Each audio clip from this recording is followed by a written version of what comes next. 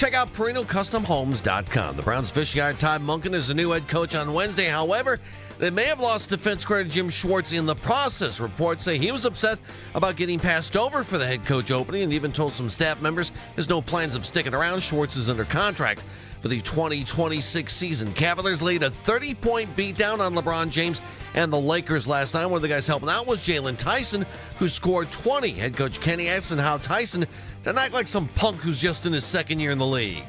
I'm blown away. I've said this before. It really comes down to the front office that identified the player. And now he's been put in a situation where he's got to create some. And you don't really know until you have it in your hands and you see it. But at Cal, he was that player. I think our front office identified that. But he was down in the pecking order. But now that he's moved up, it bodes really well for our future. Cavs off tonight, begin a 5-game road trip out west tomorrow night. Cavs will be in Phoenix to take on the Suns. Cavs with a season-best 5-game winning streak. Guardians officially going to announce the new contract extension with Jose Ramirez later on this morning. Reports say Ramirez gets a 7-year extension worth $25 million a season, runs through 2032. Part of the deal is that $10 million per year will be deferred. The extension expected to also include a full no-trade clause for Jose. The equipment drops for the Guardians set to leave for Goodyear today. Meanwhile, the Guardians going to have pitchers and catchers report February 10th. The first workout 2 days later. Guardians start Cactus League play February 21st. Split squad games in Goodyear against the Reds and in Phoenix against the Brewers. Can now find 92.3 The Fan on YouTube. Subscribe to our YouTube channel. Get the best content from our shows each and every weekday. That's 92.3 The Fan on YouTube. Headline sports news every 20 minutes right here on 92.3 The Fan. From the University Hospital Sports Desk, I'm Jeff Thomas. Up next time for Baskin and Phelps here on 92.3 The Fan. The Ken Carman Show with Anthony Lima. A couple years ago, I said you had to be ready to replace Bill Callahan. Assistants don't stay in places forever. If I find out that the Browns were caught unaware that he was going to react the way he did, if I find out that they weren't ready for a Jim Schwartz meltdown, I'm already not feeling good. I'm going to be sick. The Ken Carman Show with Anthony Lima. Weekday mornings starting at 6 a.m. on Cleveland's Sports Radio, 92.3 The Fan. Talk sports with guys in the know. It's embarrassing. Are they not embarrassed? It's time for Baskin and Phelps. Cleveland's Sports Radio, 92.3 The Fan. Along with watching television last night and watching a certain midday sports talk co-host in Northeast Ohio rubbing elbows with the rich and famous on television. Stop it. I spent a good portion of the day after we left work yesterday thinking about the big question of the day. Whether I was getting free drinks where I was sitting? Is that what the question was? I'm sure you were getting everything free. No, I wasn't. It was this. Why Todd Monken over Jim Schwartz? Why Todd Monken over Jim Schwartz? Jeff, if it wasn't the day after, I would say let it go, but it's not, so you can dwell on it a little bit more. No, I think I have some reasons that would be pretty valid. Really? Welcome to Baskin and Phelps. I'm Jeff Phelps. The man to my right, the very photogenic Andy Baskin. Thank you. It was a big night. Sitting by the Laker bench, talking to Bronny and Bron and all the other rich and famous people. I wasn't Los really Angeles. sitting next to the bench. I was under the basket.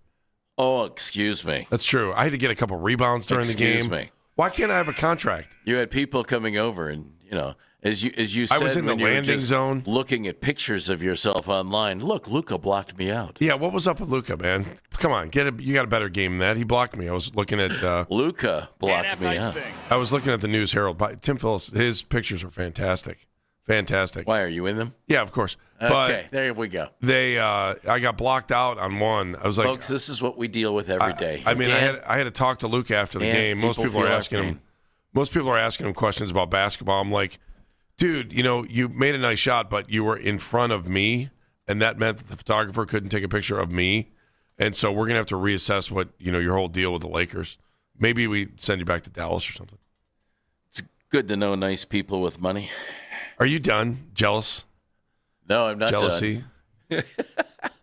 Can't help it if you're friends with somebody their entire life. They were good seats, though, man. I was right there. Yeah, they were. We're gonna talk about LeBron coming up, and Was it the last game in Cleveland? If so, it didn't take long for him to get emotional, by the way. The video that they showed wasn't too terribly long. No, it wasn't. And, man, he was, he had to dab his eyes, man. You think that was his last game here? I don't. I don't know. I totally, absolutely 100% think he's going to do a Kobe Bryant farewell tour where every team in the NBA can pay homage to him. I don't know. We watched it. Do you remember when when Kobe came through here? Yeah. His last time? Yeah. I'm sure that LeBron noticed what happened there. Well, maybe. I'm sure he did. We'll talk about that coming up. And got some thoughts. I talked to my buddy, John Ireland, who's the Laker play-by-play guy. John Ireland, Laker play-by-play guy. Oh, hobnobbing with the stars. Oh, all the rich LA people. When two guys work in Beaumont, Texas at the same time, you have to bond. So we have over the years. Two guys play squirt hockey together and then peewee hockey together, you have to bond too. Yeah, I know. All right, I just want to make That's sure. all right. We're allowed to bust each other's chops about it, which we're doing. You tell yourself that there, son. What? I just busted yours. You busted mine. I know. Aren't we even? Yeah. Are we even? What's the score, Dan? The question I have is if the waitress is going to come and take your order for JJ's downstairs. See that? Because why don't we have that? Andy doesn't have to get up and go get food. Why would I need a waitress when we have you, Dan? I'd Come like on, man. another Little Debbie's. Because I don't look good in a short skirt, my friend. Could I please have some more Little Debbie's? I could baked crap and some more sugared drinks. Can I have a Pop-Tart so Jeff can sing the Family Guy? Yes. Did you ever have butter on a Pop-Tart? Have you ever put butter on a Pop-Tart? I'm sorry. So freaking good. It's kind of the guy that would correct you if you said, Luke, I am your father.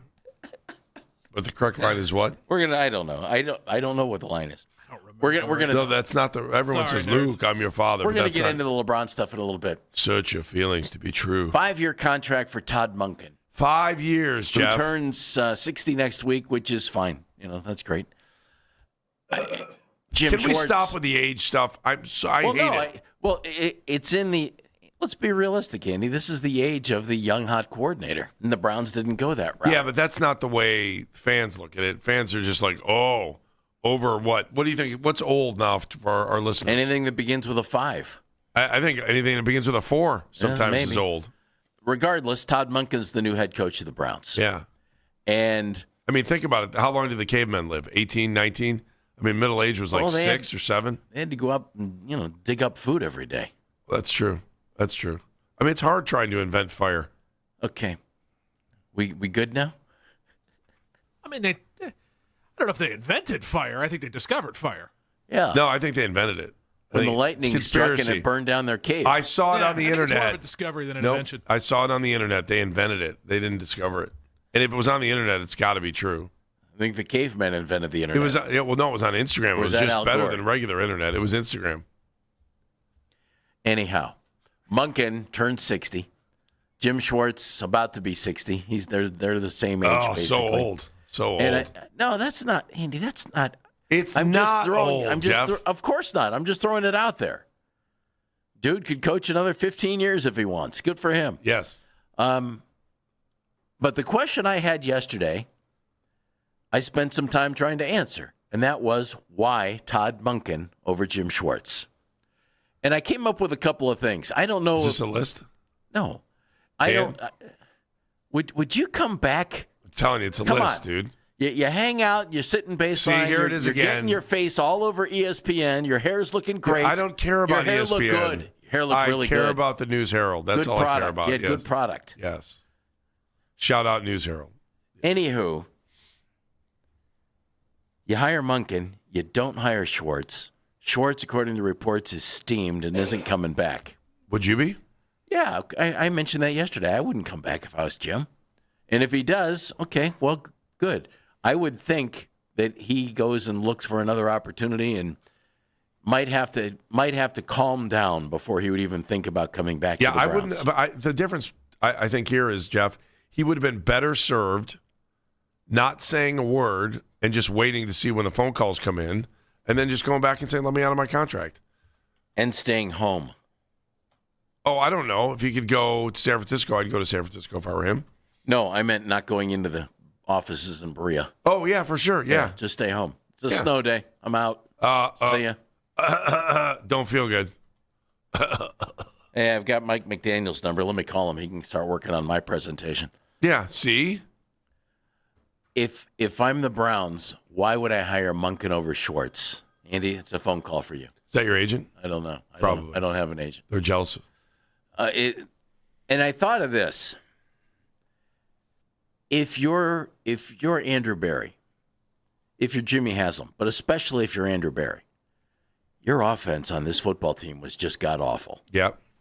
You said you're going to invest significant assets into your offense. You already said that. Andrew Berry said that before they ever hired a coach. And I'm in trying to interpret what they did. Maybe he thought, Andrew Berry, and then convincing Jimmy Haslam or whatever, that our offense is this bad. We better hire someone who can come in and put in his offense, coach an offense, and then keep an offense, going back to what Dan has said all along. You don't want somebody stealing your offense. If you're going to invest all of these assets into the offense, then you better go get an offensive coach who can mold it all together, and not just a coordinator who might be doing it for the first time. Not a coordinator who has kicked around the league, although that's what Monken's done, but somebody who can just take what it is you're going to put into this, your major investment of this offseason, and try to make it work. And if that costs you a defensive coordinator, fine, you can go hire another one. Todd Monken knows guys who can coordinate a defense. I'm sure Andrew Berry does too. I don't mean to belittle what Jim Schwartz did. I think he did a fine job here. But the offense is clearly the focus. It's clearly the work in progress. It's clearly the bad part of this football team. And part of investing significant assets into the offense is hiring a head coach for the offense. I'm not trying to explain. I'm trying to maybe understand. Does that make sense? Yeah, there's another thing that I hadn't really thought about, and I just happened to glance over at our YouTube channel, and JPP on YouTube said, "Does your hair look good on that too?" No, I kind of have the Bill Belichick thing going with the hoodie on today. Yeah.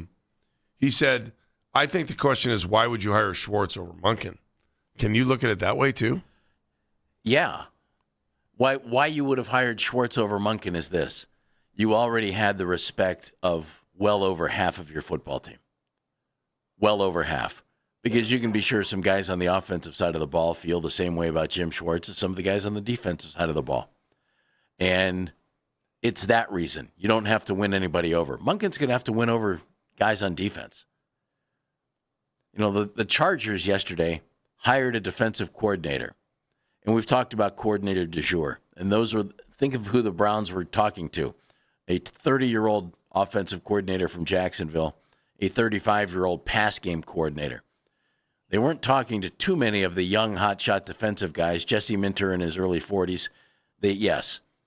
But the Chargers just hired to replace Minter a guy who was their safeties coach 2 years ago. I think his name's Chris O'Leary. He's 34. And last year was the defensive coordinator of your Western Michigan Broncos in the MAC. So they hired a MAC defensive coordinator to come in. Now, he had Chargers experience. He was their safeties coach. But Jim Harbaugh goes, hot young coordinator on the defensive side. Let's bring this guy in. We like him. And Jim's dad, Jack, by the way, used to coach at Western Michigan. What a small world. Yeah, there it is. It's all about the Mid-American Conference, isn't it? Why Todd Monken? It's either that or John Carroll and Mount Union. Oh, yeah, over Jim Schwartz. Why Todd Monken over Schwartz? Does what I laid out make some sense? I'm trying to understand it. I think that might be the reason why. You're going to invest so much in this offense that you just felt you had to hire a coach for it too, and not have a guy who might bail out. This is after a year or two. All about having an effective offense. And, from what we were hearing yesterday, maybe he had a game plan for Shedeur. Maybe he's got a game plan for Deshaun. Maybe he laid that out and was the difference in him getting the job and not getting the job. Coming up at 11:20, Mark Schlereth from Fox Sports, 3-time Super Bowl champ, will chat with us. Daryl, 1 o'clock, Jason Lockhan for our Odyssey Sports NFL Insider at 1:20. Why Todd Monken over Jim Schwartz? 216-474-0092. It's Baskin and Phelps here on The Fan. Nick Wilson here for Ram Trucks. And if you're thinking about a new truck this month, the choice is easy. I drive a Ram. I own a Ram. I can tell you for power,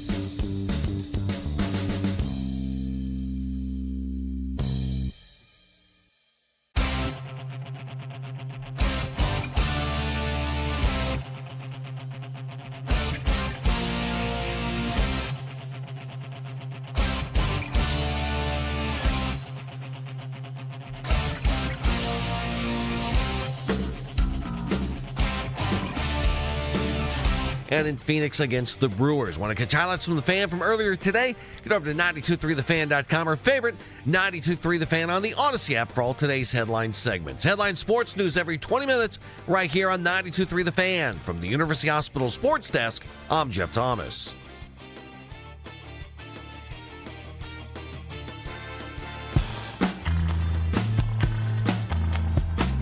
Why Todd Monken over Jim Schwartz? That's what we're trying to figure out here at Baskin and Phelps. I'm Jeff Phelps. My buddy over there is Andy Baskin. Dan Mennigan is behind the glass, making sure everything's fabulous. And Matt Corrali takes your phone calls at 216-474-0092. One of the fine young whippersnappers we have working here at the Fan. Underused word, whippersnappers. You don't hear that enough. I think it's 2 words. Is there a hyphen? I don't know. Hang on. Don't. No, Grammarly. Here comes Google. No, Grammarly. Merriam-Webster on that one. Come on now. Whippersnapper. Hang on. I'll One word or Merriam-Webster. two. Let me know. I think that they were 100% looking for offense. They found offense. I think if whoever they brought in that was going to try to change the offense had the option to want to try to keep Jim Schwartz.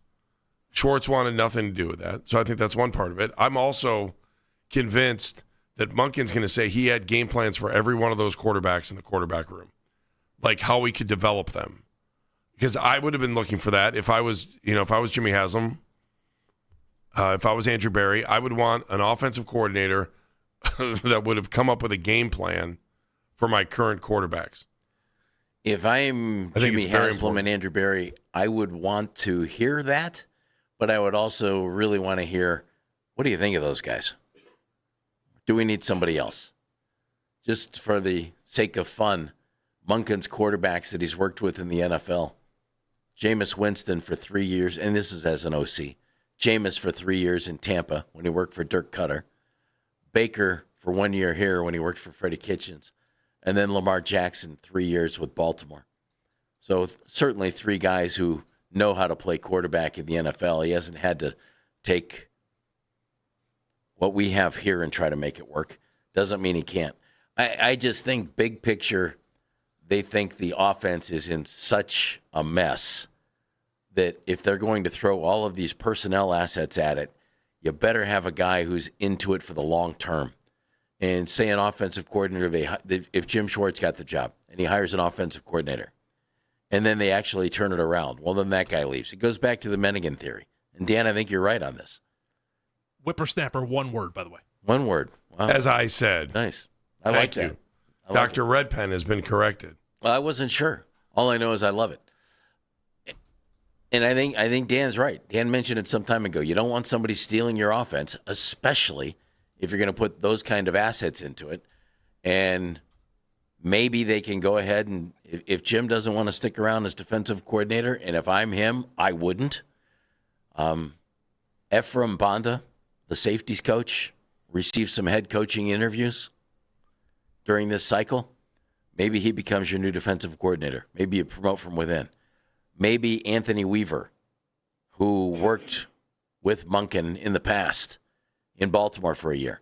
Maybe Anthony Weaver's the guy. Was just the DC in Miami, and he was with the Browns as defensive line coach. Maybe you find somebody because you have assets on the defensive side. And not to say Jim didn't do a great job. I think he did. But I'm sure their thinking probably is, we've got real good assets there. We can get somebody to come in and do a good job. Number to join us, 216-474-0092. We go to Amherst. Dan joins us. Hello, Dan. Hey, Jeff. Hey, man. Andy. Hey. If you're from Amherst, you have to be a good friend of mine, right? Everybody from Amherst has to be a good friend of mine. Of course, I'm a good friend of both you guys. Yes. I've met you guys before, and usually I'm the guy that calls Dan, Devil Dog Dan from the Marine Corps. I'm going to pull on you guys. So, anyways, Jeff, thank you for that breath of logic that you talked about this morning. When they hired Todd Monken, I was thinking the same thing. I was listening to the radio, and I tried to call in the afternoon drive just because I don't want to hear the conspiracy theories. This was Andrew Berry against Jimmy Haslam, and Jimmy won out. This was a logical business choice is what they did. Yes, Jim Schwartz. I like Jim Schwartz. He's a good defensive coordinator. But remember, it's a job. He has a contract to perform as a defensive coordinator. And the players, yes, they respect him. Of course they do. But again, they are paid to perform. It's not like Denzel Ward and Myles Garrett are somehow going to take a step backwards because Jim Schwartz is gone. This was a business decision. This was logical. We need an offense. We can bring in another defensive coordinator if Jim Schwartz doesn't want to stay, who's going to get these guys who are pretty good. They're above average as defensive players. And whoever they bring in, if they're a good defensive coordinator, is going to get the same or better out of them. So this was, as you said, Jeff, a business decision. It sure seems like it, doesn't it, Dan? I mean, yes. if you're going to sink draft choices, dollars into free agency on the offensive side of the ball, I would think you'd want to go big picture with your coach and have that guy be an offensive guy and mold what you have into something that can last here. Of course, this wasn't of course, everybody feels bad. It wasn't really a slight against Jim Schwartz. It was just that the Cleveland Browns, they need the offensive side to perform better. A team that only scores 14 points average, throughout a season, that's not good. So Todd Monken was a choice. Let's see what he can do. And Jim, we're sorry. We want you to stay on. But if not, this is a business decision. This was not personal. Yep. Dan, well said.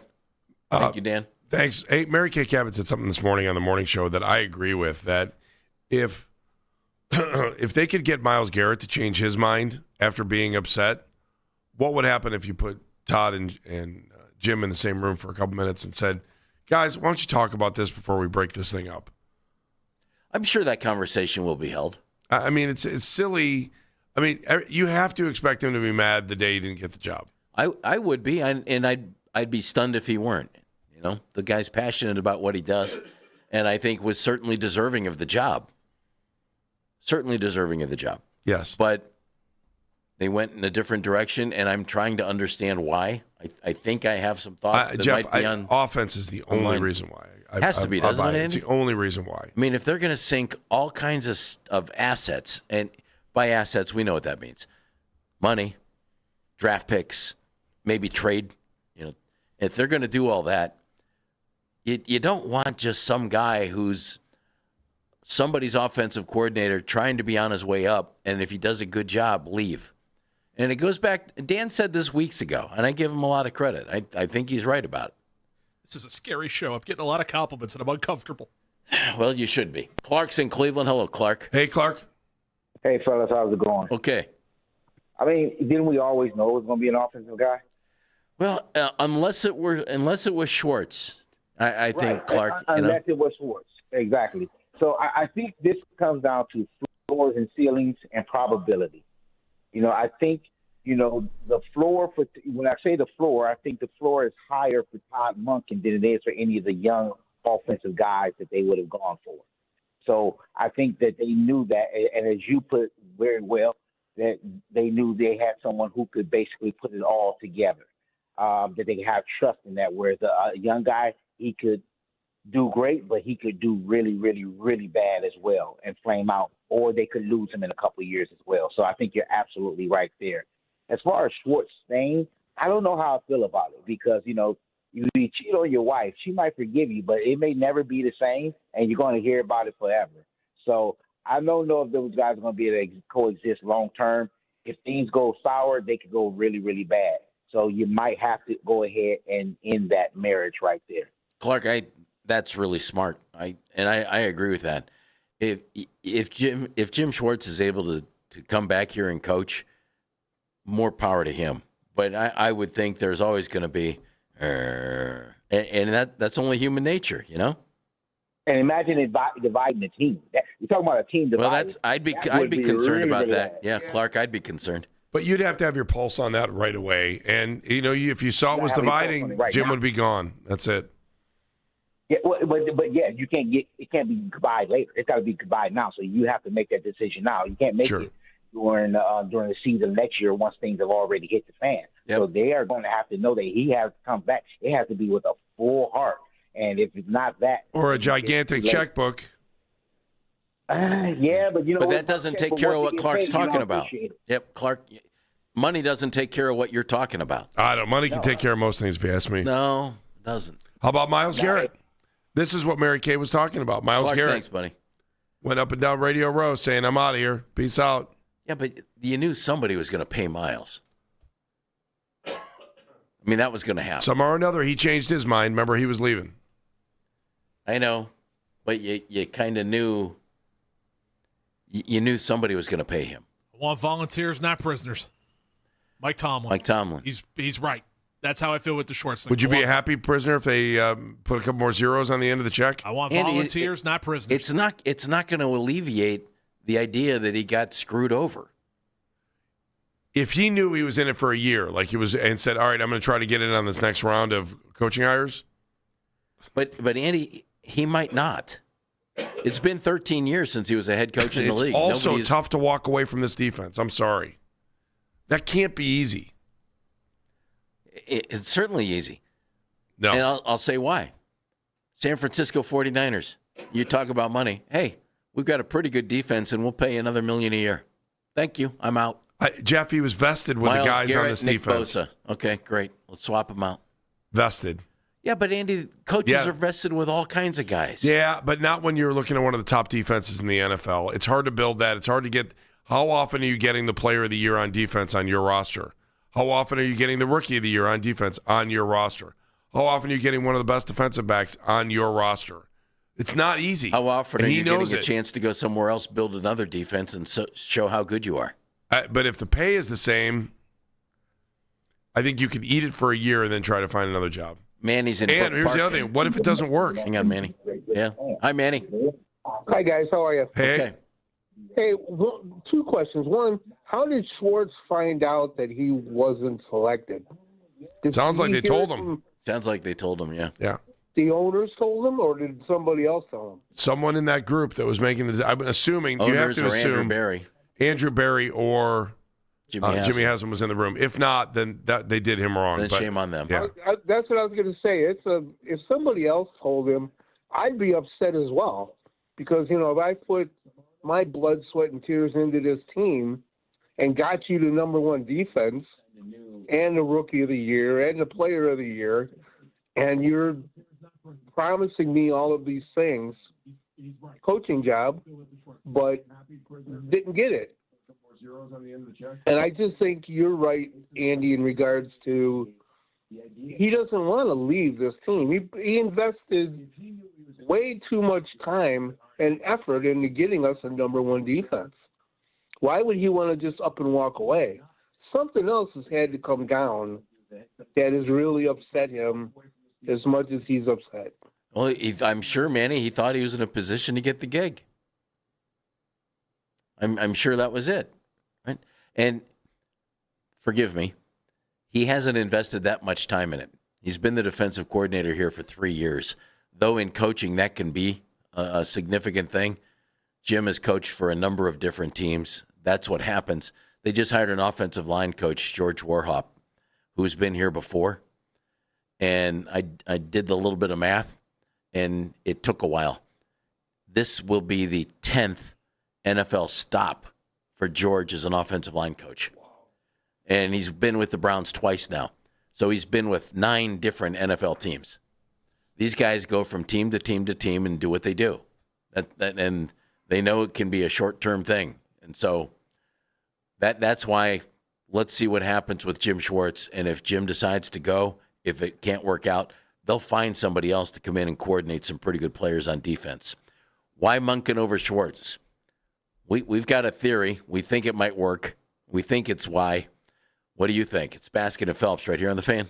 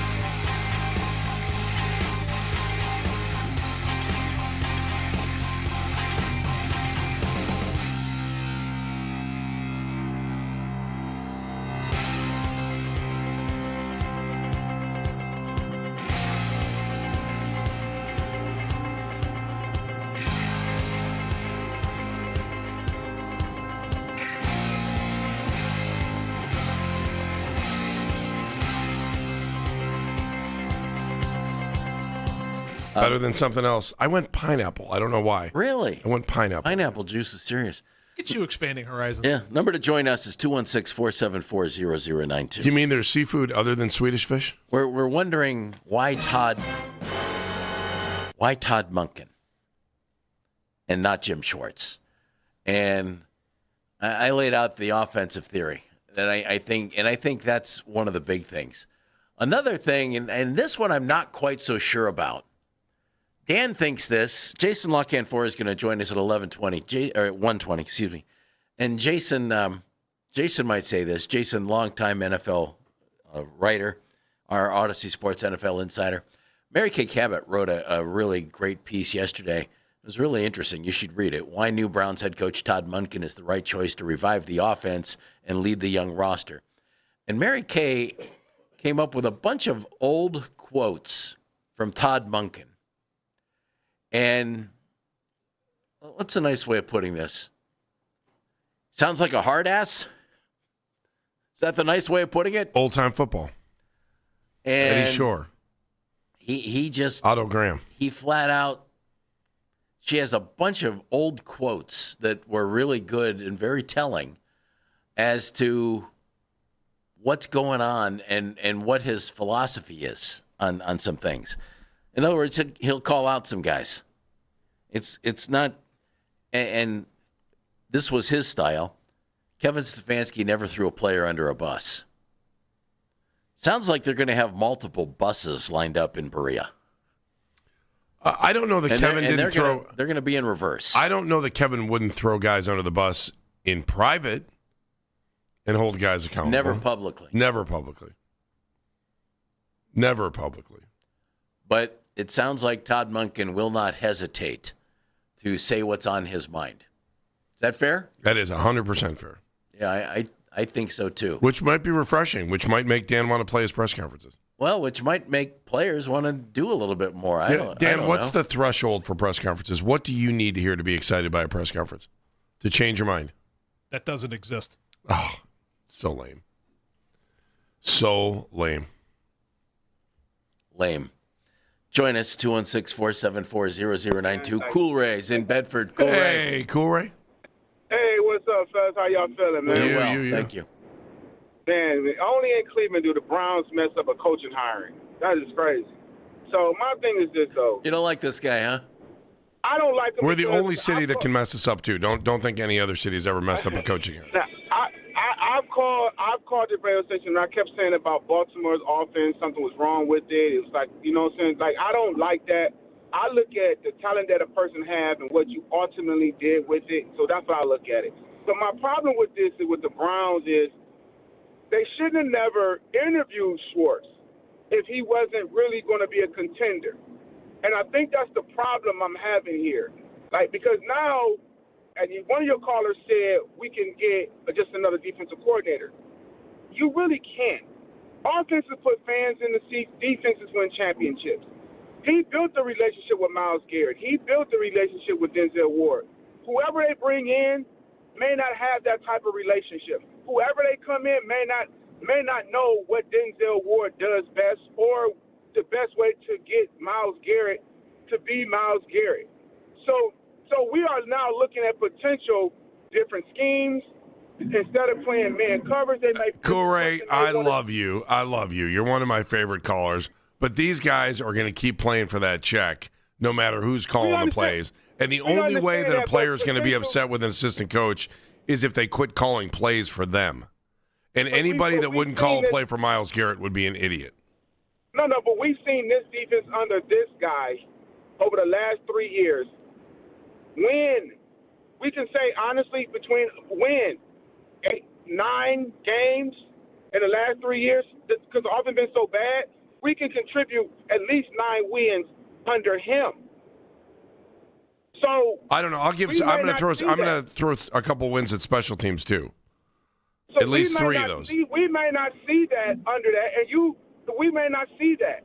So depending on the scheme that's being played, so I think this is the only way, in my opinion, this would be a failure.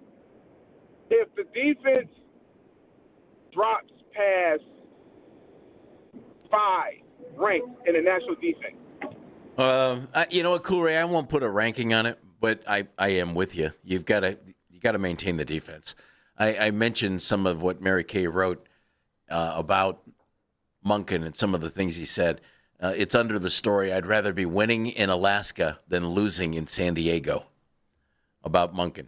And this is a great quote. And as soon as I read it, I thought, well, thank you. It's one of the most honest things I've read in a while.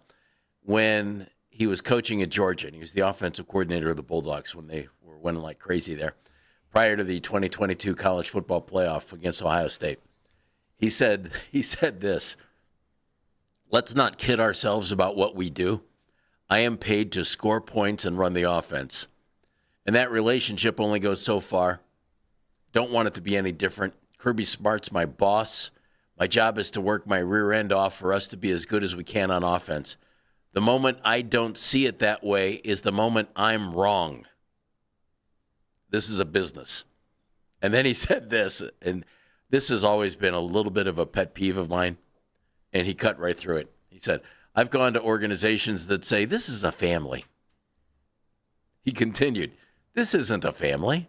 You're going to fire me if we suck. You don't say it's a family, okay? This is the way it is. This is what we choose to do. This is a business, and I get it that way. And my job is to do the best job I can for Kirby Smart and our players. Thank you. Isn't that kind of refreshing? It is if to a we point. Suck, I mean, you're going to fire me. But there also is no perfect family, and you're going to get mad at someone in your family, and you're going to have problems your with that. family. Your family's pretty dang nice. Yeah, I'm kind of an outlier.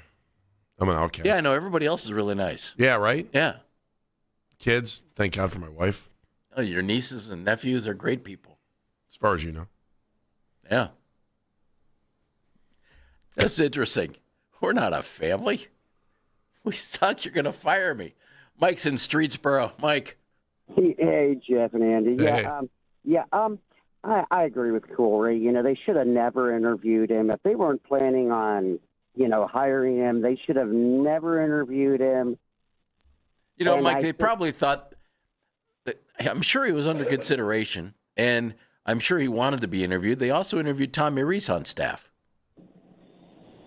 I know, but it's like, I just feel like, Jim Schwartz worked so hard for us with the defense, and the defense won most of the games this year, and you didn't even give the guy a chance.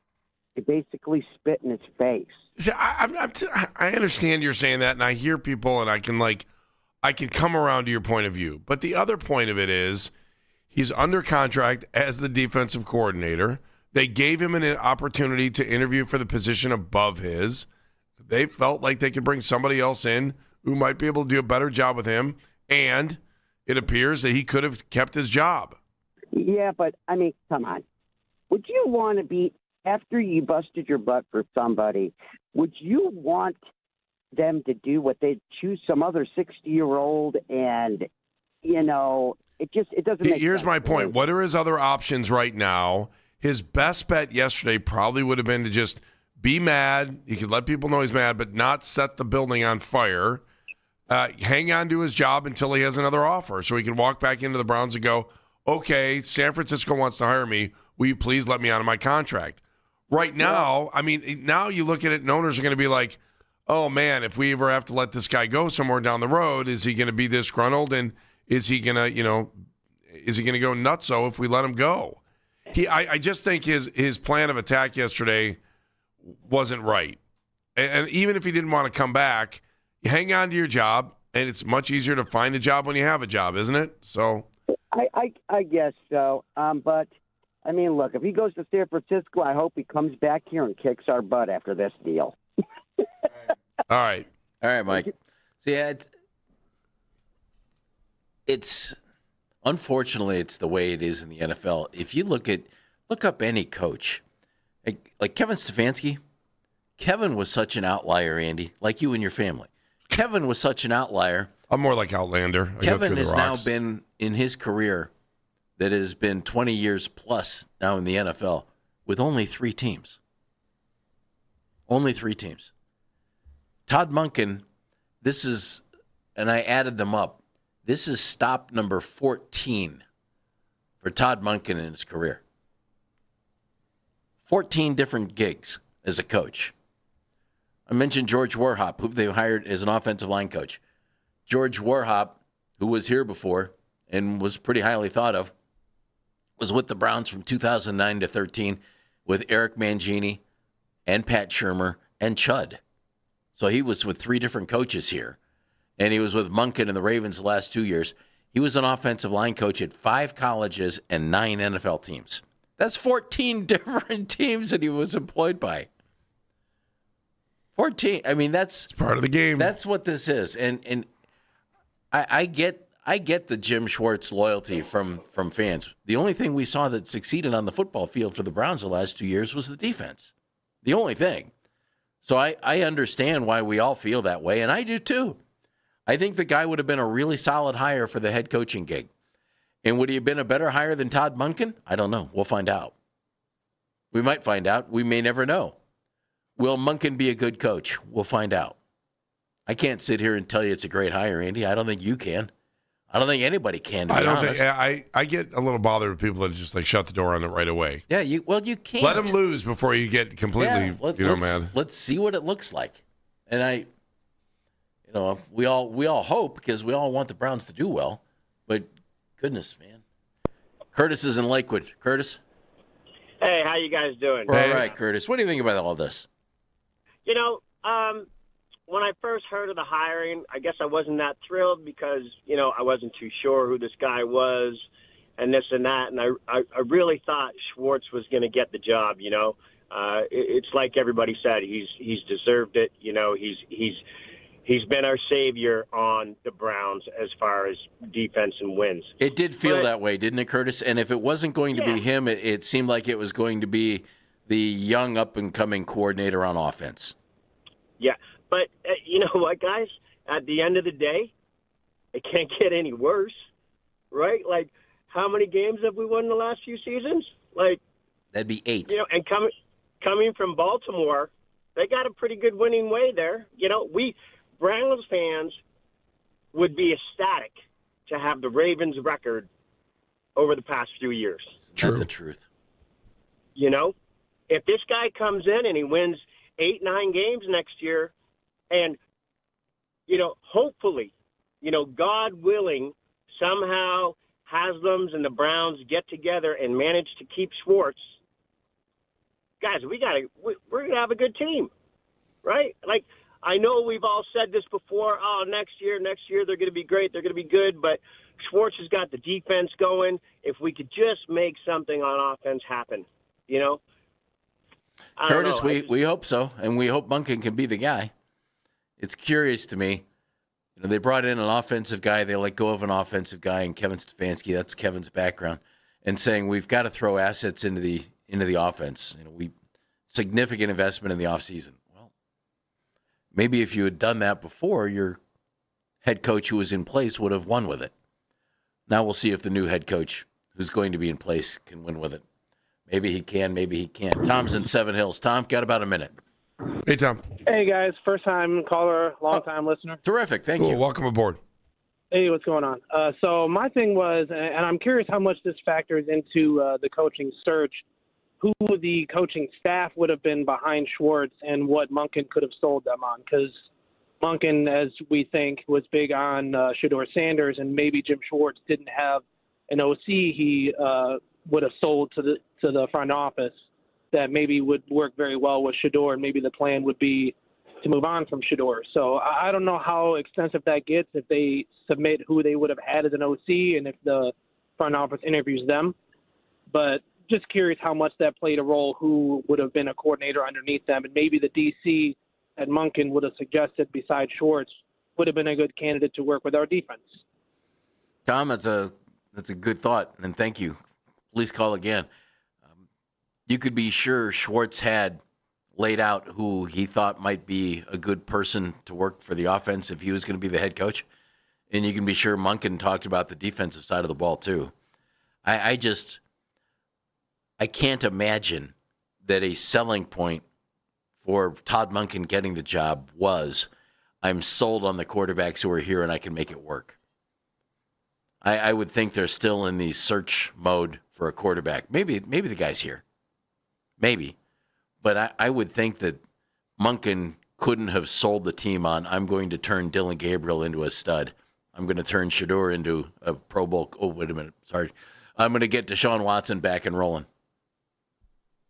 Mark Schlereth, former offensive lineman, Super Bowl winner, analyst, coming up at 11:20 here on Baskin and Phelps. Why Monken and not why Jim Schwartz? This is an Odyssey.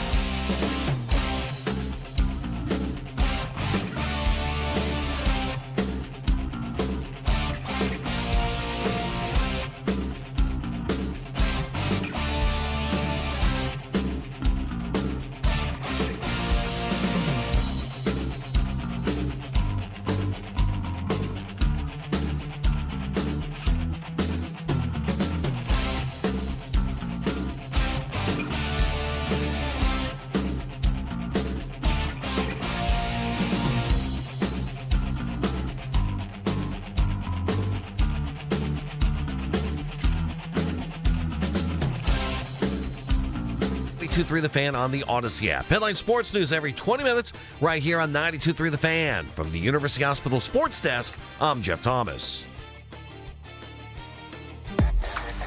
Do we only care about the Cavs when they are struggling? And it's your job to win football games, not save college football. It's the Emerging Podcast Team, presented by Extend Technologies on 92.3 The Fan Extra on the free Odyssey app. Coming up at 11:20, Mark Schlereth is going to join us. You know him from Fox Sports. You know him from ESPN. You know him from playing offensive line in the NFL for a long time. He's going to join us coming up in just a little bit.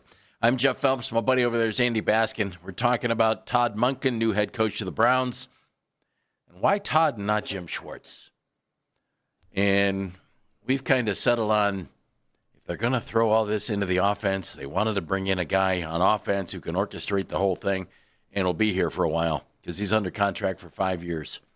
An offensive coordinator could always get hired away. Maybe they felt they needed that guy, that steadying hand, veteran coach who knows how to put an offense together. We're also throwing out some quotes that Mary Kay Cabot dug up.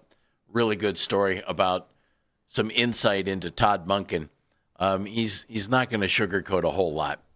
This one, she went back to 2012 for.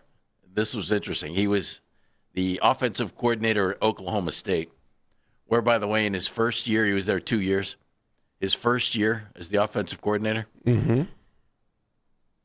he turned Brandon Weeden into a first-round draft choice. Anyhow, their team in 2012, it was his second season there, and I don't think Weeden wasn't there then. They had the best offense early on through 4 games in terms of scoring and yards, but their record was 2-2. And he said this, Todd Monken, quote, this is from the Oklahoman in October of 2012, so it's going back. You can't carry over points. You can't carry over yards. Stats are really for losers. You don't want to be 600 yards one week and 200 the next because you're going to lose that game. Most of the time, stats, numbers are all there just to make yourself feel better. We're a 2-2 team, unfortunately. I think we're a really good football team, and unfortunately, we're 2-2. But sometimes all those stats just allow you to say, hey, it's not me. I'm not the reason. We're not the reason. If everything was as good as we are, well, that's a bunch of crap. That's a loser's mentality of looking at things. Dan, you don't love that? Dan, you're going to run these press conferences with a smile on your face. And you're going to love it. He's already not even miserable. Gonna talk. He's already miserable. He's speechless. He is speechless. I despise press conferences. I never want to hear from him. You don't think that we could have a guy that would set his team on fire during the press conference, and I wouldn't care. You don't think Browns PR is going to get a hold of him and go, hey, no. I understand. I don't think they are. I don't think they are either. A fiery disposition. He's not 22. You can't have that. He's not 22. I don't think they are. I got to feel it. He didn't go to the Ivy League. I got to feel it. Brad's in Olmsted Falls. Hello, Brad. Welcome. Hey, Brad. Andy, Jeff, how you guys doing? We're doing all right, great. Brad. Andy, 2 years ago, I saw you down at the girls' high school state championship games. Oh, yeah. You took a picture with our lucky baked potato. Do you remember that? Yes, I do remember that. And I'm sure the baked potato went spoil right after he took the picture with me. Yeah. He started growing arms and eyes and all kinds of stuff. No, I appreciate you being a great fan down there with us. I love it. I love covering that stuff. That is actually what sports really is. Yeah, oh, absolutely. You're welcome, Jeff. Yes. The reason I wanted to call in was I like Jim Schwartz, okay, and I think a lot of people in Cleveland do. But is our defense really as good as we think they are? And the reason I ask that is our offense has been historically bad. And teams know they don't have to put the ball in harm's way to move down the field and put points on us until they have to. And there's been times, especially last season, where we were in position to possibly win and we needed a defensive stop, and teams just go right down the field on us. So is it the defense is good because offenses aren't attacking us because they know we're not going to score, or are they good? Just wanted to put that out there. All right, Brad. Thank you very much, and we appreciate the baked potato story. It's a good one, and it worked for him. Yeah, which is good. This is not in any way to say anything bad about what Jim Schwartz did. I think he did a very nice job coordinating the defense. If the defense had played a little better in a couple of instances, you win more football games. If the offense had been better, you win a lot more football games. The only issue I had with the defense, to me, one thing about a defense is it's okay if you get stops. Can you get a stop when you really need one? And there were a couple of instances this year where, the Minnesota game in London, just let the defense go win that football game for you, and it didn't happen. And that's the only time I saw a couple of things. The Browns did a nice job yardage-wise in defense, which is where most of the rankings for defenses come from, based on the yardage you give up per game. Points-wise, they were right about in the middle. That's not just on the defense.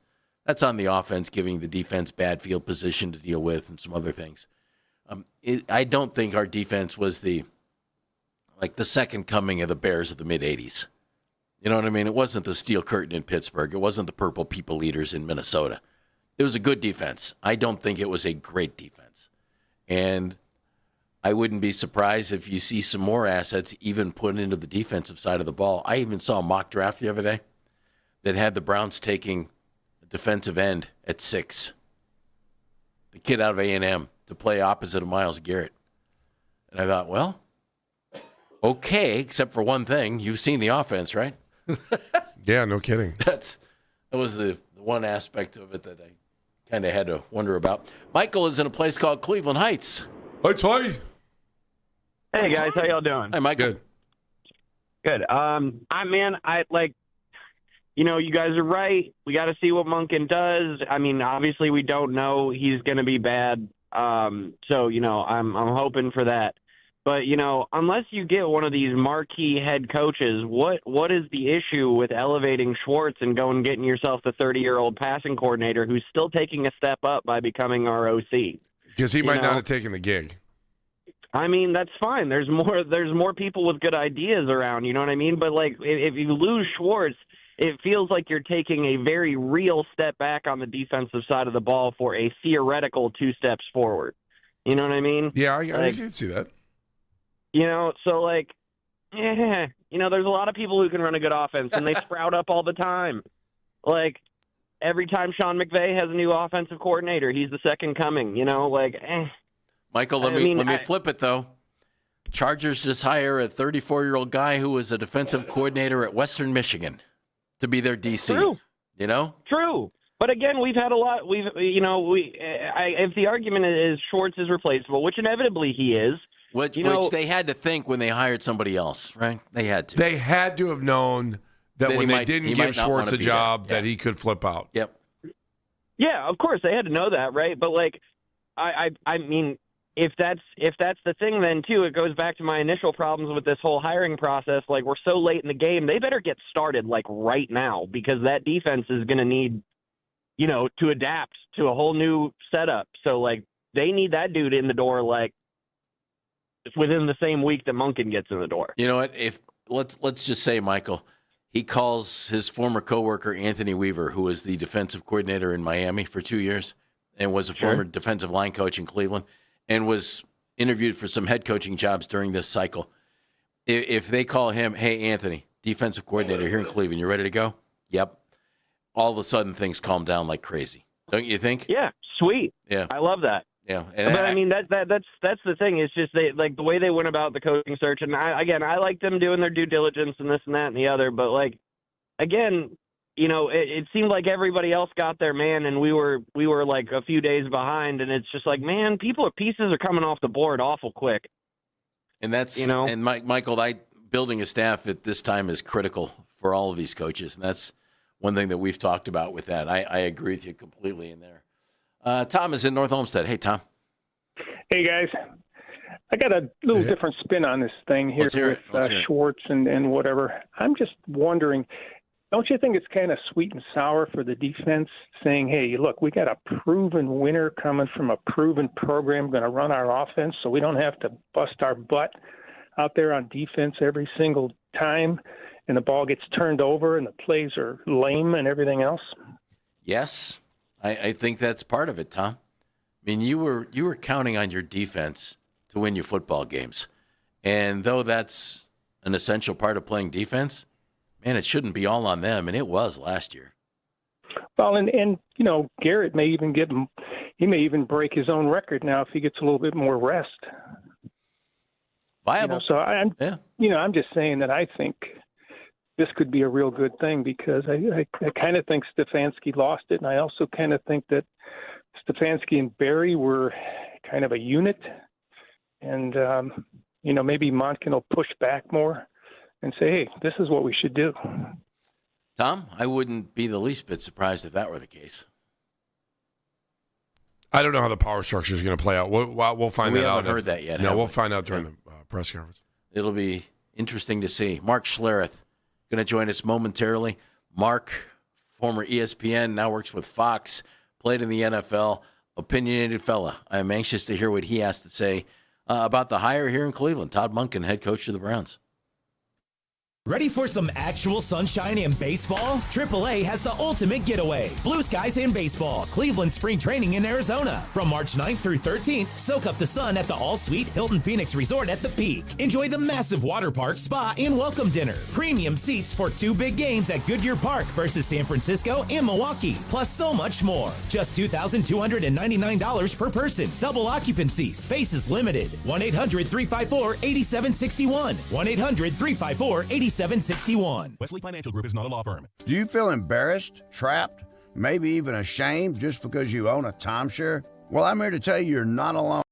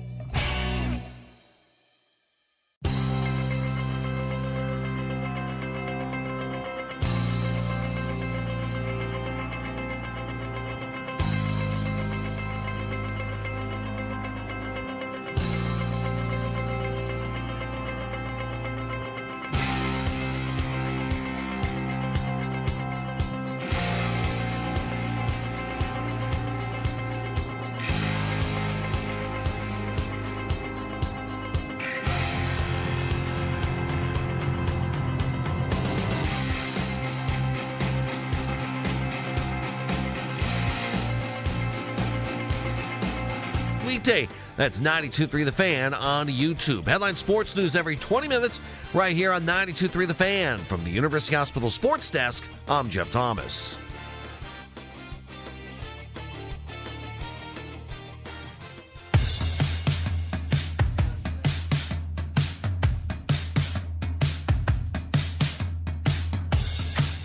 You know, you can listen to The Fan anytime, anywhere on the free Odyssey app, or by telling your smart speaker to play 92.3 The Fan. And now you can find 92.3 The Fan on YouTube, including the Ken Carman Show with Anthony Lima from 6 to 10 a.m. Of course, you've got us, Baskin and Phelps, from 10 to 2, and Afternoon Drive with Nick Wilson and Jonathan Peterlin from 2 to 7. That, again, is live each and every weekday on 92.3 The Fan's YouTube channel. Subscribe to the channel for free and watch all the best content from your favorite shows on The Fan. And you can do that live and on demand. And you know when you can do it? Now. Super Bowl champ Mark Schlereth, football analyst, Fox Sports, does a great job. Going to join us momentarily here on Baskin and Phelps. Former Idaho Vandal. I'm Jeff Phelps. My buddy over there is Andy Baskin. Yes. New head coach in Cleveland. We see teams that were in the playoffs and went deep in the playoffs, Andy. We have a team in the Super Bowl. Yeah. Who spun it around in a year. With a coach who was in the building, as everyone will remind you. Yeah. I wonder how viable the idea of spinning it around in a year is. I'm anxious to get Mark Schlereth's thoughts on that. I wonder if that can happen here. And I wonder what it would take for that to happen here. You know, New England went out and drafted Drake May 2 years ago. Then they brought in Travion Henderson, who was a nice addition. Then they made trades. They spent money on the offensive line. They redid their offense basically in a year. I don't know how tough that is. Let's go to the Make It Right. Call Kyle Wright hotline. You saw him for years doing analysis work on ESPN. He was phenomenal, does a great job now on Fox. He played for the Broncos. He played in Washington. And he never backs away from an opinion. He's Mr. Mark Schlereth. Hello, Mark. Welcome. Hey, Mark. Hey, guys. Thanks for having me. I appreciate it. We are happy to have you with us, and we have a lot of things to talk to you about, but I want to get to this first and foremost. Big game coming up. It's a week from Sunday, and you have some great ideas for us. I've already read one of these, and I thought, well, I've got to get some of that. So what's on your menu? All right, first, you're going to have the big party. Got to have a great TV. LG OLED Evo TVs, the world's #1 TV for the past 13 years, because they deliver perfect blacks, vivid colors, ultra smooth action, zero blur, and immersive sound. The sound's amazing. Bring every snap, replay, and TD right into your own living room from 55 inches to 97 inches. Find out more at LG.com. And then Purdue, the chicken wings, Purdue's air fryer ready crispy wings, restaurant quality at home in just 18 minutes or less. Perfect for the party, from the freezer to the air fryer to the plate, just in minutes, guys. Flavors like roasted, hot and spicy, lemon pepper, crispy outside, juicy inside, chicken never raised with antibiotics, delicious, high-quality wings. Always going to be a big hit. Purdue.com for more information. They can level up the beverages instead of just beer and soda. How about wine? That's why I partnered with Boda Box, premium, traditionally made wine, just in a better package, from the 3-liter box to the Boda Minis on ice. You never need a corkscrew. Just open and pour. Try the Boda Box Bright Side, a refreshing white blend. It pairs perfectly with all those salty snacks. You can find out more at BodaBox.com, and that's my Super Bowl spread right there. Wow. You just nailed it. You gave me a TV. You gave me the thing that had me going, the air fryer chicken wings, and then we've got the beverages to wash it all down. That's phenomenal. Yeah. Hey, man, I've been munching on wings all morning, and I can tell you, you don't get as fat as me without munching on some wings and doing some fun things. So, hey, this is going to be great. And you know what? I'll start the diet tomorrow. I'll restart the diet tomorrow. I'm going to be fine. Fine idea. Yeah, we started the diet as soon as the Browns season ended, which was the last week of the season. We've been drowning our sorrows in food. Yeah, no, we've actually been eating the Purdue chicken wings since then, and we're just blowing up big time because we have nothing better to do. Oh, wait, we found a coach. So now we're good here in Cleveland. I'm just curious your thoughts on, Todd Monken getting the job with the Browns yesterday. Yeah, I thought it was interesting. Obviously, Todd has run an offense, with Lamar, a guy who can scramble and move around in the pocket. And, that running game has been just, outstanding in Baltimore for years and years and years. And so I really don't. It's funny because I really don't know Todd Monken. Like, one of the few guys in the league, both as either a head coach or a coordinator, that I don't have a relationship with. So I don't really know him, although I think they've done a pretty good job in Baltimore the last few years. I guess my biggest concern oftentimes is the failure to kind of lean into what Baltimore is when they got into the playoffs, right? All the times where all of a sudden Derrick Henry, who's been the guy that's been the kind of actuator of that offense, one playoff game, I think it was against KC, where he got 6 attempts. I mean, this is a guy that's a 2,000-yard rusher, and, some of those things that have bothered me in the past. So hopefully he does a great job in Cleveland. I know he's done a great job coaching that offense, but, I'd like that would be my one concern coming into this thing. Mark, if you're in a situation like the Browns where you've had 2 crummy years in a row, is the temptation to go for the hot young coordinator a good idea, a temptation? Because they did talk to a couple of guys like that. Or do you like the idea of a coach who, even though he hasn't been a head coach in the NFL, has been around for a very long time in a situation like this? Yeah, I'm always a believer in getting a guy that has some experience. I would like to get a guy that's been a head coach before, because you learn from those experiences, right? You learn from the mistakes you made in the past. I had this really interesting conversation with Brandon Staley, who's a coordinator. He was the head coach of the San Diego Chargers for a long time, but he was a coordinator for New Orleans this year. And I asked him, He's from here. Yeah, if you get another chance, like, what would you do differently? And he said, hey, listen, man, the one thing that I don't think I did a good job of is being more demanding of my players. Like, you try to be friends, you try to create relationships, and that's great, the relationship aspect of it, but you got to be demanding. This is what we're going to do. This is how we're going to do it. And if you can't do it, I'll find somebody else. And these are my expectations. If you don't meet those expectations, I'll find somebody else. And he said, I have really grown in that with this New Orleans defense. And you saw a guy like Chase Young, who has gone from unbelievable potential to having an injury to kind of being good, but he exploded on the scene this year and became a complete player as far as defending the run and rushing the passer and doing all those things. And a lot of that, I think, can be attributed to Brandon Staley saying, man, like, this is what my expectations are, and I'm going to get it out of you or get it out of somebody else. And I think that's a big part of this. I think the other thing about hiring a guy that's been there before is they have a much easier time, because they have relationships and connections with finding their coaching staff, being able to get a coaching staff. I think a lot of young coaches, first-time coaches, have a tough time putting together a staff, and that's why I think experience really matters. Mark, when you look at the Cleveland situation, obviously Todd Monken gets the job right, and Jim Schwartz doesn't. And Jim was very well liked on the defensive side of the ball. He did a great job, and especially when you've got guys, who can play defense for you, like Myles Garrett, like Carson Schwarzenegger had a great year this year, and Denzel Ward. How does that play in the locker room when the defensive coordinator who you've been playing for, who you would take a bullet for, a lot of these guys on defense didn't get the head coach's job, and now there's going to be a new sheriff in town. How does that play in the locker room? Well, I mean, ultimately, there's always going to be a filling out process, and I understand Jim Schwartz has been a great coordinator in this league for a very long time, no question about it. But I think when you look at the issues that you have in Cleveland, the defense isn't the main concern, and I think any coordinator, I'm not saying any coordinator can do what Jim did, because he's phenomenal.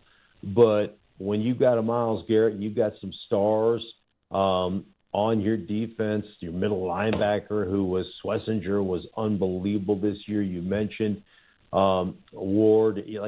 When you've got great players, I think the one thing you look at is how are we going to fix this offense? And how are we going to develop an offense? And I think that's probably why you go that direction as as an organization. And that really is the main function. And I did several Cleveland games this year, and things like an offensive line that is aging and probably, has their best years well behind them. That needs to be upgraded. One of the big issues I had as I looked at your guys' roster was every receiver seems to be about 5'11", 195 pounds. Yep. And you can't Thank you, Mark. you can't capture the edge of the football field. You got to have some big bodies that play in there as well, especially when you get to the end zone. You got guys who are exceptional athletes, but I just don't think are great players. And I've had the feud with Jerry Jeudy for a long time, but I think you saw firsthand why I was glad they got rid of him in Denver. So there's a lot to be done, especially on the offensive side of the football. Yeah, that first year we were kind of like, is this going to be real or not? And then that second year, your words became much bigger. How's that sound? Yeah. Mark, great to have you with us. Yeah, it's great to be with you guys. I appreciate you, man. And hopefully, I think the league will be better when the Browns are good. So hopefully the Browns and Todd Monk can get this thing fixed and become a championship organization once again like they were so many years ago. Thanks. Appreciate it, Mark. Thanks for your time. Hey, good luck with that retractable dome in Denver. It'll be just like the Kibbe Dome. Yeah, exactly. See you, Mark. Mark Schlereth joining us on the Make It Right, Call Kyle Wright hotline. And this is a guy who he had over 20 surgeries during his career, Andy, 15 on one knee. Such a big boy, though, too. Yeah, and it just, I was glad to hear him mention the offensive line. And we obviously had a limited time to talk with Mark there. But he mentioned our offensive line getting old, getting beat up a little bit, mentioned the wide receivers. There's a lot to do here, an awful lot to do on the offensive side of the ball. And now it's up to Andrew Berry to do for the offense, Andy, what he clearly, and let's give him credit, what he's clearly done for the defense, which is put some talent on that side of the ball that can really make plays. That along with keeping the guys who he inherited. Right. Let's not well, kid would you, ourselves. He didn't draft Denzel and he didn't draft Miles. He didn't draft anybody, right? Well, no, you're talking about Andrew. Sorry, I thought you were talking about No, you're right. He didn't, and somehow or some way he's got to keep those guys happy because, I mean, if you really want to have a smooth transition with a new head coach, get your veterans to buy in quick and early. And that, I mean, you can save yourself a lot of headache if you can just, kind of put your arms around those guys that have been here for a long time that you plan on having here for a long time. I can't tell you how many people have said to me, wow, if Miles isn't happy, and they were talking about his Instagram post today about the woman sitting on the bench crying, that, if he's not happy, that's not going to make anything good. And be like, oh, maybe we should trade him now. Why would you trade the best player in the league? Where all you do is strive to have the best player in the league at any given position. You've got the best defensive player in the league. I know people are like, oh, trade him now. You can get more picks. You do this. He's under contract for many years. Yes. There's just doesn't. Why give up talent for hopes of talent? I just think it's a loser attitude. Glenn's in Strongsville, home of former coaches' homes. Hello, Glenn. Hey, Glenn. Hey, guys. Thanks for taking my call. Hey, I like Jim Schwartz. I think everyone has said the same thing. I can certainly understand why he's upset. But maybe that personality test or the Browns knowing Jim a lot better than we do really showed us why he wasn't chosen for the head coach position. I think the fact that he's made a scene and saying he's out and maybe is the real reason. And, at the end of the day, I think we want people in Cleveland that when things don't go your way, you're still here for the good and the bad. So that's kind of the way I'm looking at it. Glenn, it's a theory that I can't tell you is wrong. So maybe you're right about that. Maybe that's part of it. Maybe not. I still feel like the Browns made the move more because of offense rather than defense. I do too. The offense has just been so bad here that I think they felt they had to go offense with a head coach and bring in a guy who can orchestrate it, put it together, and then turn it into a little bit of continuity, something that can stay together for a period of time. Mitch is in South Carolina, where I'm guessing it's not 8 or 9 degrees. Hello, Mitch. It's pretty close. We've had a little bit of a cold snap here that they're not exactly used to. They're getting ready to freak out because we're going to get 3 to 5 inches of snow. Whoa! What part of South Carolina are you in? Crazy. Where are you? Indian land. Oh, wow. What's on your mind? You can take the name away from my team, but you can't take it away from where I live. Anyway, thanks you guys so much for what you do. I was looking up because I was curious, did Schwartz just kind of get upset not only because he was passed over, but maybe he's just like, I've been up against Monken. He's a joke. I don't think he's very good. But then I looked up the stats. And Ravens put up some points on the Browns this year. ChatGPT happened to tell me that between the 7 times that these two have gone against each other, Monken is 5-2. Schwartz's defenses across the 7 matchups averaged 29 points a game, 347 total yards, 233 passing yards, and 109 rushing yards per game. So you're telling me that's not good?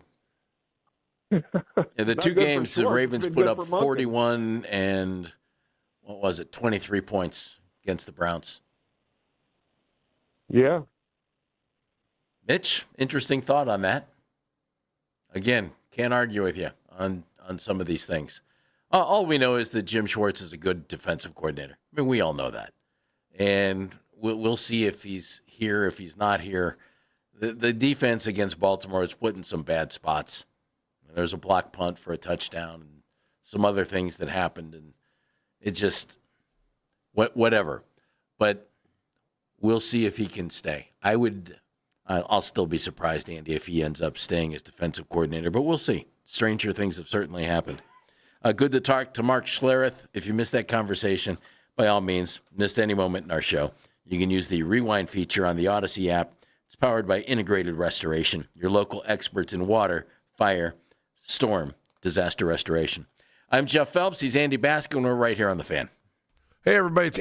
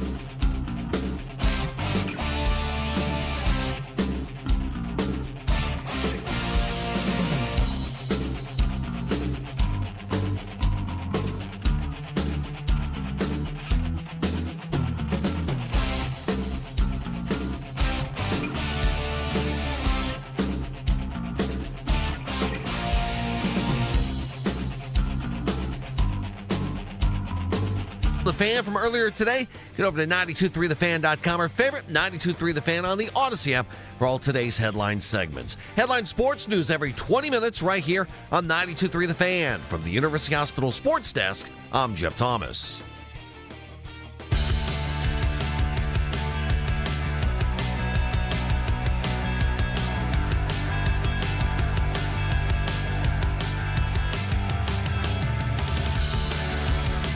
Welcome back to Baskin and Phelps, everybody. I'm Jeff Phelps.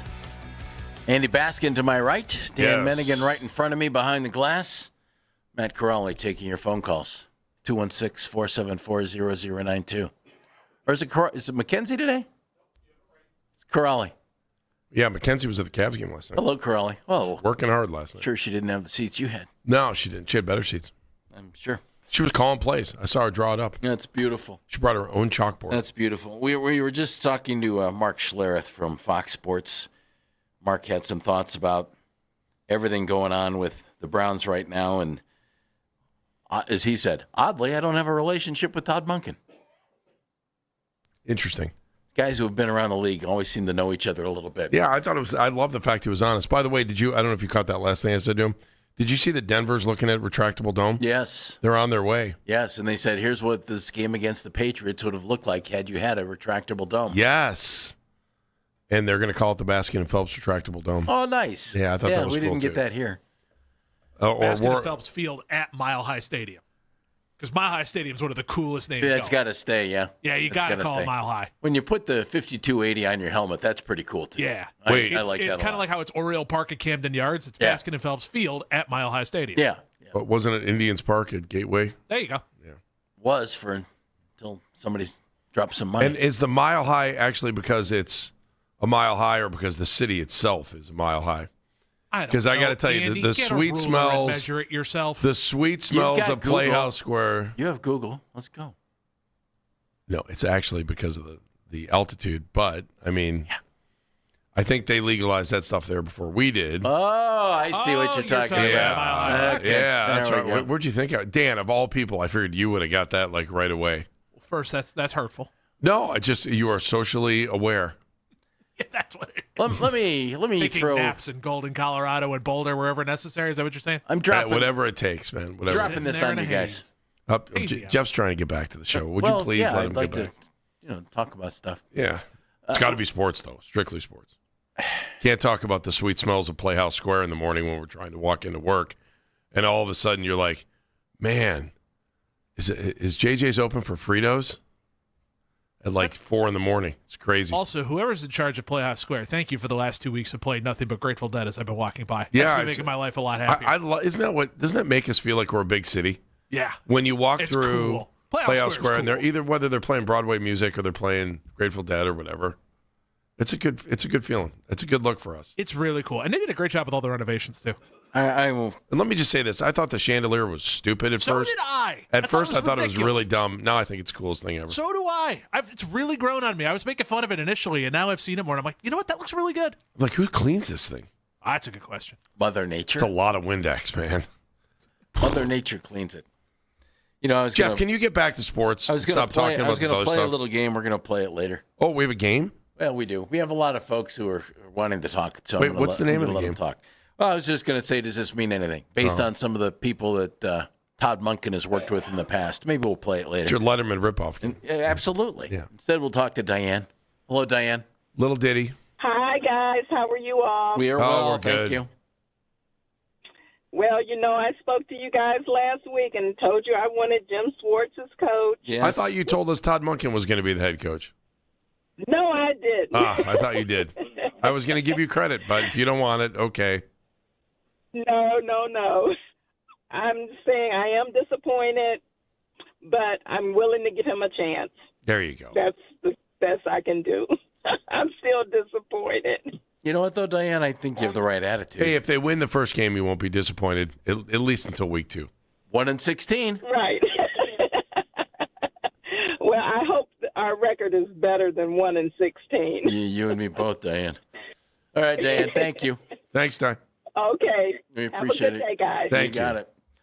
Jim She's is so nice. She's always pleasant, which we appreciate. Jim is in Orlando. Hello, Hey, Jim. Jim. No, he's here. Hey, Jim. Jim, is he there? Jim, is he there? I'll just go back there, and he's like the quietest guy in the world. He is quiet, man. I can't stand when he does that fire there. Yeah, I know he did. He had his finger on the dump button, ready to go. He was like, "Oh, you guys are in trouble here." Dan's in Cleveland. Hello, Dan. No, Dan. Hi, Dan. Good morning. I wanted to make a point. I think Monken is a very good experienced choice because of our offensive needs. Yes. And I think the reason Schwartz wasn't picked is he's a really good coach, okay? And he's coaching a lot of talent as we talk right now. But one of his biggest weaknesses, and actually it's the NFL and college for that matter, but in his defense, he likes to play man-to-man an awful lot, too much. And I'm not talking as a fan, but as a coordinator kind of guy, okay? Yep. So you have a guy like Monken. You had a couple calls before, giving us statistics when we were playing the Ravens, and they score a lot of points on us and a lot of yards. And that's because a guy like Monken knows, as a coordinator and a play caller, that they're in a man-to-man X percentage amount of times a lot. And that's why you see, back shoulder plays all the time. He's got corners who are talented, but they have their back to the quarterback and the ball.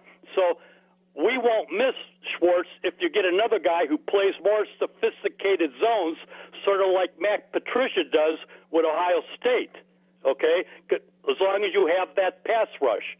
So I think Monken is just an experienced, underrated coach that's going to do a really good job here if he just gets the chance to do it his way, not Barry's way. And he'll replace Schwartz. Nothing against Schwartz, but Schwartz wouldn't have did what he did unless he knew he could go somewhere else. That's what I also believe. So remember, too much man-to-man, that's the weakness of the Browns' defense, even though they're really good. Because the teams that are always good, 49ers, Ravens, score a lot of points on them without a problem. Dan, thank you very much. Too much man-to-man. I wrote it down. Did you? Oh, well, he said that's the problem. Maybe he's right. Maybe he's right. There were 4 touchdown passes in that first game against the Baltimore Ravens. It's a lot of touchdown passes, and they barely ran the ball. It was only like 40-some-odd yards rushing Ravens against the Browns. Not that this is why you hire a guy or why you don't hire a guy. And then in the second time around, they had 184 yards rushing. So the first game, they passed it really well against the Browns. Lamar had 4 touchdown passes, very little rushing yardage for the team. Flip it the next time, 184 yards rushing, no touchdown passes for Lamar Jackson. Maybe it means you can do things several different ways, right? Yeah. Jim in Orlando is back. Jim. You could blame my wife. You can do that. We don't want to get into trouble. Right, I'm sitting there on hold, and she grabbed me to have me do something. I thought, I'll be on hold for another few minutes. Anyway, you know how that goes. Yeah, we're married. We know. Got to make them happy. Anyway, I'm and she's happy. So there you go, Jim. Well done. Here comes the commercial for those pills. Keep going. Yes, Careful. keep going. Yes. Well, anyway, I'm kind of heartened to hear some very good callers today, and I'm in agreement with most of them. I thought I'd be in disagreement with a lot of people, and I think Schwartz was he's kind of a crybaby out of line. And the reason I say that is, did he not consider that the Browns were likely interested in an offensive guy? And I don't know why the heck he was so surprised. I mean, had they gone for a defensive guy, yeah, he would have been a good choice. But, I mean, for him to, melt down like that, I'm like, the Browns probably did him a favor, because would he have rather worked for some 30-year-old guy that he's twice as old as, or a guy who's his peer, who's going to respect him as for who he is and all that? So anyway, I think they did a good job with Monken. I believe it or not, I'm probably one of the few guys was hoping they would get a guy like him, because the Browns have a lot of experienced players. They also have a lot of inexperienced players, and I think you need a guy who's been around the league. He's got a lot of connections. There are other assistants out there other than Jim Schwartz in Bill Callahan. I mean, he's going to find guys. So I think the Browns and Barry did a good job. I'm probably one of the few guys to say, but No, it was 50-50 yesterday. We broke the news here on our show, and I thought it came back 50-50. The thing was, is there were people that were like 8, 9, and 10, and a lot of 2, 1, 0s. Yeah, I would have given him about an 8 or a 9, but I don't think. Who knows? Exactly. That Jim, is the most important thing to say. Yes. Yeah, I mean, Monken can turn out to be a great coach, or he could turn out to be, like who's the guy who replaced Marty Schottenheimer? The guy, he was the defensive coordinator guy. He had one good year, and then he melted. Bud Carson, that's right. He just melted down. He was kind of like a Jim Schwartz a little bit. He was a real hot-tempered guy, and he kind of melted down his second year. So you never know. All right, Jim. Hey, give your wife our best. Yes, thank you. All right, thanks, guys. We appreciate it. The thing about Monken is you don't know, Andy. And let me throw another log on this fire. If it doesn't work with Monken, okay, it's only money. Well, no, it's this. If it doesn't work with Monken, you've invested all these assets into the offense, and at the very least, let's say Todd lasts 2 years. Okay, I'm looking negatively here. Sure. But that's 2 years of a guy who has done offense for his career, molding a young offensive group and getting it in a proper place, we hope. You know what I mean? Yeah. Instead of having maybe a young coordinator or whatever. The fact that you're going to put so much emphasis on the offense, even if it doesn't work, will leave the offense in a better place if and when Todd Monken happens to have a short run here. Like, take a look at our defense right now. We're thinking, hey, this defense is in pretty good shape, even though you're not maybe going to have the same guy coordinating it. And let's just say, worst case scenario, 2 years for Todd Monken. But they've added assets. They've coached it up a little bit. They're not happy overall with what's going on. They make another change. At least you have some assets in place on the offensive side that have received good coaching for a couple of years. And that's just if it goes bad. If it goes well, then keep it rolling, right? Yes. I let's see what they can do. And what's a 5-year deal? Isn't that what he signed? Yeah. So they're in it for the long haul. If they're willing to pay him for 5 years. Hey, let's play the Is This Anything with Monken and some of his past connections. That's coming up next on Baskin and Phelps. A couple of names might surprise you. They're coming up next.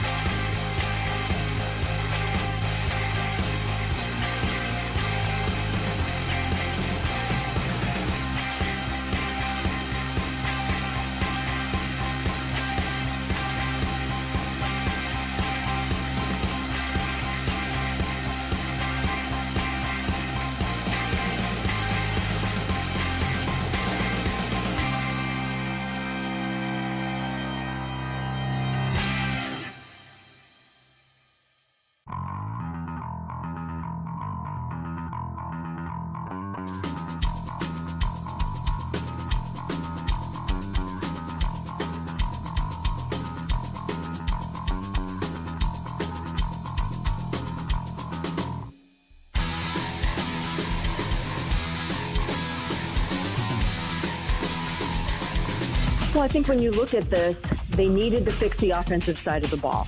And what they got with this hire was the most qualified offensive guy that they were going to be able to get in the situation that they're in right now to come in here and try to transform this offense. Listen for Mary Kay Cabot from the Plain Dealer in Cleveland.com. Thursday mornings at 8:20 on Cleveland's Sports Radio 92.3 The Fan. Say, Jeff. Speak to me, Baskin. Win a pair of tickets to the 26th Greater Cleveland Sports Awards at Rocket Arena on Thursday, February 5th. Get tickets at clevelandsportsawards.com. Now, all you need to do is enter the word, and the word this hour is LIGHT, L-I-G-H-T, LIGHT, by the end of this hour at 923thefan.com to get registered to win. Talking about a pair of tickets to the 26th Greater Cleveland Sports Awards.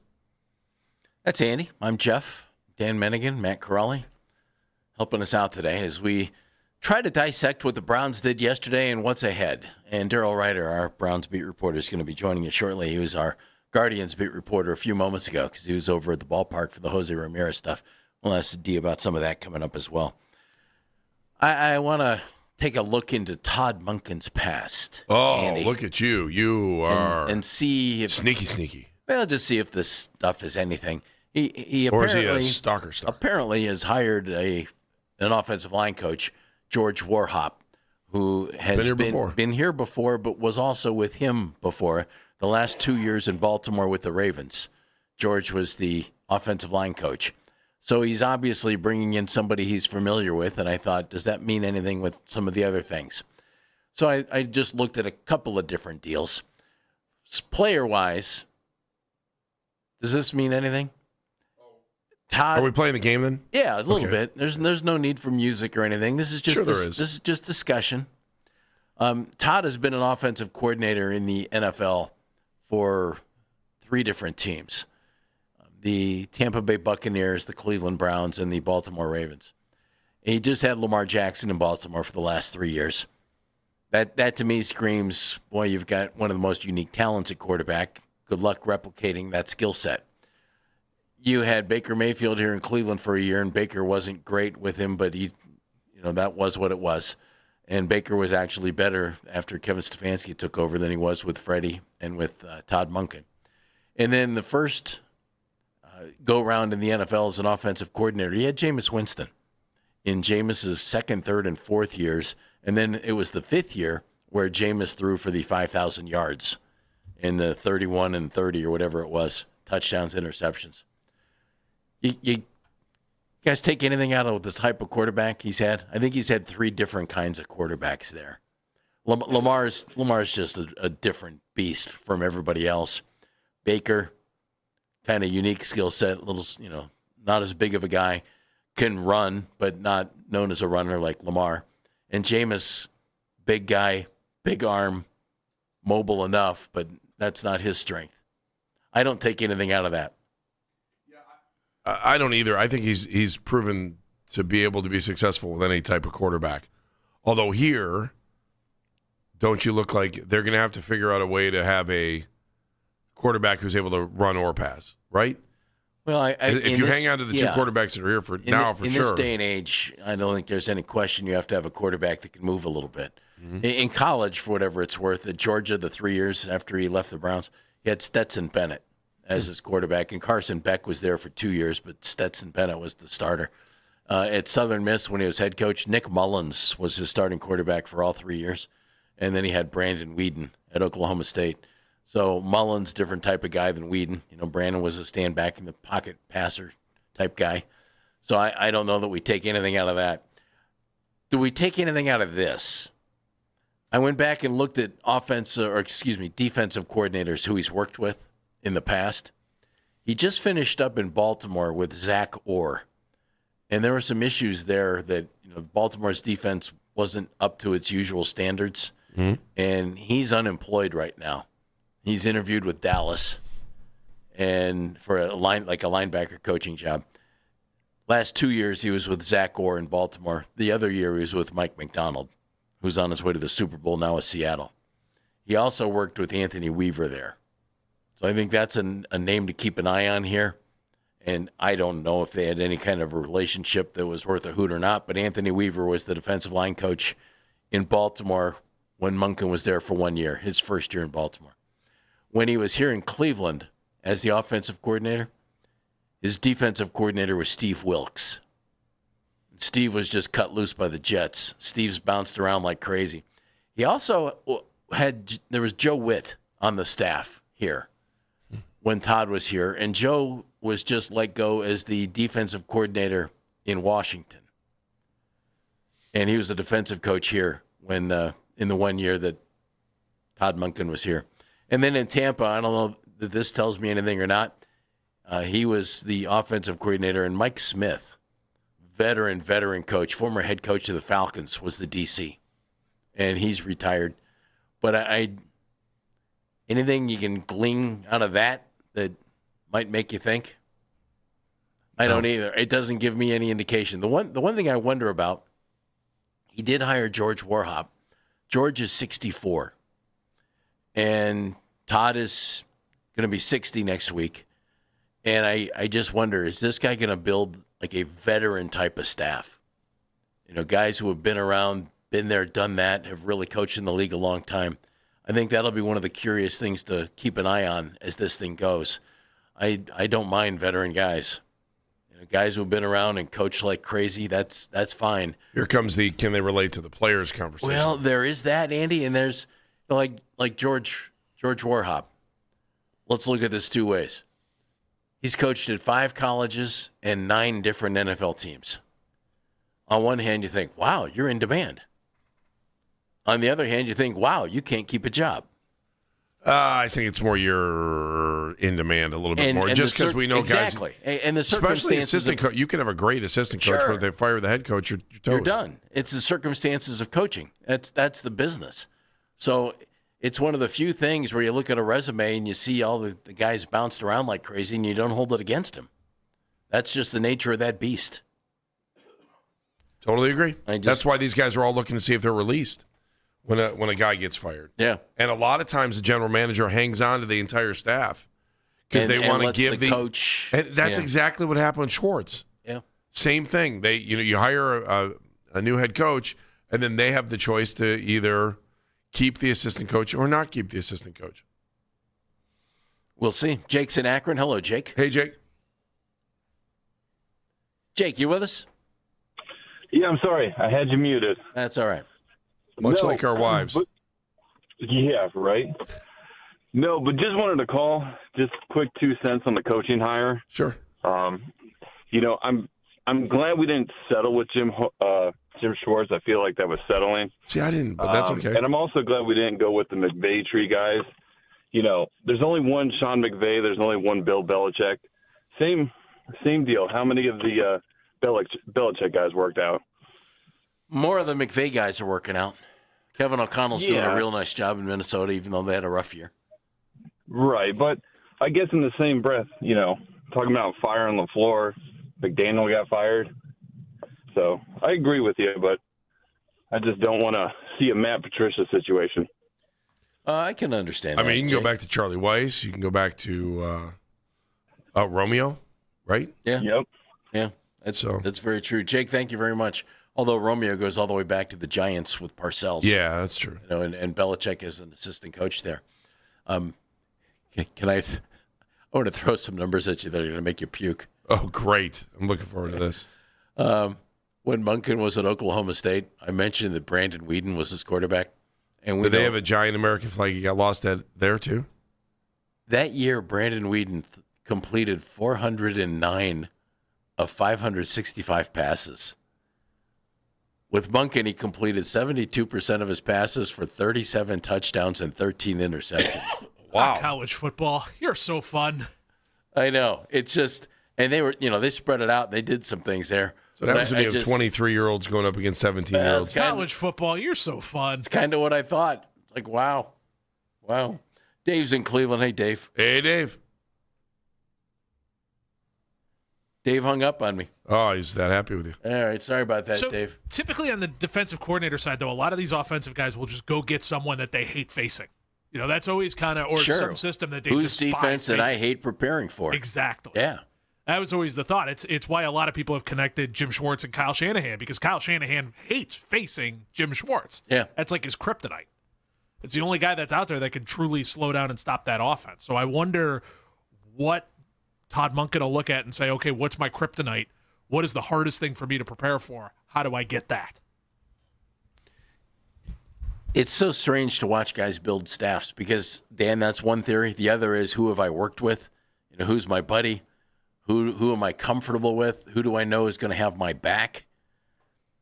We'll see where this all plays. But there's a lot of wiggle room on this for when it comes to putting some kind of a staff together.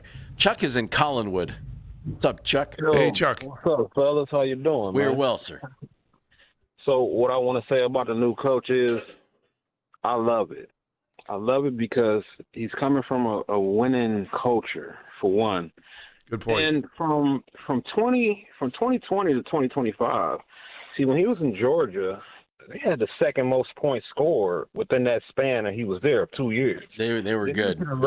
No question. Then he went from the Ravens from 23 to 25 and had the third most points scored in the NFL in that span. So I seen an interview when he was saying, he's a confident guy. He believes in confident players.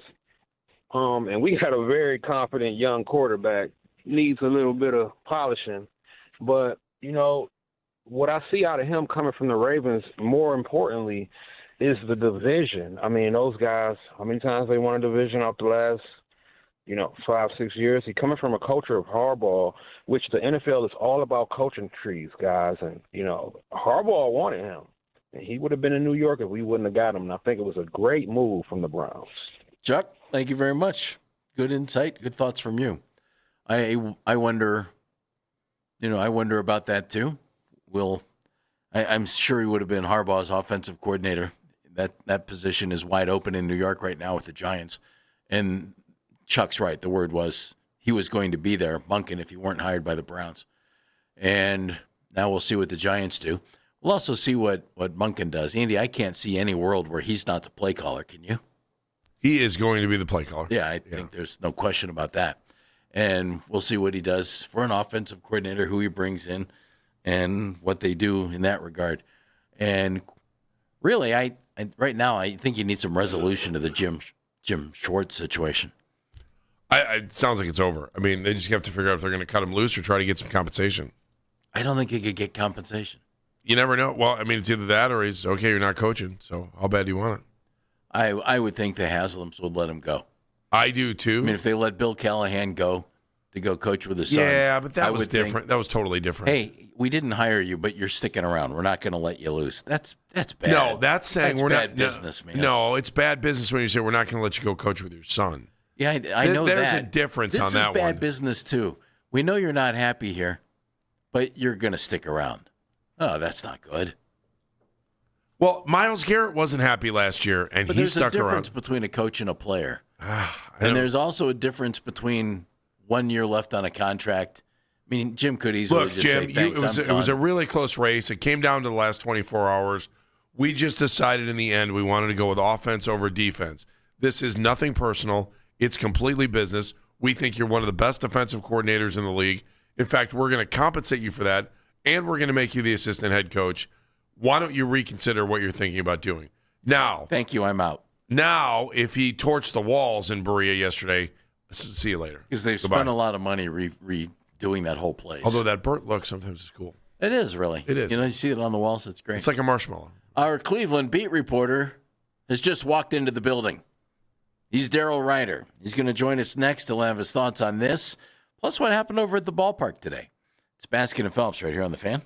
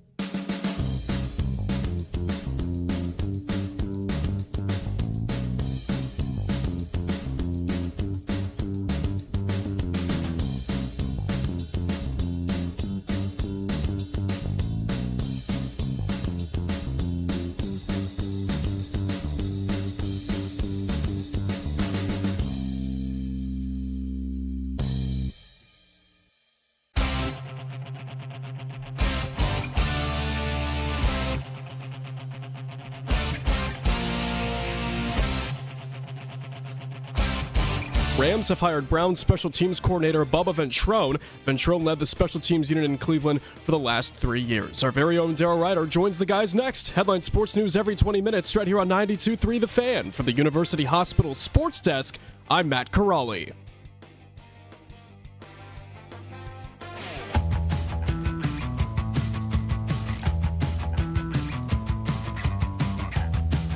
Coming up at 1:20, Jason LaCanfora used to be on our show every Tuesday. He's our Odyssey Sports NFL insider now, was with CBS Sports. Does a great job. He's going to join us coming up in just an hour. I'm Jeff Phelps. My partner's Andy Baskin. Daryl Ryder made the trek from Progressive Field over here to beautiful Playhouse Square and is joining us in studio. Daryl, I'm sorry, Dan Pitcher is still in Cincinnati. Yeah, well, you know. So, Nate Shieldhouse is still in Los Angeles. Yes, he is. So, and Jim Schwartz, we don't know where Jim Schwartz is going to be. You were stunned yesterday when they hired Monken. I still can't believe they hired Todd Monken. You've had a day to think about it. What do you think? Yeah. I mean, it is what it is. Like, they're in transition, whether they want to be honest about that or not. They can try and sell fans winning all they want. The reality is that this thing is getting rebuilt this offseason, at least on the offensive side of the ball, and that's not going to happen in 1 year. That's going to be a multi-year process. Obviously, there's variables. Where does Deshaun now all of a sudden fit in this? Because Monken does like those mobile quarterbacks. Where does Shedeur Sanders fit in this, right? Is he the future? And I know he's got the Pro Bowl thing on the resume now, but, I mean. We don't know what that's about. Exactly. So I don't count toward that, Baskin, okay? And I'm not a caller. I'm an employee. Andy Baskin just jumped out of his chair and went over and made another mark on the Times caller. We'll mention Shedeur Pro Bowl. Apparently, we're up to 17 references. We're actually not. Andy just puts up little numbers over there. That is not true. They are authenticated by an accounting firm. Which one? Dewey, Cheatham, and Howe. Okay, that makes sense. Daryl, I agree with you. And after giving it thought and trying to think, okay, what was the reasoning behind this? Yeah. It has to be that the offense is such a big deal that they wanted to bring in an offensive guy and just have him handle it, and know that you're not going to lose that guy if he gets hired away. If you had hired an offensive coordinator, and trust that somebody else or Jim Schwartz can continue to coach the defense well. Yeah, well, I mean, they did. My belief is that Andrew Berry wanted to hire Nate Shieldhouse, but he's not. Why do you think that? He's not ready, just based on some things I've heard. Okay. I think Jimmy Haslam wanted to go with Jim Schwartz, again, based on some things I've heard. Well, then who the heck wanted to hire Todd Monken? I think Todd Monken was the compromise. That, like, okay, you know what? We both agree, Todd. They hired the compromise? I firmly believe that Todd Monken was not the number one choice going into or on the plane ride home from Los Angeles. Okay? I don't believe that Todd Monken was the choice or the lead candidate in that scenario. Okay? And I think that just after hours upon hours upon hours of debate and discussion, they just ultimately reached the let's hire Todd Monken. He'll work. He's okay with Jim Schwartz staying on as defensive coordinator. I think the part that they didn't count on was Jim Schwartz just absolutely losing his cool after finding out that he's not going to be the head coach of this football team. And so I don't know how you repair that. Time will tell. I mean, look, if it can be repaired at all. Well, but hey, we thought that the Myles Garrett situation was irreparable. We thought same thing. David Njoku, multiple trade requests. We thought that was not repairable. We've been here before down this road where you thought, hey, there's just no going back from this. So I'm not going to sit here and say that Jim Schwartz is absolutely 100% out of here. I'd probably say he's 99% out of here. Until he's out, he's not out. Yeah, but there's only one guy that I can remember in this Haslam era that did that and ended up leaving. Yeah, and that was Kyle Shanahan. Oh, well, with the assistance of Mike McDaniel. 2, Baker.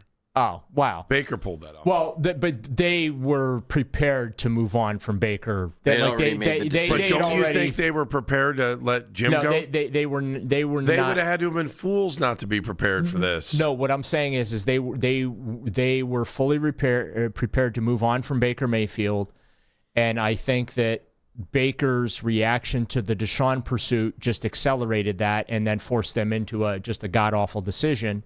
An impulsive decision, an emotional decision.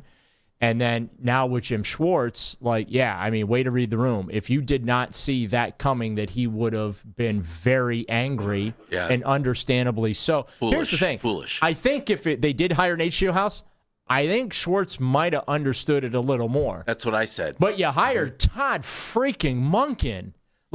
No, but I'm sorry. If anyone says... You hired one of his contemporaries who doesn't have NFL head coaching experience. Right, and also, too, if anyone says that they knew the Browns were leaning Todd Monken or that Todd Monken was the leader all along, they're lying to you. Todd Monken wasn't... They didn't even put a quote from Todd Monken in the press release yesterday. That's how prepared they were for Todd Monken to be hired. I'm just saying. That's a good point. When's the last time they hired someone in a position of significance and they didn't even bother putting a quote from them in it? Do you believe in this bridge coach thing? Yes, 100%. I think I was sincere yesterday. I think this is a 2-year thing. I don't think this is a long-term Then why hire. give him a 5-year deal? Well, because that's what you do in the going NFL. rate, man. Yeah. And Jimmy's made of money, so what's another severance package? Look, he was paying like 3 coaching staffs at the same time at one point. So he gets the offset from Kevin Stefanski, who got a nice pay raise in Atlanta. Okay, so he's not on the hook for paying Kevin. A lot of that. And again, that's just standard operating procedure. You get a 4 or 5 year contract as a head coach. That just comes with the territory. He'll work 1 or 2 years and get paid for 3 or 4. It's the greatest severance plan in the National Football League. I just don't see a scenario unless he comes in here and they just absolutely go gangbusters this season and light it up offensively, and it's just this massive, like a Kevin Stefanski-like turnaround in year 1, right? Now, granted, that was COVID and all that, and I do feel like that there's a lesson. I've said this a million times, and I'm going to say it again. There was a lesson to be learned from that season that the Cleveland Browns management refuses to learn. And that was when nobody was allowed around the football team, and it was just football. That's the most successful this franchise has been in nearly 3.5 decades, okay? Then when that ended, everything went to again. That's interesting. Think about that. Yeah. You don't have ownership patrolling the practice fields, interviewing coaches in the middle of practice and talking to some players in the middle of practice like we see now. You don't have all these inner building distractions that go on out there. There's a reason I keep saying this is such a hard environment to be successful in, because they're so collaborative. There's so many hands in the cookie jar out there. We don't know who's responsible. We don't know even who hired Todd Monken at this point. There's so much plausible deniability in that. Okay, we didn't know what Paul DiPodesta did. We don't know who pulled the trigger on the Deshaun trade. This is how they operate out there, and then they wonder why the narrative is the way the narrative is. Well, if you're not willing to provide the information, well, we just have to go off what we see, observe, and hear. Do any of the quarterbacks on this team make Todd Monken happy? Well, I think there might be a chance Shedeur does, because if I remember correctly, the Ravens, I don't know if they talked to him supposedly. Yeah, I don't know if the Ravens were actually going to draft him, but I know that there was some interest there. But here's the thing: there was interest in Shedeur Sanders around the league. The issues were he's not starter material yet. He's a project. Is because of his fame and his popularity, and you say one negative thing about you, and the social media warriors, his fan club, they jump on you. Okay, with that in mind, do you want that as part of the whole thing? People don't want to admit that, but that is part of the evaluation process. Do you want someone who is perceived to be, whether it's fair or not, and I think it's unfair, okay? I don't see social media popularity as a distraction, but there are organizations that do. With that in mind, Monken's reputation is, I'm not going to sugarcoat anything. Oh, he's definitely a hard A, 100%. So, tell Dan we want to run his press conferences. So how that does we have to? How does we love it? How does that work with Shedeur Sanders? We're gonna find out. Like, does it? Is Shedeur willing to be coached hard? I don't know. Do you have to handle him with kid gloves? Does this put Deshaun more or less in the picture? I would probably say more. I would too. Just in the sense of, hey, you're paying him $46 million. You might as well see if there's anything there in the offseason. Yeah. But at the same time, you've got to see if it's there for Shedeur as well. It's a fresh set of eyes looking at Watson when he comes back. 100%. Because let's be honest about it, if Stefanski were still here, the answer to that question is the polar opposite. I would think that was the case. Does he need to throw an olive branch out to the defense, in particular Myles Garrett? Who, Todd? Yeah. Here's how I view this. The last time the Browns hired a player favorite, we got Freddie Kitchens. Yeah. And that was an unmitigated disaster and a wasted season. I think they went 6-10. Now, the offensive numbers were great, right? Todd was the offensive coordinator.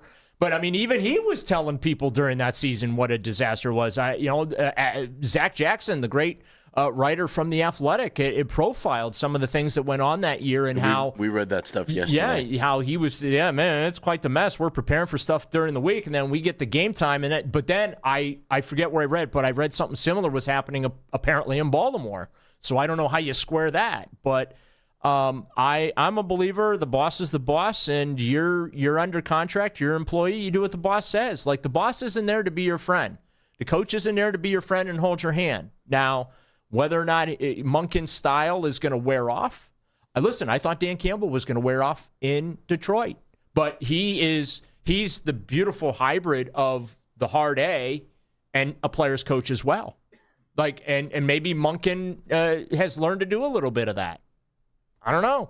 Based on how last season went with Lamar, I don't know that he has, but and especially with some of the things that he himself has admitted about their relationship not being what it could have been or should have been, and could have coached better, could have been better, all those type of things, which I think there's some coach speak in there as well. But I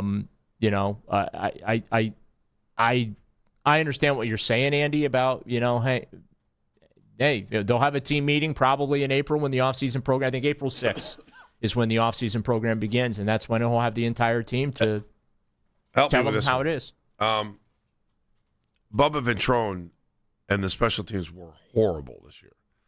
Horrible. Anyone that watched it, yes. So how does Bubba jump out there and have a job offer? What, the Rams? Or he's been interviewing for some stuff? Reputation. They keep getting churned. Yeah. And the Cleveland the Cleveland thing is not held against people. Like, regardless of outcomes here, go back. Like, if you go back and you look at all of the head coaches, the coordinators, right? Guys that have had a cup of coffee here? Yeah. They've come through. The Cleveland thing is not held against them because the whole league knows the way it goes in Cleveland. It's an uphill climb, and it's not just an uphill climb because of the roster. That's rough. But it's accurate. Yeah. It has to be accurate. I mean, Kevin Stefanski. What are you supposed to do when the owner wants to talk to your assistant coach in the middle of a practice? Are you supposed to tell him, get off my practice field? Yeah. Plus, you have 22 coaches here, too, so odds are good that they're going to go on somewhere else. But can't you have those meetings behind closed doors on the second floor when you're not in the middle of practice? Why is it assistant coaches' jobs to entertain ownership? And I'm hammering this because this is a major issue. This is a major issue. And obviously you see that when you're at practice. Yeah, it's every day. And it happens in training camp. It happens in practice. It happens during OTAs. Yeah, but is that a football only thing? Imagine you're working in any other business and not your boss, the owner walks up to you and wants to talk to you. You're going to talk. You have to talk to him. Yeah, you have no choice. Yeah, you have to. It's a respect thing. If the owner of our company comes up to me in the middle of this segment while I'm talking to you guys, guess what I'm doing? Peace out. I'm going to talk to the owner of the company who wants to talk to me. But Mr. Odyssey would never do that. Turning your back on us? Yes. Do you think Mr. Odyssey would ever do that? I've never met Mr. Odyssey. It's kind of like he's a cousin of Mr. Peanut. I guess that's true. What's your gut tell you? Is Jim Schwartz the DC or not? No. Okay, I don't think so either. How bad do you think you burned the bridge? Did you hear anything? No, I heard everything. Let's put it this way. I cannot repeat any of the quotes, not because of accuracy, but because of substance. And how many people got burned on the way out the door? More than 10? No. Let's put it this way. His anger and frustration is understandable. I don't disagree with that. We want to know, like, I don't know if it's one of those offsite betting things, but it was colorful. How many people did he chew up and spit out on his way out the door? I would just say this. He, in his own way, said he's done here. He has no intention of returning. He absolutely blew the bridge up. I don't know if he blew the bridge up because you know what? Miles Garrett did too. Money solves a lot of problems. Okay. With that in mind, 4. We'll leave that. We'll 3. leave that there. We've got a few more minutes. There's nothing better than watching a little bit of good office drama, right? Come on, I mean. Listen, the Browns are full of office drama. They're not good at football, but boy, are they good at office drama. If there was a Lombardi for it, they'd win it, right? Let me ask you one more football thing before we talk about Jose. Get to the gossip stuff. No, hang on. Daryl's not going to share that with us. Yes, he would. You just I'll got to share press. it with you off the air. You got to press. I can't wait. We'll go to break right now so we It's can not hear right. it. We're here for our listeners. Todd Monken being hired. What do you think might be the biggest personnel adjustment because of his hiring? Well, the good news is there is no offense here, so the personnel adjustments should be fairly easy to make. You'll just bring in the guys that fit what he wants to do. All he's got to do is say, Harold, Quinshon, this is what we're doing. Yes, sir. And that's the end of it. Well, I mean, they're going to need a few more bodies on that side of the ball. No, I'm just saying, who's gonna provide resistance? I think the most important thing that they do if Jim Schwartz is not the defensive coordinator is they do bring somebody in from that tree, using that front, the man-to-man in the secondary. Going 4-3. Like, I think that's going to be very important because then, here's the thing. In just about any profession, we're all disposable, right? We're all interchangeable parts. That's just unfortunately, yes. That's just life in the big city. Yep. It doesn't matter what business you're in. I know fans are upset about the Schwartz situation. I got news for you. His son came up today. Somebody will be the defensive coordinator this year, whether it's Jim Schwartz or somebody else, right? Yep, and they'll have good talent, and they'll do a good job. Yeah, the talent is there. Now, that's why I say it's most important they find someone that is, if Jim doesn't stay, they find someone similar to Jim's system so you don't have to change much. You maybe change your language a little bit, but the actual scheme you're running and how you're using your personnel stays relatively the same. You were just over at the ballpark. Beautiful Progressive Field, where a press conference was held. I get it. Jose Ramirez wasn't there. For Jose Ramirez and his new contract extension and reworking and everything else. Positive vibes like crazy over there? Yeah. Yeah. I mean, they should be very excited about that. What do you think? Statue? Oh, 100%. Street name? I really hope that it's him knocking out Tim Anderson. Oh. Right? Be great with him standing over him like that. Yeah. Oh, that'd be great. I didn't even think about that. Yeah. Yeah. So, like it. But no, he will go down as the greatest player of the modern era of the team. I know you Mount Rushmore for Cleveland? Oh, yeah. Well, I mean, I think it's limited. It's Jim Brown. It's him. Maybe Otto Graham. LeBron. Otto Graham. Who else? Well, you're only allowed 4 names. Yeah, well, maybe we might have to chisel another head in that. I'm just saying. Did they happen to mention any other bats that could be coming in to help Jose? So one of the challenges that they had, and Chris did touch on this toward the end of the press conference, Chris Antonetti, he said that they did have offers out to players. The contracts that ultimately got signed were very comparable to their offers, but the deciding factor for those players in them not choosing Cleveland came down to playing time and not the dollars and cents. And they really want to play the young guys. Yeah, well, yeah. And the other thing, too, that was mentioned a lot about Jose being the example for the young guys and teaching them how it's done and whatnot. But the other thing that for fans that think that, Paul Dolan has stuck the new owner with a massive bill, $70 million bill for Jose Ramirez into the future. And I actually did not know this, and Chris mentioned it. Major League Baseball rules mandate that deferred money is funded as it is accrued. So they actually aren't saving any money. They're just putting it aside. It gets set as it's similar to the NFL does with their contracts, and you have to fund the guarantees An escrow and all account. that, right? So similar thing with Major League Baseball. So for all the outrage of the Dodgers kicking their can down their own net, no, they're having to put all that money into an account or accounts. They have to fund that escrow money. It just doesn't get paid out. Okay. Thank you for stopping in. Sure. Daryl Ryder, our Cleveland beat reporter. Nice haircut. All over everything going. Oh, yeah, you look good. The Todd Monken era is upon us. Here it is, folks. Here it is. Get your PSLs for Brook Park now. Daryl was He just won't be there, over though, will he? No. at the ballpark. No, he'd say that. Jose Ramirez gets his contract extension. The Guardians get their player. We're going to hear from the owner. We're going to hear from the GM coming up momentarily right here on Baskin and Phelps.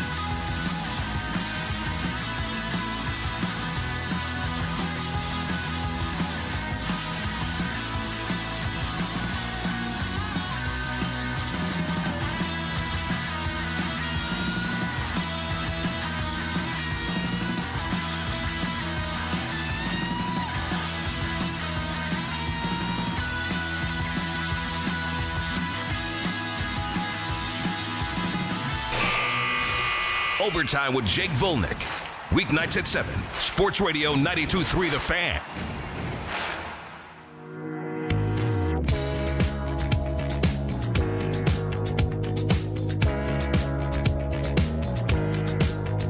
Welcome back to Baskin and Phelps.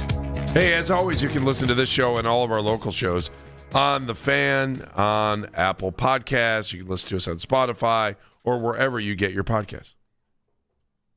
Daryl was just with us here in studio, and he was over at Progressive Field for the big press conference today as the Guardians announced the extension, new contract, bigger money for Jose Ramirez. And there's nothing to say, I don't think, Andy, about that in particular, other than, hey, that's great. That's great. I don't know how you can say with that in particular, that's anything but great. That's a miracle that they're able to keep him here, knowing that there's all that money out there that he probably could go make somewhere else. This guy, you want to talk about, I know it's still a lot of money to the majority of us, but he continues to buck the trend about, being someone who's in it just for the money. He loves it here, and there's a reason why he's staying. Well, there's a reason why, and owner Paul Dolan gives us a little insight as to what that might be. A very important consideration for him was how the fans have treated him throughout his career. While he has been largely a good player, there have been times when he's been off, but he's recognized that his fans have supported him, good or bad, throughout his career. And he's been around long enough that he's observed that that's not the case in every community. Let's face it, Jeff. He came in here. No one had any expectations for him. Everyone had their eyes on Lindor and not him. And we thought Jose was a super utility player. Yeah, that's what we all thought that. Yeah. But playing second, third, short, outfield. Think about this based on what the owner of the team just said. When you start going into that Jose cheer, it means something. That he is saying thank you with these contracts for the fact that you back him no matter what. You feel the energy when he gets to the plate. You understand how hard he plays all the time. And he recognizes, think about that. We're talking about a professional athlete that is saying thank you to the fans, according to the owner of this team. It's a pretty special relationship. It was a factor, certainly. Yep. And the fact you okay that, with that? yeah, sorry, and the fact that you get out there all the time when he's up in a clutch situation and you start doing the Jose cheer, it is actually meaningful and you make a difference. And this extension now puts Jose in a position to spend his entire career as a Cleveland Guardian. We've seen some great players come and go. Don't begrudge them, what they did in terms of moving on in their career. But when we have someone of Jose's stature who is, by all appearances, going to spend his entire career here, that is so unique and I think really special for the franchise. Well, it's well said by Paul Dolan. Think about all the guys that have left along the way. And he's right. Don't begrudge the other guys for leaving. That's part of the game the way it is now. That's right. Just the way it goes. And we've seen some great players leave here in free agency and go elsewhere. Albert Bell, Jim Thome. This is where I give Mark and Chris a lot of credit. They don't close doors. No. They never will close a door. If there's a great player that played here for a long time and he had the opportunity to go make a lot more money somewhere else, they never I'm sure Jim Thome would sit here and say the same thing. That remember how close it was to Jimmy staying for significantly less money? Well, the Guardians, Indians at the time, had the second best offer on the table. The only team that had a better offer is the team that he went to, the Philadelphia Phillies. And it was ridiculous. And they had a new ballpark coming. And it put the Indians at the time in an awkward position because they never want to give a player more than 25% of the total payroll, and they were almost willing to do that for Jim Thome. Jim just didn't accept it. The numbers had him at over 25%, which broke every rule in their rule book. Chris Antonetti is the president of the team, as we all know. He talked about what the Jose Ramirez extension means, maybe bigger picture baseball here. We want to win a World Series. We think having Jose on our roster for the foreseeable future helps us do that. And now it's incumbent upon us to make sure that we can build the team around him, that he can help support and develop to make sure that we make that a reality. The goal is the same, winning the World Series, but we acknowledge in Cleveland we have to do things differently. But that doesn't change what we're trying to accomplish. And it doesn't mean they can't be successful. They haven't won the World Series yet, but I'm sorry. I'll argue all day about the success of the organization. They've done a tremendous job. It also means that Jose accepts the circumstances that he's put himself into. And is okay with it. Yeah, which means he may not have a whole lot of protection in the lineup. Well, maybe. The offense needs a boost. There's no question. Antonetti on how that offense might get that boost that we all know it needs. We need to be better offensively. We were not good enough last year offensively. And so our belief, though, is that we can get better and will get better through the players that are within the organization. The reality, I mean, we all know in the current Major League Baseball economic system, we are not in a position to compete for top free agents. So we have to think about alternate ways of building teams. Yep. Dan, that also includes magic, doesn't it? I mean, you could bring in a shaman. Oh, I didn't think about that. Yeah. Burn sage, rosemary, Jobu, thyme, Jobu. Yeah. Has your cold gone back to you from me? I think it came back just over the last 3 minutes here. I think you might have got it back. Well, no, I'm hoping for more offense for the. Good for you. For the Guardians. Now, let's look at what they have here. And by the way, can I just throw out 2 words, 3 syllables? Rhys Hoskins. Okay, I just got that out of the way.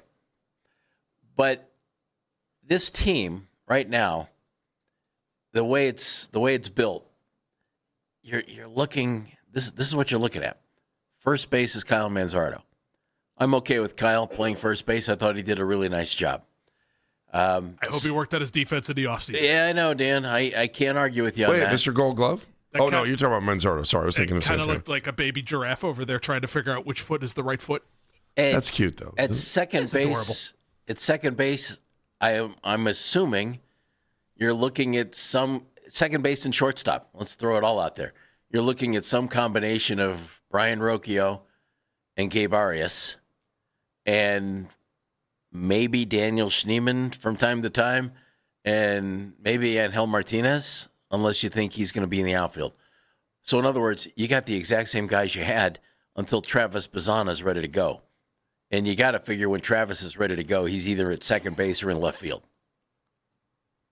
I own so much Rocchio stock at this point, I don't think I can sell. Rocchio's terrific. I'm all for it. I'm going to go ahead and say last year's offensive problems that were with him for a big portion of the year, I'm going to bet, keep my fingers crossed, hope that we're not going to see that. Second half looked like a far better player. He sure did, didn't he? Yeah, he did. Again, this is coming from someone who his financial advisor has called and said, you have too much stock in this. You probably are in danger. Yeah, Jose's at third. That's done.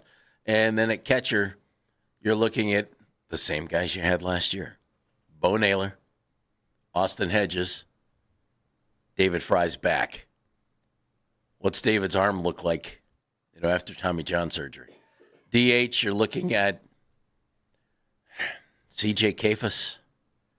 You're looking at David Fry against left-handed pitching, probably. And God bless David Fry. David has had one really good half of baseball in his career. And that seems to be enough for this organization to hang on to him and to put him on the field. I wonder about that. Where's Juan Brito in this? I'm just curious. Who, Andy? Brito. Yeah, I've read about Brito. Yeah. Dan, where is he? I don't know if he's anywhere in this, Andy. AAA? I'll bet he's not in AAA. I'll bet he's either on this team or on another team. I would think that might be a trade you could make. This feels like the here comes your 150 at-bats. Gabe Arias, Brian Rocchio. What do you got there? Okay, you're not there. Juan Brito, get up here. Yeah, and we've seen that happen before. And Dan, that's okay. Here's your 150 That's okay. 150 at-bats on Angel Martinez. What do you have? Okay, never mind. Next guy. And Chris Antonetti just said that's kind of what's going to happen because he thinks it can come from within. And that goes back to not going out and getting guys because they think they've got them in the system. That they outfield. You got Stephen Kwan. Every night they tuck these guys in, read them bedtime stories, and make sure they all have warm milk. Smart guy. Stephen Kwan's in left field. Your center fielder. Tell me if between center and right, any of these guys make you feel comfortable. Let me just start. No. Angel Martinez, Chase DeLauder, Nolan Jones, who I think is going to be exactly what Dan said. Nolan, welcome back. It better be better than last year. You're out of here after about, end of April. I can't believe they re-signed him. Martinez, DeLauder, Nolan Jones, Petey Halpin, who we saw some last year. George Valera, who we saw a little last year. CJ Kafis, who's much better at first than he is in the outfield. They kept Jonathan Rodriguez, got rid of John Kenzie Noel. They ever going to play? I don't know that he gets his chance. I mean, Where is Noel right now? Is he floating in nowhere land? No, he's with the Baltimore Orioles. He got released by Baltimore, didn't he? Yeah, they DFA'd him, and he took a AAA assignment with the Baltimore Orioles. Orioles. Okay. All right, good for him. It's so much of the same crew as last year that it concerns me. I think you're going to see Valera in center field to start the whole thing. Or DeLauder. And DeLauder and right, and I think that's how they'll roll. And if it's DeLauder and Valera and they live up to what we've been hyped up to think they're going to be, look out. You got two guys. For the love of all that's holy, do not platoon these guys. Please don't platoon them. You want 450 to 500 at bats. I do too. You're that good. You have that much talent. Let me give you one last thought on it before we go here. Don't platoon them. DeLauder, left-handed hitter. Nolan Jones, left-handed hitter. Schneemann, left-handed hitter. Yeah, it's the Guardians. They're all left-handed hitters. George Valera, left-handed hitter. CJ Kafis, left-handed hitter. Yeah, it's the Guards. 3 syllables. Rhys Hoskins. Still a free agent, veteran right-handed bat, great in the clubhouse. I'm all in. I'd sign him. He makes a lot of sense. You can DH him. You can play him at first base. On that note, Andy was sitting courtside as LeBron came back last night. Oh, what a game. Could it be his last game? game? Could it be his last game? I've got some thoughts on what might happen moving forward with LeBron. Next on Baskin and Phelps. Hey, everybody.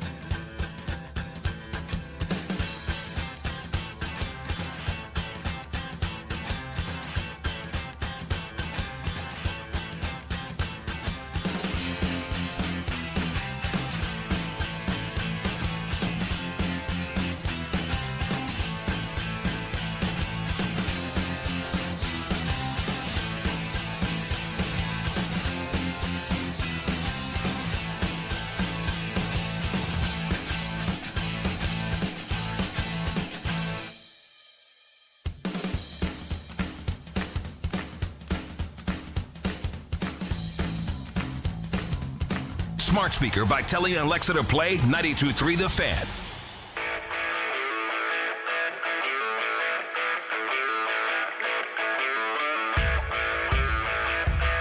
Big doings last night over at the arena downtown. Big.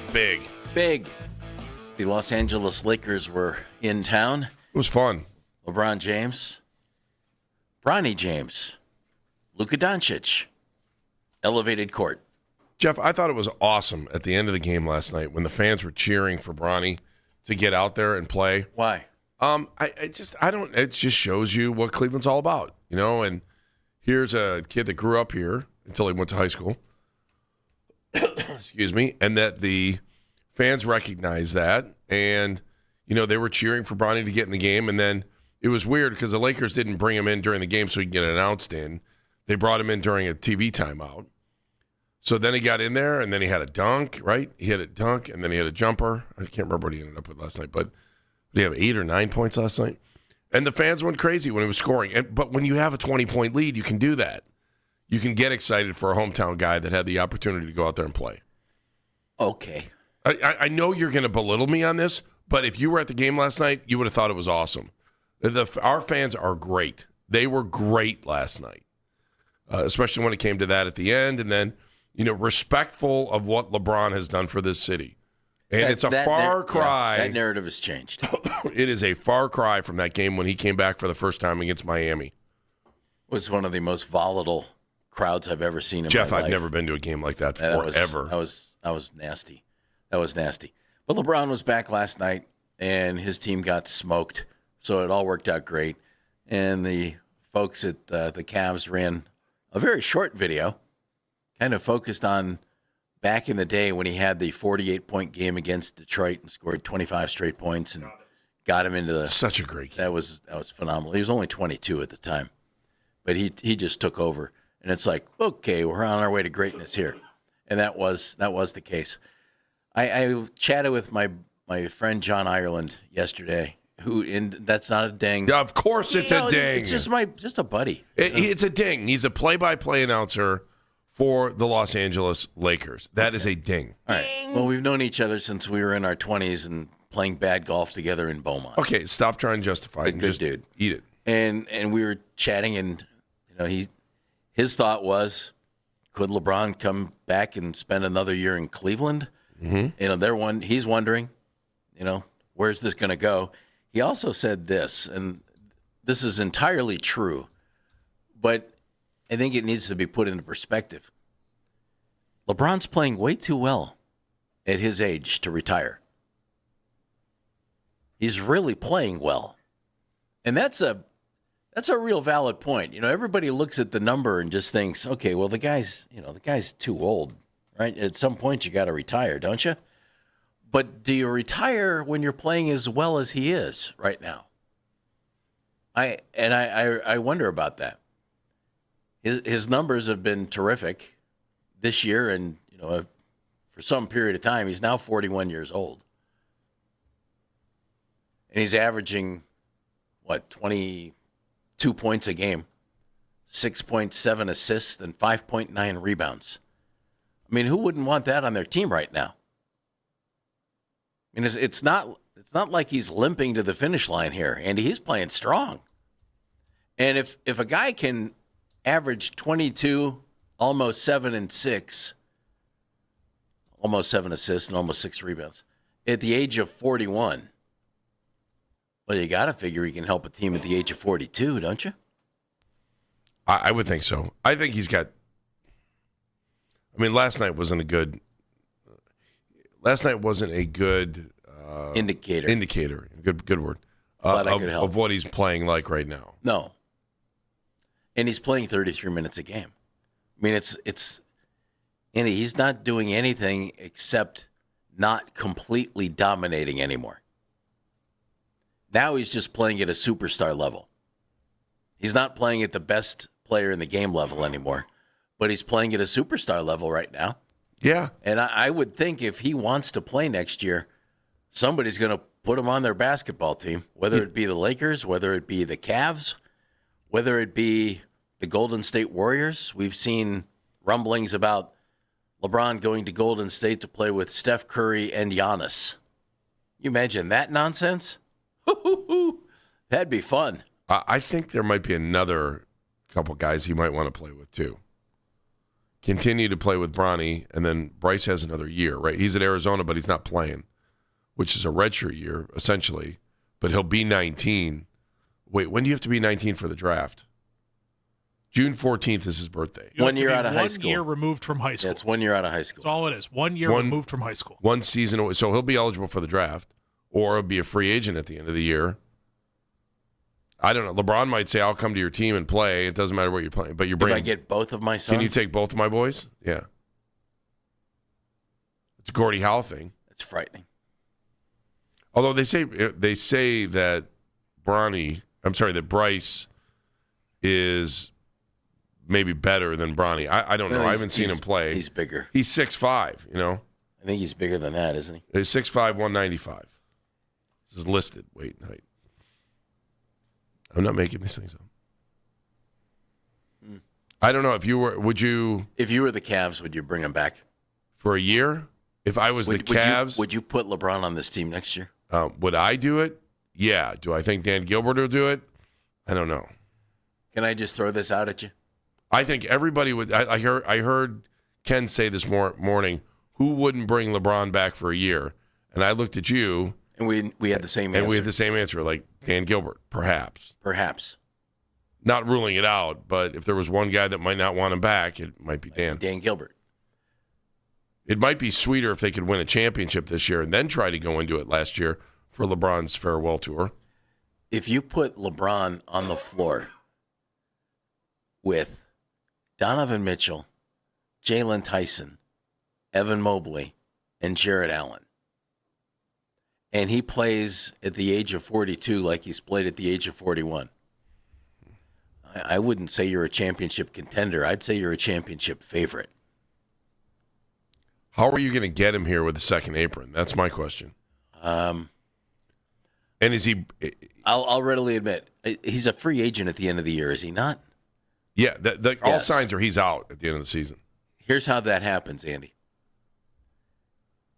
LeBron would have to make a compromise, I would think. Hey, this is what I want to do.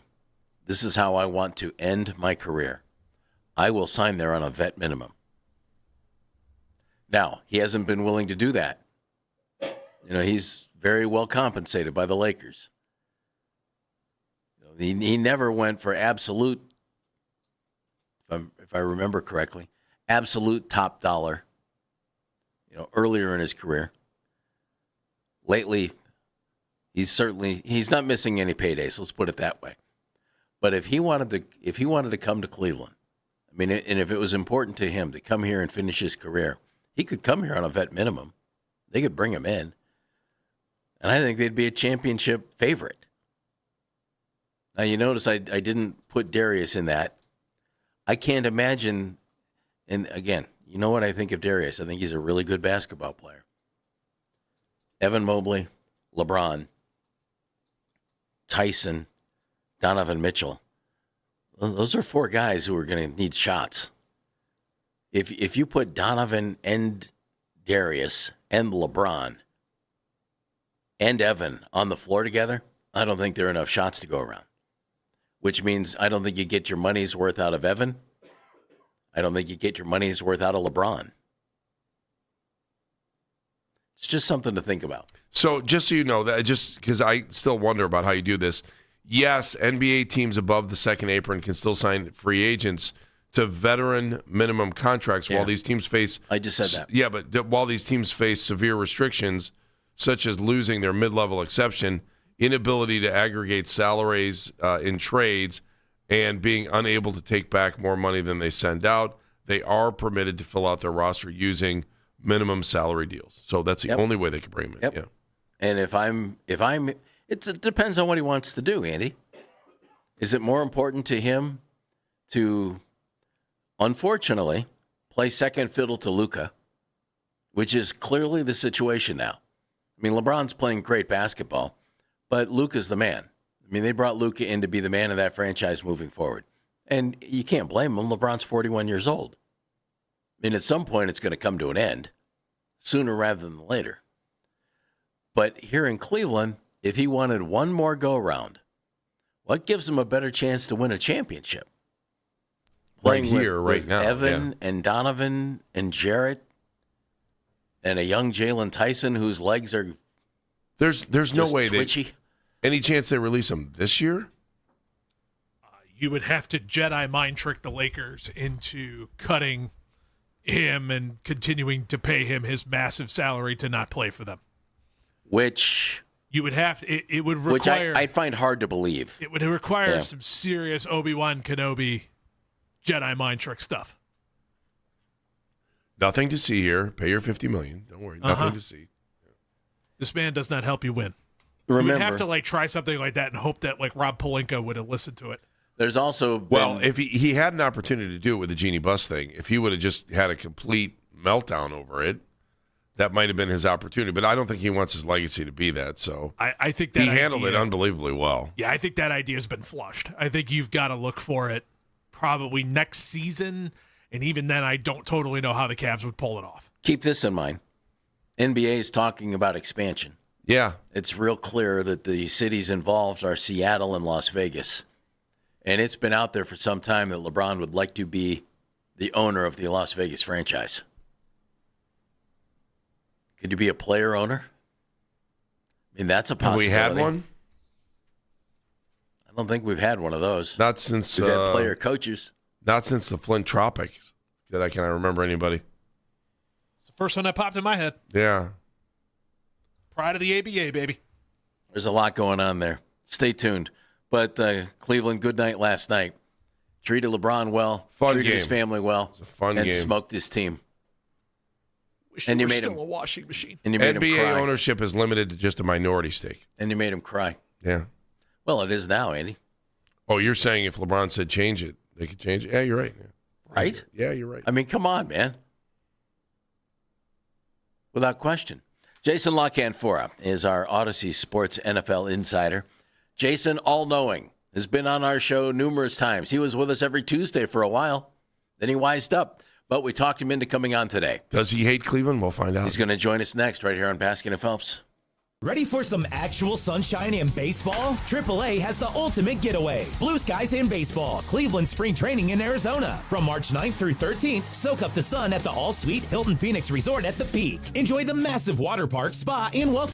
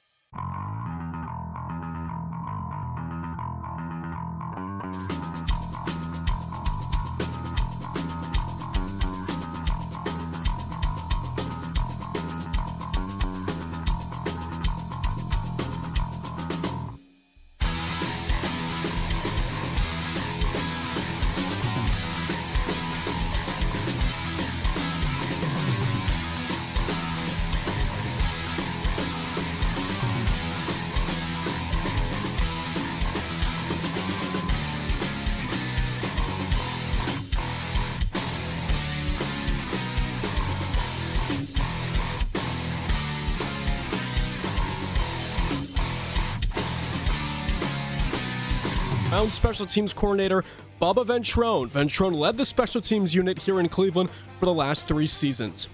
Odyssey NFL insider Jason La Canfora is coming up next. Headline Sports News every 20 minutes right here on 92.3 The Fan. From the University Hospital Sports Desk, I'm Matt Corrali.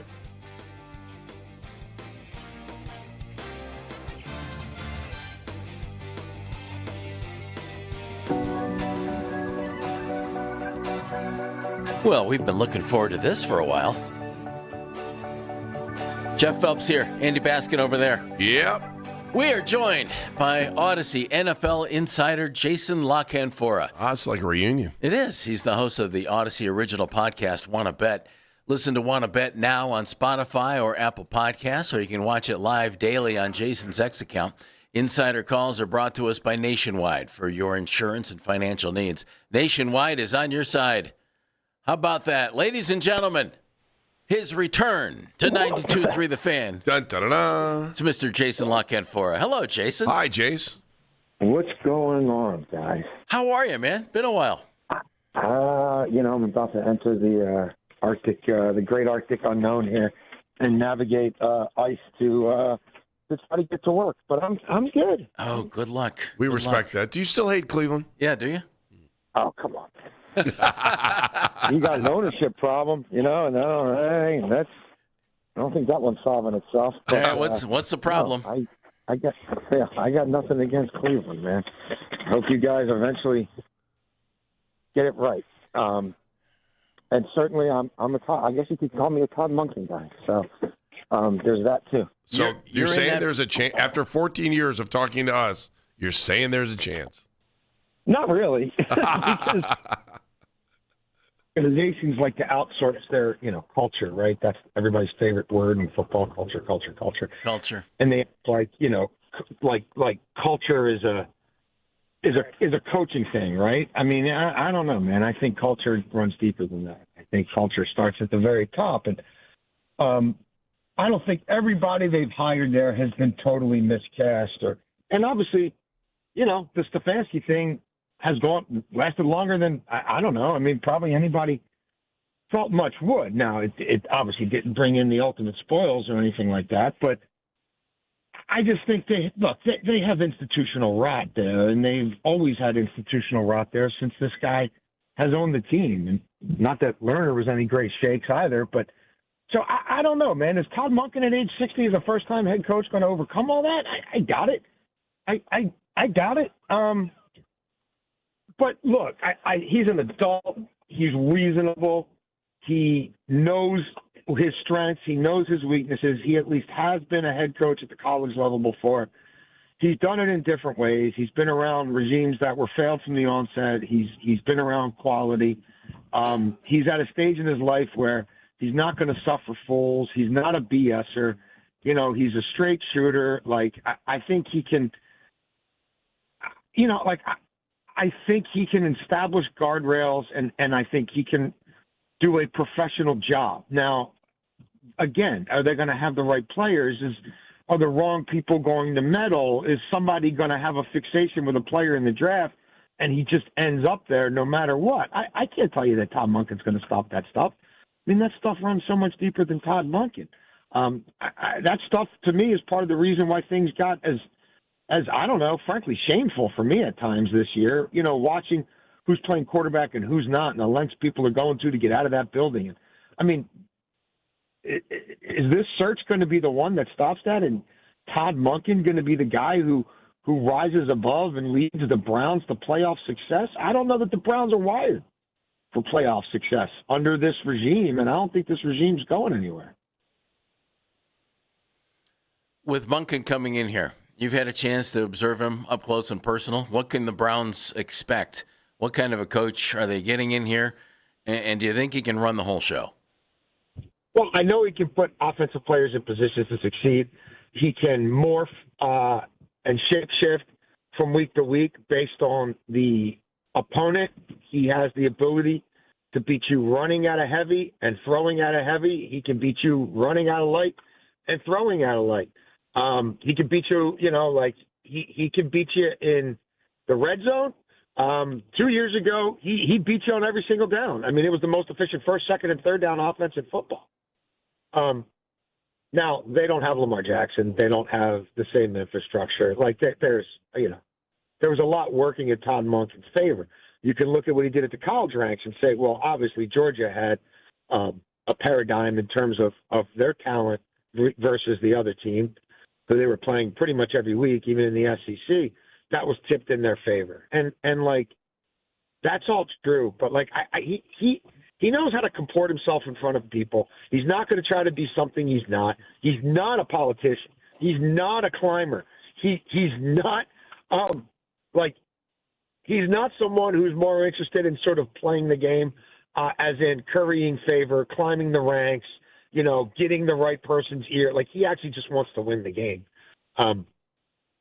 But, like, I don't know what his staff's going to look like. I don't know what's going to happen on the other side of the ball. Again, like, I don't know. Is he going to be able to come in there and put an end to some of the meddling and all that stuff we just alluded to? I don't think so.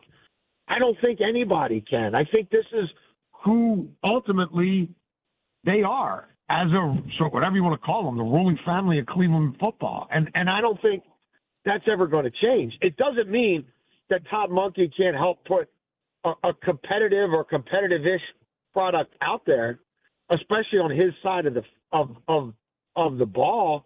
But, like, again, he's an adult. He gets it. He gets people. He'll understand a lot of the stuff that comes with being a head coach that goes far beyond stuffing a play sheet in your pants and, you know what I mean, telling a quarterback what to do. But obviously the deck's going to be stacked against him in a lot of ways, just like it has been everybody there. Let me ask you this: what do you think Deshaun Watson or Shedeur Sanders had to do with their decision, if at all, on trying to pick him as the head coach? I mean, we'd like to think nothing. I mean, if they did, then again, that's just an indictment of that family. I don't know. I would have to think not much, but I don't know. There are people who wanted them to never wanted Watson to building in the first place, and people who begged to cut the cord previously. And yet here we are, and you're asking to hire another new coach, and you're asking me about Deshaun Watson. So, I mean, it should be less than nothing. But I don't definitively know. Jason La Canfora joining us. Insider Calls brought to us by Nationwide. For your insurance and financial needs, Nationwide is on your side. We here in Cleveland, we've been debating this for some time, and it seemed like there were three guys at the end. One was Monken, one was Jim Schwartz, and one was Scheelhaase. And the thought of a young coordinator, I thought was pretty intriguing, Jason. And the thought of Schwartz, okay, continuity from the defense, everything else. Yep. Did it surprise you that they didn't hire one of those other two guys and brought in Monken? Not entirely, because you would have had to have everybody on board. And Scheelhaase is a first-time head coach. Scheelhaase being a bit of an it guy. Scheelhaase, being in that McVay family tree at a time where Stafford's coming back and they think they can win a Super Bowl next year, and he's only going to get hotter because he's not working for some fly-by-night. He's working for McVay. Sure. Like, McVay actually has the secret sauce to go and hang 40 on McDonald's, you know what I mean, at McDonald's place in Seattle. So that's not going away. So he's got the ultimate power. He's got the power of no. He's got the power of taking my ball, going home, and then doing what Ben Johnson did, waiting a year or maybe 2 years, picking my spot and getting everything I want at a time where I think things are set up better for me short and long term. Jimmy Haslam can't make those arguments. Jimmy Haslam can't win those arguments. So, no, I'm not surprised that their search ended up going in a different manner than you would expect most searches to go, because that's not. I mean, I'm sorry. It's not your average place. And then look, it's the whole matter of, if you do get that young guy, can you convince Schwartz to absolutely stay and prop him up? And threading the Schwartz needle, other than him being your head coach and keeping him around, I think was always going to be difficult. And And if they really wanted Jim Schwartz, they had all this time to just go ahead and give it. If they thought Jim Schwartz was the guy, and by they, I'm saying Haslam because the buck stops there.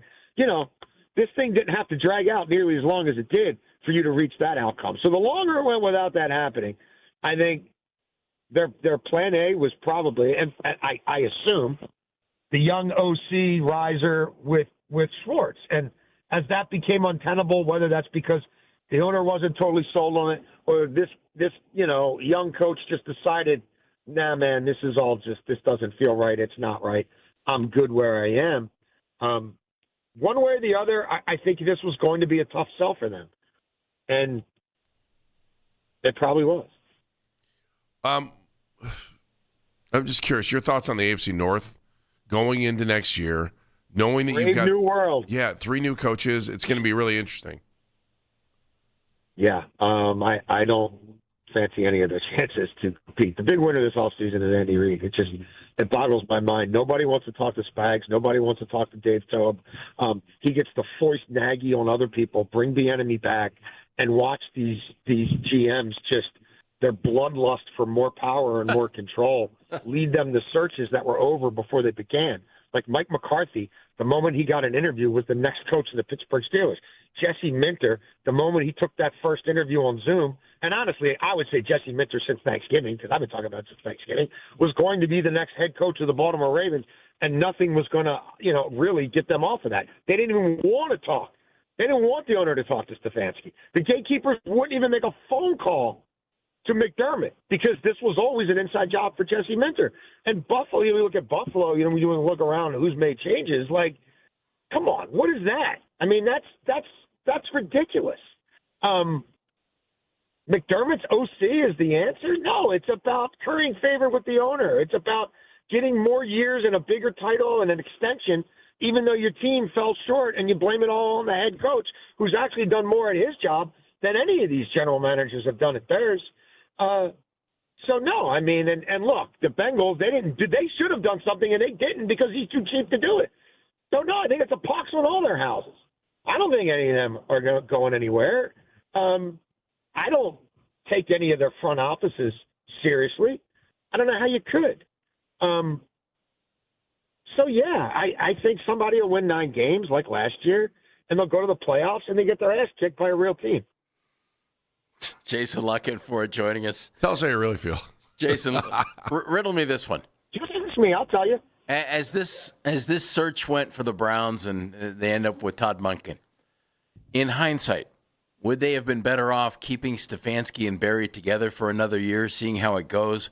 Would they have been better off getting rid of both of them and moving on? Or has this worked out in a positive way for the Browns? Well, I think the Stefanski thing reached critical mass.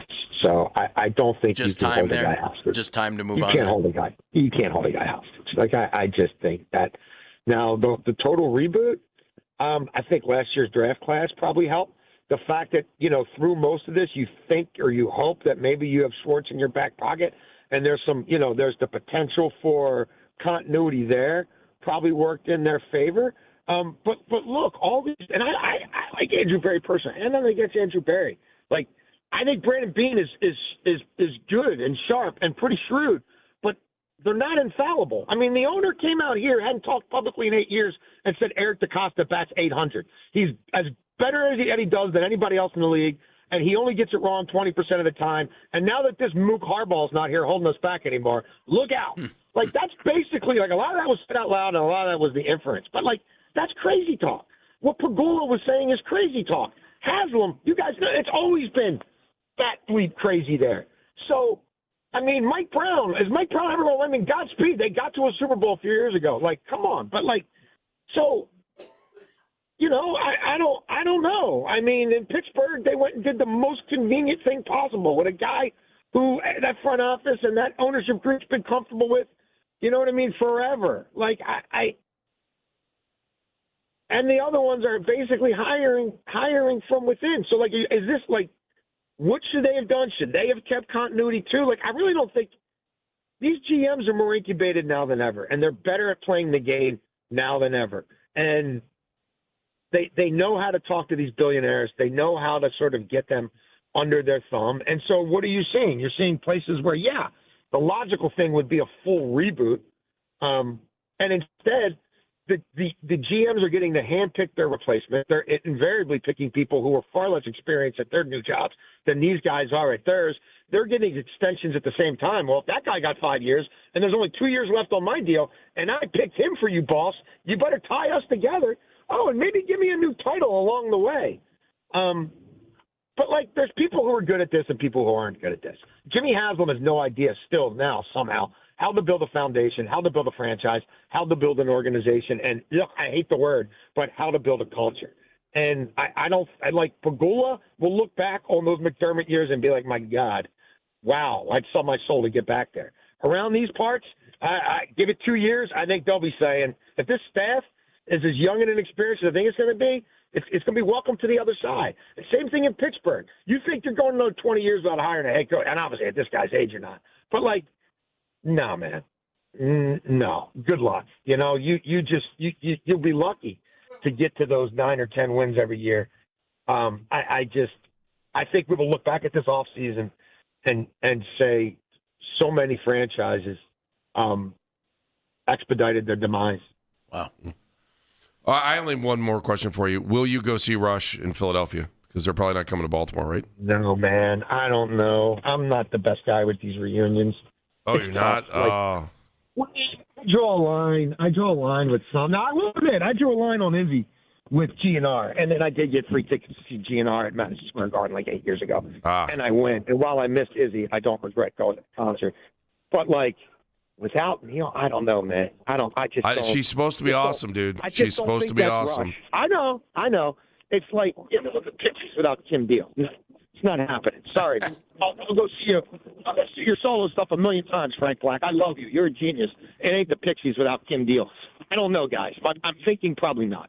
All right. Well, if anyone's listening to us in Baltimore, give him tickets to go Philly to go see Rush. Hey, by the way, tough ticket to get here. What's happening on Wanna Bet? Well, yesterday I got murderized. I am honest. I had a horrible day yesterday, but we're up collectively almost 80 units, making many plays a day, many plus money plays a day across all sports. Me and my buddy Ben Hall, who, as I like to say, is a millennial with a Gen Xer's head. So, yeah, if you're planning on betting soccer, basketball, soon baseball futures, Super Bowl, check with us. We break down all our bets. We keep score. We track everything. We tell you when we're hot. We tell you when we're not. And we do it 7 days a week, almost 365 days a year. Spotify, so, Apple Podcasts. WannaBetWithUs.com. Okay, one more time. WannaBetWithUs.com. Okay. Jason, always a pleasure, man. Thank you. Thanks, Jason. I think we've established you don't like Cleveland, but that's okay. Don't worry about it. Wow. We're okay. Yeah, that's what it is. That's the big takeaway. I'm not going there. Jason, thanks, bud. Thanks, man. Jason La Canfora. And, man, it's great to have him back with us. He's our NFL insider at Odyssey. Insider calls are brought to us by Nationwide. For your insurance and financial needs, Nationwide is on your side. Jason, the host of the Odyssey original podcast, Wanna Bet. Remember to listen to Wanna Bet on Spotify or Apple Podcasts or watch it live daily on Jason's X account. Not crazy about ownership. It never has been. Not crazy about ownership. You can't change the owner. You can change a lot of other things, but until the owner decides he doesn't want to be the owner, he or she decide they don't want to be the owner anymore, they're your owners. You have no choice. Pegula, I think, was pretty highly thought of in Buffalo. I think that's probably changed here. We'll see what they do. I think it's interesting. If what they Jason win, it said. won't matter. No, if they win, it doesn't matter. Yeah. But as he said, Pegula might look back and think, man, that Sean McDermott era, we had it going then.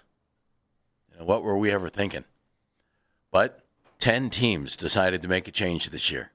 One, not their choice. It was Mike Tomlin's choice. 9 teams decided that they could be better off bringing in somebody else to run the show. And that's just how precarious life is right now for an NFL coach. Good to talk to Jason. It's Baskin and Phelps right here on The Fan.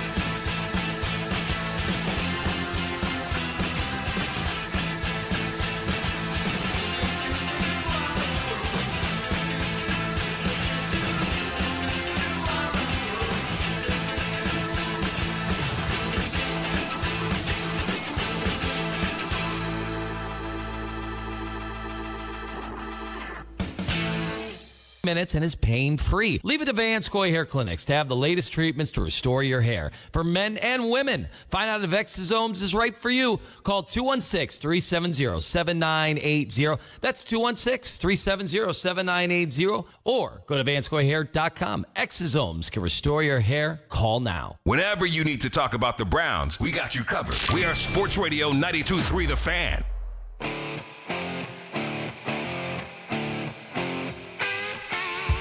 All right. Check it out.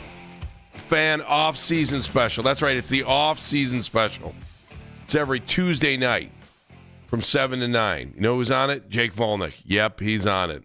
Lance Reisland. Yep, coach is on it. He's there, right there.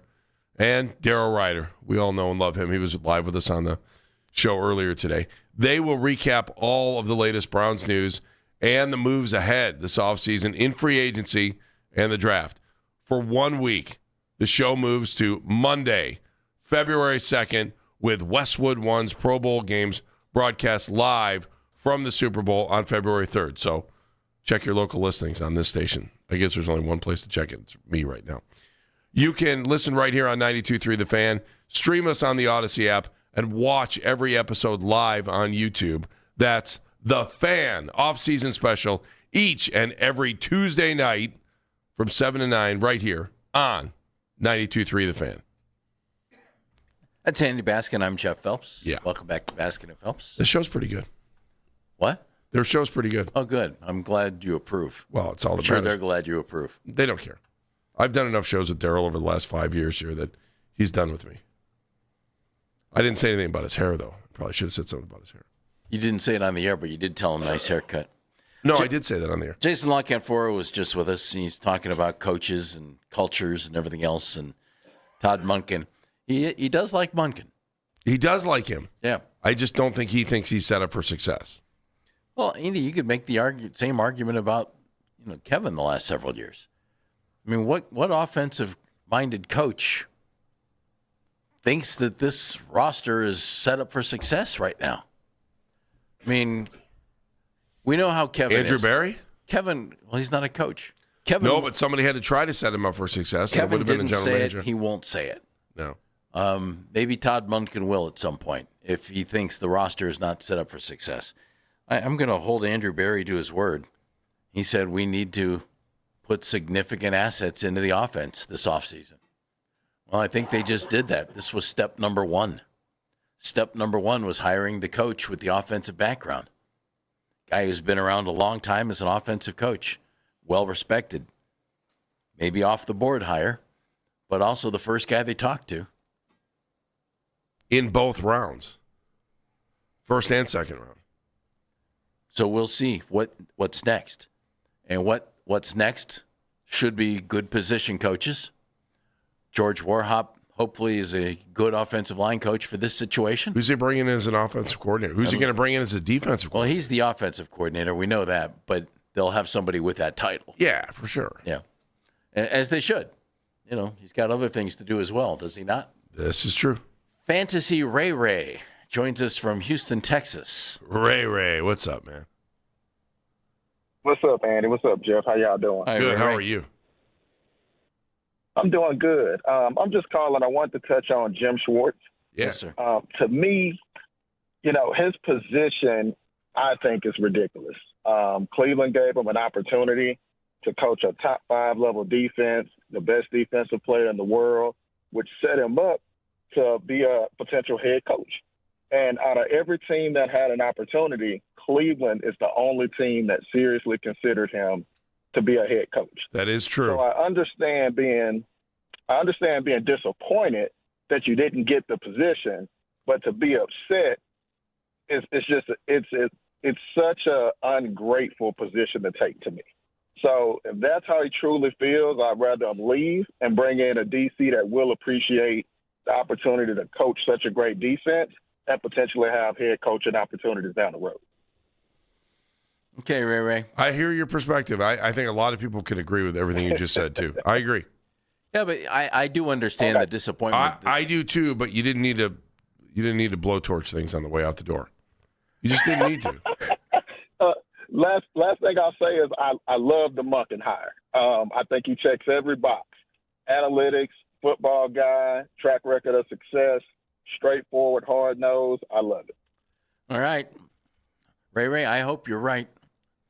You know, there will certainly be a difference between what we had with Kevin Stefanski and Todd Monken, and if for no other reason, then we've all heard Kevin in press conferences.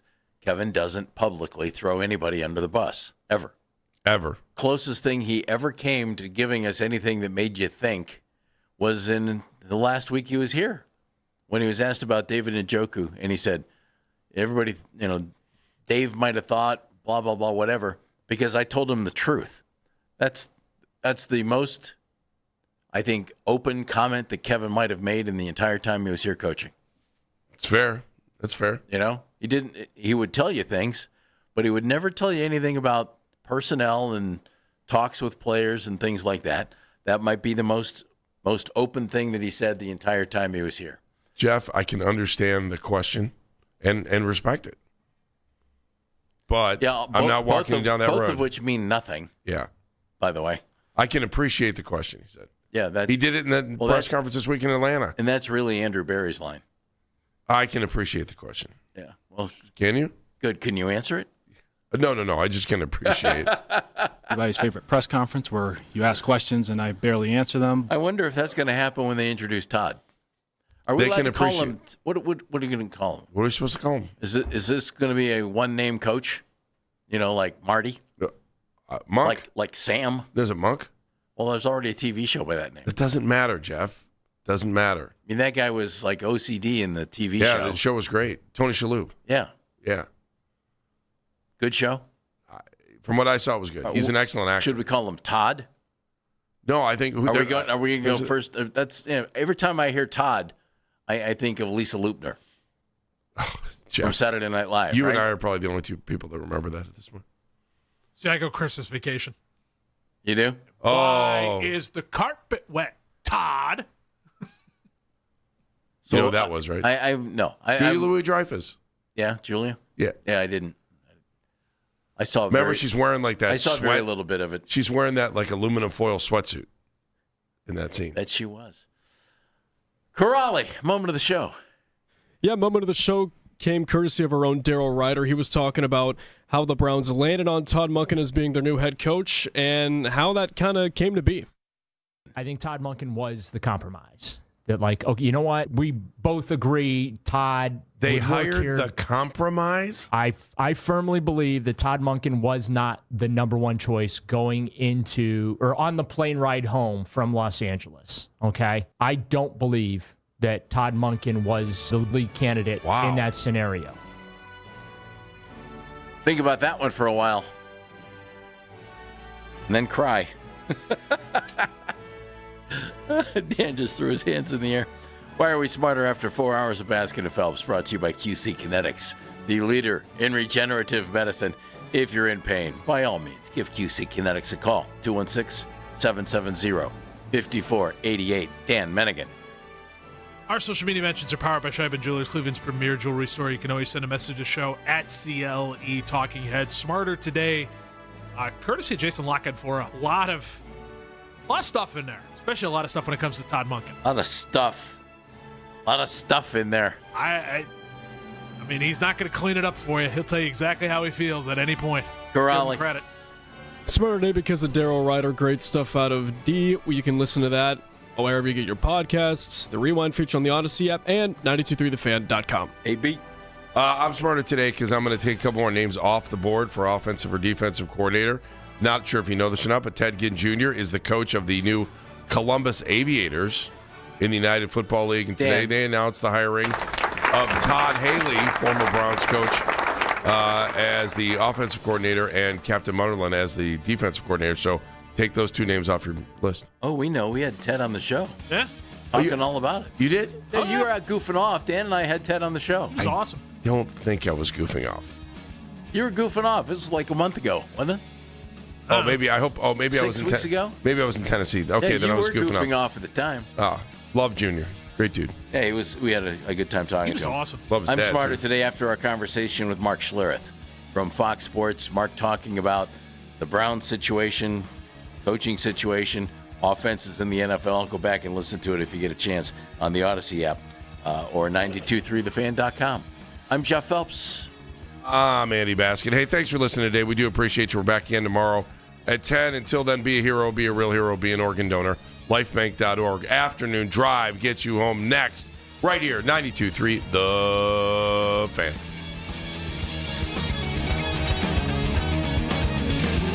And that's the show. This is an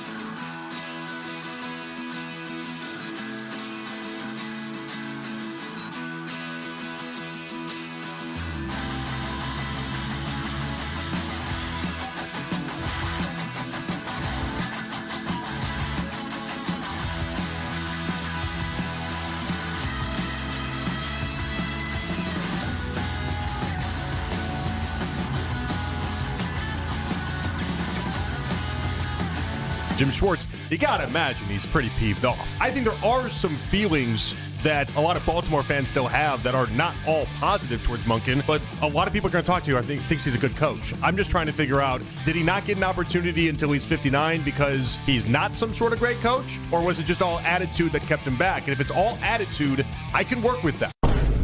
It's the Afternoon Drive with Nick Wilson and Jonathan Peterlin on Cleveland's Sports Radio, 92.3 The Fan.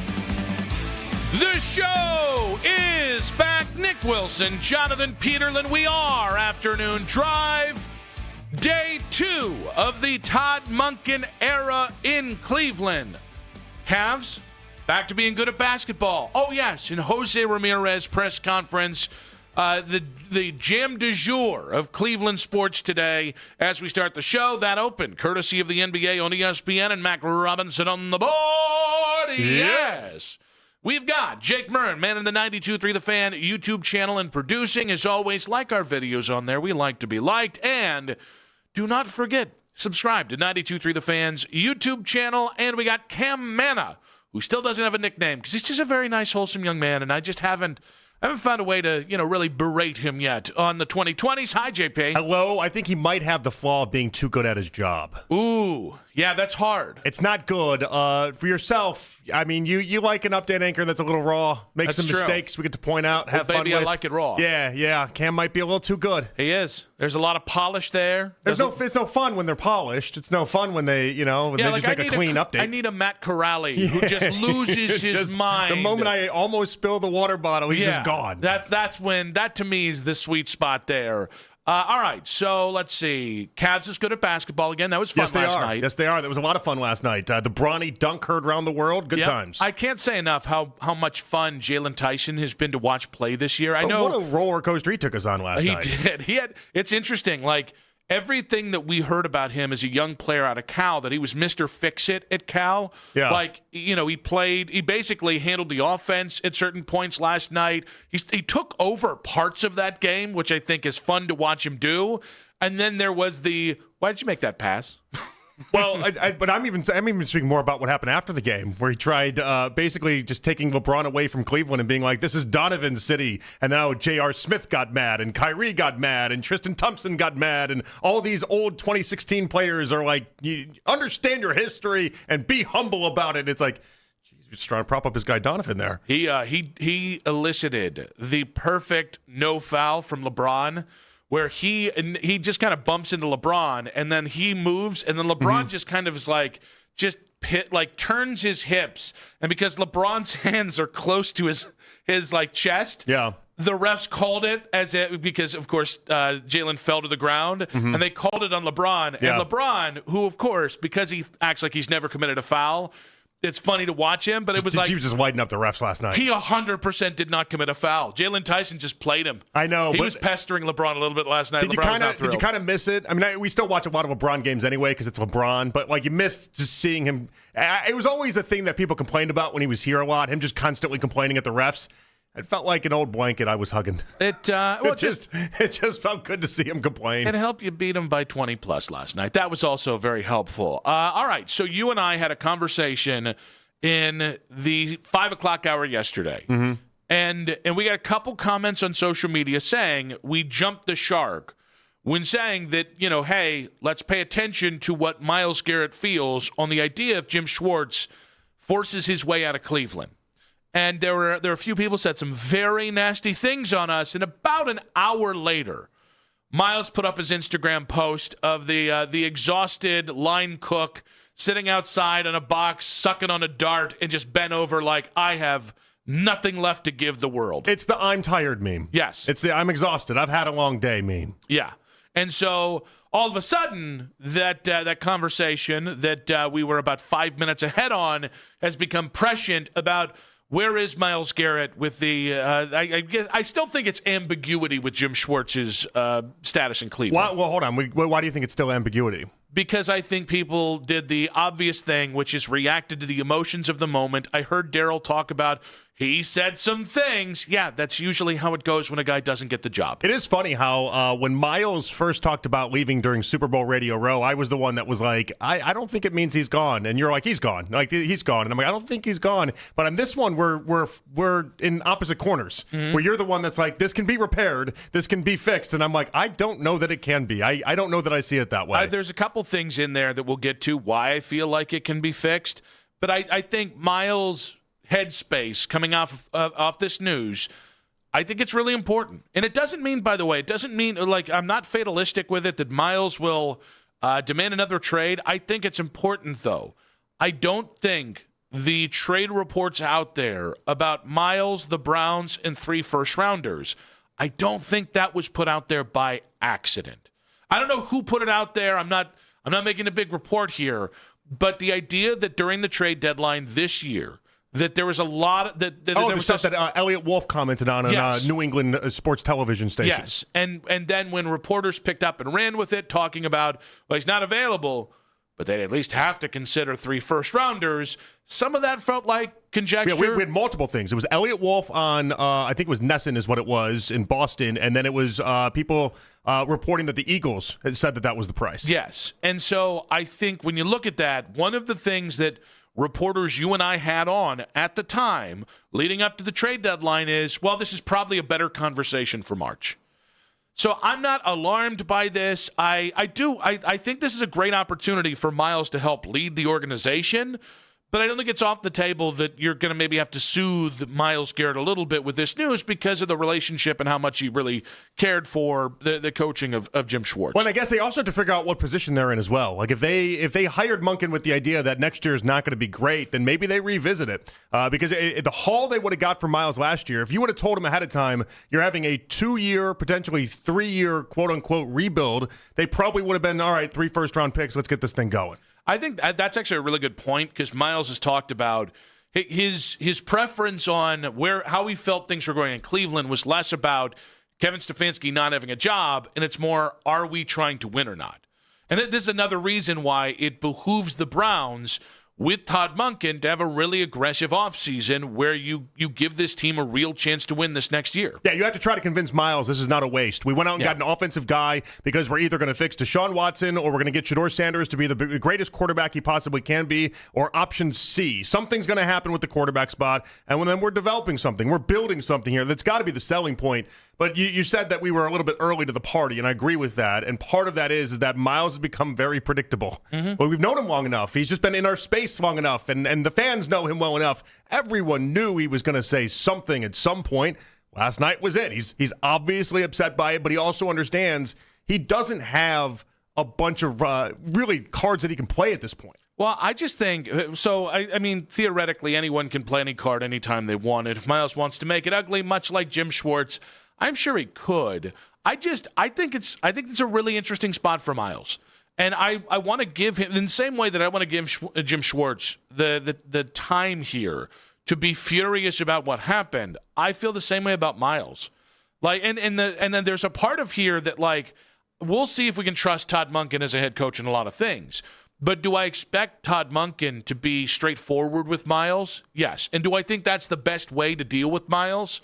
Is to just kind of have a man-to-man conversation and, hey, we're going to work to see if we can get Schwartzy to stay here, but we need you. Because I honestly think your best path of getting Jim Schwartz to stay isn't just the $6 million paycheck. It's not just a lot of really nice words by, candid words by Jimmy Haslam. I think Miles, saying, hey, come on, let's do this together. Right? Like, anywhere you go, you're not going to have me to coach. And then I think Todd Monken. But to me, Miles has to be the guy because of that relationship. He said, I fought for you. I love you. But you're going to go somewhere else. You're going to do the same job. You might as well just do it here. Yeah, I mean, Miles has got to be on the phone. You'd think he's got to try to convince him some way, somehow, because the alternative to this is you get a DC that doesn't want to basically program everything to make Miles be as great as possible, and Miles is going to suffer in the end of that. I just think, to me, that, listen, I know people have mentioned Jason Tarver, who's a big part of the staff, taking over and running the wide nine, and this is no disrespect to Jason. He's probably earned that right at this point in his life. Ephraim Banda's another name that people have thrown out there that got interviews for the Cowboys. Yeah. And there was one other one that I forgot as well. The Jets. Thank God Ephraim Banda did not take that one. Whoo, Ephraim, you dodged a bullet. But this is no disrespect to those guys. I like the proven quality. I love the track record with Jim and with Miles. And I just think it's really important. And I do think if Todd Monken wants to win over Myles Garrett, this is where it kind of becomes a lover's triangle here. If Todd Monken really wants to win over Myles, they can work together to keep Jim Schwartz in the fold. Like, I look at all of this as kind of all right, let's let the emotions of the moment pass. We kind of done that with the Todd Monken hire in general. Let's let the emotions pass. I don't know if Jim needs another 24 hours. I don't know what. But at some point, you got to send in the troops, and that starts with Myles Garrett. Yeah, the hard part is that I really do believe, like, especially with dudes, time heals a lot with guys. Guys get over things pretty quickly, all things considered. There's a lot of people, and that I know in particular, that it's like you could do horrible things, and 48 hours later, they're like, okay, I'm fine. Yeah. Like, it's just how guys are, I feel like. And maybe Schwartz is that way, maybe he isn't. But, I mean, some of the reports about him gathering his stuff, already putting it, getting ready to go, like, I don't know what type of recon or what type of damage control Myles could do, but he's got to do a lot quickly. I think what's interesting about the Myles stuff is I saw some people have a negative reaction of like, well, you can leave with him. And I'm like, all right. I saw a lot of people being like, you got the money, shut up, basically. Yeah, and I think, like, guys, I think Myles is allowed to be a little overwhelmed by this development. For sure. There's no way Myles thought this was happening. Yeah, because Todd Monken. No Browns fan thought this was happening. None of us thought this was happening. And I would make an argument, I don't even know that the Browns thought this was happening until the day they actually made that decision. So, like, this had to have caught him by surprise. In fact, I'm a little shocked that all he did was send the Popeyes meme being exhausted. It could have been a complete just meltdown, crash out on, like, Instagram Live or something. That would have been more up the wheelhouse for Myles. It was just a simple meme. And I didn't He's frustrated. I know because Kimberly Martin tweeted it out, and then it kind of became a national story that people then cling to maybe frustration. Or not me. Like, we're in the kind of afterglow of this hire.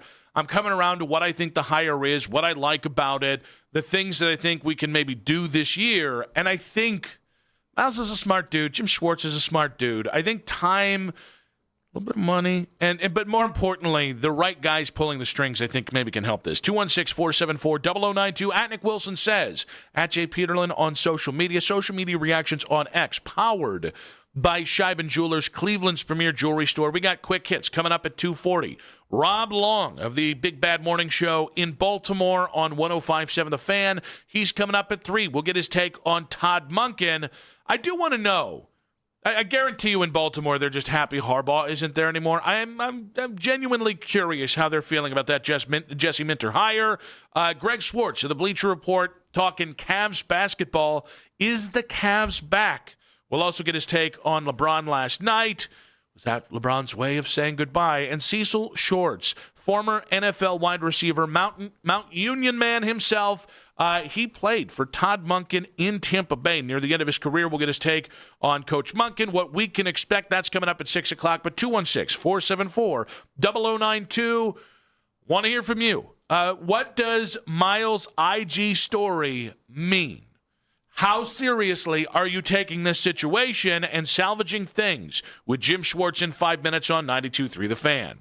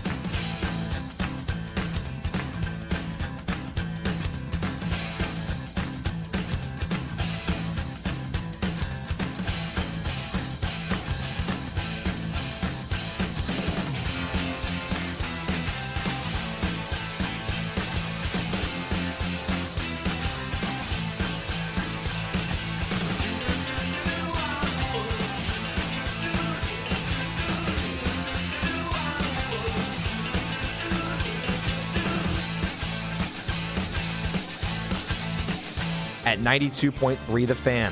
Watch our live shows and best segments all week long, 92.3 The Fan on YouTube. Headline Sports News every 20 minutes right here on 92.3 The Fan. From the University Hospital Sports Desk, I'm Cam Manna. Catch the latest Browns news all offseason long. Stream us on the Odyssey app and on your smart speaker by telling Alexa to play 92.3 The Fan. Myles Garrett is probably going to have to come to grips with the fact that maybe his defensive coordinator isn't going to be here, because I doubt, and once again, maybe I'm wrong about this, but I highly doubt that they're going to trade him. There are cap considerations. He is, once again, the leader of the defense. He's the best player on the football team, and I think it's going to be the same thing that it was last year, where Andrew Berry steadfastly refused to trade him. Now, I'm not saying that Myles is going to ask to be traded. We don't know if he would even think about doing that, because he has said numerous times that, now he wants to be here and finish it out here. But things change. So, I don't know what he's thinking right now. That Instagram post, it sent a message for sure. But once again, I don't think it necessarily is going to lead to a trade demand. And if it does, I would think that the Browns would say no. Mary Kay Cabot at Cleveland.com on with the Morning Boys today, talking all manners of Monken. We had her talking about the Jim Schwartz stuff as well, obviously the Myles Garrett Instagram post and all the reaction to that as well. Missed a moment on our show. Use the Rewind feature on the free Odyssey app, powered by Integrated Restoration, your local experts in water, fire, and storm disaster restoration. We're having a little studio debate, by the way, where they're replaying the Joe Brady press conference in Buffalo. And I can't tell if Joe Brady is more of a unit that I remember, or if Brandon Beane is just king of the short kings. So I looked up his height. His height says he's 6'3". He's obviously not stocky in any sort of way. I don't think 6'3". Next to this man, this is not a 6'3" man. Internet says 6'3", so you want to really call him 6'2", maybe? That's a 6'1" man if I've stood next to him, and I have multiple times. I'm 6'2", and you've never referred to me as a unit, so I'm assuming 6'2" doesn't qualify as a unit. So maybe if I put you next to Brandon Beane, you would become a unit. You can put me next to a lot of people. Comparative, right? You put me next to Jose Altuve, and all of a sudden I'm a giant. Like, who's that? Or he would just become, who's that munchkin right there? I almost took out Dylan Gabriel for a reason, lest we not forget. That was just you were just making a point. I always took him out. I thought he was the ball boy. See, that's a problem with being a morbidly obese man that's about 6'4" with shoulders of a god. I will say that part. Shoulders of a god. And calves of a sex hound. You know what? At least no one's ever been able to make you feel less about your body. Yeah, okay? That's true. That's right. Very happy you got a body positive image of yourself. Some of my body, sure. But there's that is funny about you, by the way. It's like certain spots you'll just be like, this isn't great. Yeah, and then other spots you're like, no one's been better in the history of mankind. Yep. Yeah, you get me talking about my ass. Legs. There's just no belief. You get me talking about my your calves, legs as if it's these shoulders. as if no one's ever had calves previously. That's true. They don't. And not then Northeast the Ohio. Shoulders, clearly a thing. Clearly, I think that's about what I've got. Okay, I think it's shoulders. I get complimented on my eyes from time to time. But what was our discussion a couple days ago? If you could have one thing in your body being just an elite athletic trait. Every guy out there's already answering it. It missed the one you answered, and you just got calves and you got shoulders, I guess. I know. There was an uneven 3D printing of Nick Wilson. Despite what the internet says, you're very body positive about yourself. Except for that part. But I have to say, the problem with being built like this is there's very few people that don't where it doesn't end up like who's the giant schmuck.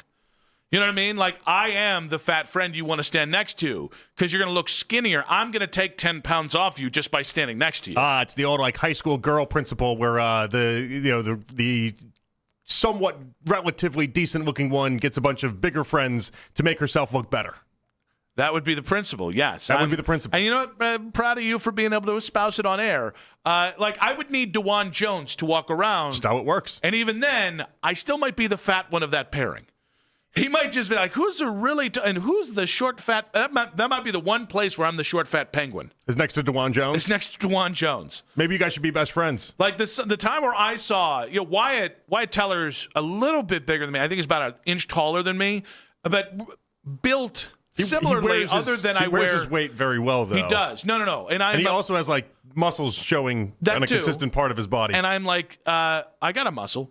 but about 60 pounds I have on Wyatt. But when DeJuan made Wyatt look normal size, I thought, holy crap. That is one of the few times in my life where I've literally guffawed at the size of another human and just been like, all right, that is a objectively gigantic human being. Was it ever demoralizing to you when you go into the locker rooms and they just assume you played somewhere at some time? Oh, I didn't know what you were talking about. Yeah. No, the demoralizing thing is the first time that I stood next to Danny Shelton and I realized that I was 3 inches taller than him. Yeah, that's tough. And about 40 pounds heavier. That's tough. Again, that's like you go into some of these baseball locker rooms. I was always like, oh, I just wasn't big enough to play baseball. And then you get older and you're like, oh, yeah, J-Ram's like 5'9". Yeah. He's like 5'10". Yeah, baseball players. You could be any height and play baseball. Except for pitchers. They got some donkeys and pitchers, man. Like if you're 6'5", the Guardians will find you and you will throw for them. That was the comical thing about the Guardians last year. They had a very short team positionally, and then they had these monsters for pitchers. I kind of like that. You balance.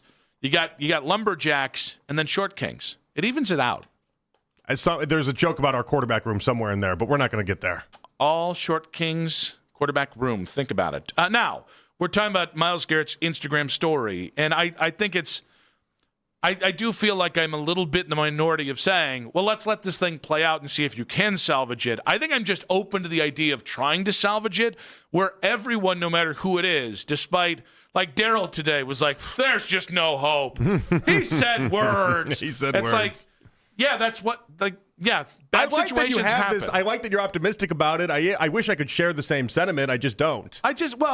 Guys, in fairness, I'm being informed by not letting Myles Garrett out of the building. Like, if you can salvage wherever you were with Myles, and obviously this one won't be with $40 million, if you could make that trade request go away with how public and nasty it was, I'm imagining the recruiting base that you have, which is Myles Garrett, Todd Monken, Denzel Ward, Jimmy could pop in and maybe give him a shoulder rub, and like $6 million. Imagine at some point Jim is going to stop being angry. The question is, are you going to pick your timing right? Like a salient organization should be able to handle the blowback of this and land the plane. Well, they don't have all day. I mean, they have to at some point. I get the idea of like you got to be cautious about when you do it, and you got to really let him, vent, and maybe take him to one of those escape room type things, or one of the rooms where you just get to break a bunch of stuff. I don't know, figure that out. I was gonna say escape room's the wrong one. We don't want Jim to escape. One of those rooms where you just everyone puts on the safety goggles, the rage rooms. That's what you're thinking about. There it is, and you just take a baseball bat and just break a bunch of stuff. I don't know. Figure it out. Let him figure it out for himself, but you don't have all day, because I would imagine the 49ers are going to come calling. I imagine some other teams. I heard a rumor that the Steelers could have interest in him, even though that's not the defense that they run at all. They would just upset everything and turn it around for Jim Schwartz. You got to be quick on this. You got to act on this. You don't really, because you've got him under contract. Well, I mean, obviously you got him under contract, but if the 49ers come out and say, we're going to give you the assistant head coaching job, and we're also going to give you $5-6 million, whatever it is, then Jim Schwartz comes to the Browns and says, that's the deal. I'm off now. I've made up my mind. If he's made up his mind, it might be too late. So this is an interesting part. Some contracts do have it written in there, and this might be something maybe we can ask Daryl or somebody else. Some contracts for the team, you can block somebody by then giving them a promotion. So meaning like the Browns could just say, well, we have a clause in your contract that we kicked you up to be a head coach. And others aren't, so we needed some clarity on obviously what his contract is. And that would obviously help within this conversation. Then listen, San Francisco, you want our defensive coordinator? Cool. I want your second-round pick. You want to come take Jim Schwartz from me? That's fine. Jim, you're so mad. You're so upset. You guys, finagle a second-round pick for me. We'll take Mac Jones for Jim Schwartz. I want a second-round pick. And then it's basically what Mac Jones is going to cost on the open market. I don't believe that. I still refuse to believe that. But, yeah, give me a second-rounder. You want Jim Schwartz, that's cool. But there's a price to pay for Jim Schwartz. Okay. I'm rooting for you in this. I like the lengths that you're trying to go to keep him. I just don't know that it's reality. If he's made up his mind and he's going to be, but when did everybody make up our collective mind that this was not salvageable? I think it was when Pelissero had the report that he had grabbed all his stuff, he'd put it all away, he'd collected everything out of his office, and then had told everybody goodbye at length and said, "I'm never working for this team again." Yeah, but we don't know where he is 24 hours later. And I'm not saying that all of a sudden he's like Zen and he's maybe had a gummy and he feels great now. I just think a lot of people in life have been, a lot of people listening right now have been passed over for jobs before, and you know how that feels. Some people take it with stride, other people's don't. It's how it works. Yeah, I think the NFL is just so different because of the way contracts work, and because there's just so many different relationships, and there is a huge money component that you and I on any job, it's tough to kind of correlate it to. And I hear a lot of people say this thing of like, oh, he's a prideful individual. I mean, he's 60. There but he's aren't 60, a lot though. of people that I don't know that are prideful. No, but he's 60, and when you're 60 and he's made millions upon millions at this point, I don't know that working for another $5 million a year job, even if it is that, I don't know that is enough to offset the idea that he feels like he got passed over and is rightfully pissed about. Yeah, but I also don't not know. Like I think there's a lot of people reacting to the initial report. And I think it's interesting because, again, like I think smart organizations understand there's the immediate emotion of the moment. And Jim reportedly was telling people leading into it, I'm only coming back if I'm a head coach, this, that, and the other. All right, well, let's give it a test. 24 to 48 hours afterwards, have Miles make a pass. And if that doesn't work, listen, I think in the end, this is a great opportunity for Todd Monken to also earn some points here in Cleveland with Miles and with Browns fans by recruiting Jim Schwartz to stay. I think there's just a lot of things. There are a lot of cards that could be played. And the one thing, this is why. Yeah. Because I'm not letting the Browns off the hook for this. You've made your bet in it, and you've upset Jim Schwartz. Now you figure out a plan of attack to try and keep him. I don't like the idea of just giving up because, he said some no-no words. He used a high-volume voice. If Jimmy Haslam doesn't like somebody being yelled at, I think he's in the wrong business, and I'd be surprised if Jimmy hasn't been yelled at before. I also think Jim is very different in this regard, not only just because of the age and where he's at in life, but he's been away from football before. He took a 3-year hiatus from football, and then he found ways to find himself involved with the Titans and do little things here and there. But he had to step away from the game, and so there's I would imagine there's a part of him that deep down wants to be doing this football thing for a very long time. But there's also probably another part of him that saw the taste of what retired life essentially looks like as he missed those 3 years, and is like, all right, that's better than just running it back as a defensive coordinator for the rest of my life. And that's well, I think that's the thing. Like it's not like he's going to San Francisco and next year he's suddenly going to become everyone's cup of tea for a head coaching assignment. Like he is, like the knocks on him here are going to be the knocks on him there. And that's the reality I think that he's got to cope with right now. And this, I think, is the hard part for him, is that you're 100% right. He's not going to go to San Francisco, and the next year there's going to be a bunch of head coaching opportunities knocking on his doorstep. At this point in his life, the NFL world has told him, you're not a head coach. We don't want to give you another opportunity. And he thought the Browns were a real shot, and they were a real shot to give him that chance. And when they said no, I think he was just the reality set in for him. It's not going to happen. And by the way, if we get to the letter of the law, Jim deserves a lot in the NFL, but no one deserves to be an NFL head coach. And I think that's I think he's smart enough to understand that. And I think if he really values Myles Garrett and Denzel Ward. Is there an element of this that he might have to stifle his ego a little bit? Yep, there's a part of that. But I think, you don't get to 60 by not maybe challenging yourself and overcoming things and dealing with things that maybe aren't the most positive thing.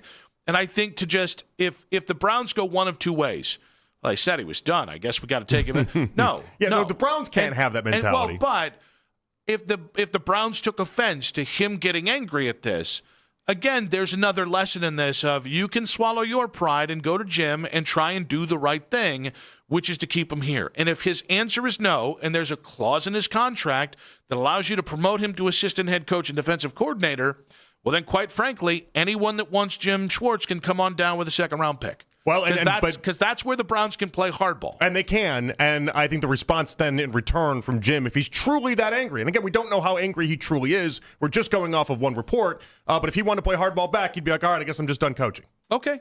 And that's where you lie then. That's fine. And then basically nobody gets what you want out of it. That's also fine. It's on the table. I honestly, at this point, if I'm the Browns, it's either Jim Schwartz coaches as your defensive coordinator and assistant head coach here next year, or Jim Schwartz doesn't coach in 2026, and in 2027 he gets a new job.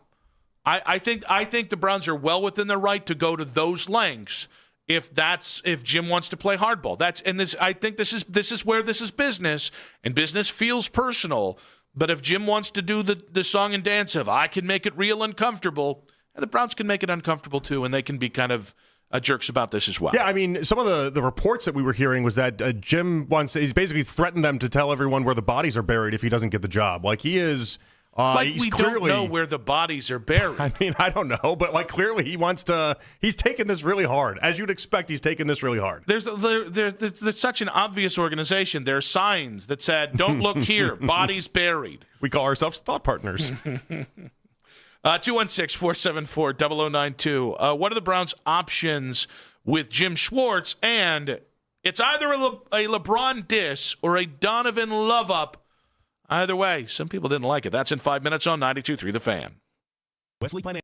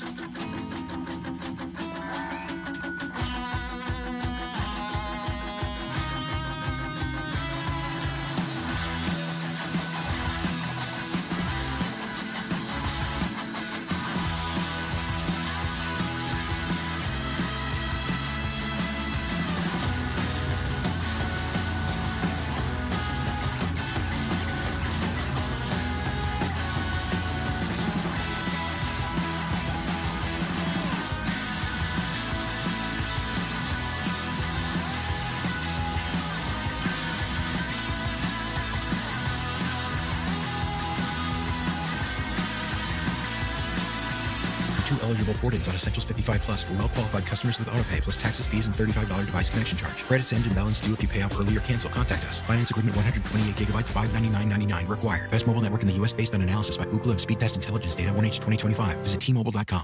There's only one place to hear breaking Browns news. This is the radio home of the Cleveland Browns. 92.3 The Fan.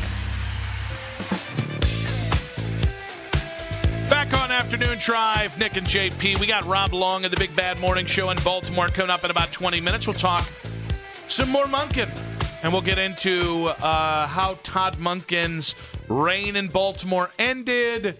I'm curious if they're as excited about the Jesse Minter hire coming out of the Harbaugh time as maybe some people in the national media are. Plenty to get to with Rob from our sister station in Baltimore in 20 minutes. But let's get to quick hits.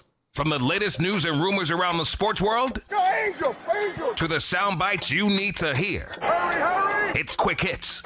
Well, JP, we were just talking about Jim Schwartz. And we're talking about Jim Schwartz. Do you want him back? How do you make that? Is it salvageable, right? Ken Carman today on the Morning Boys decided he doesn't want Jim Schwartz back. If Jim comes back, I will not like that either. I got to tell you, I think it's over. Oh, that's I think interesting. It's over. Yeah, you wouldn't even take him back because he's just going to come back for money, which means he's going to like the money, and then he's going to be pissed. Myles Garrett came back for money. Guess who's pissed?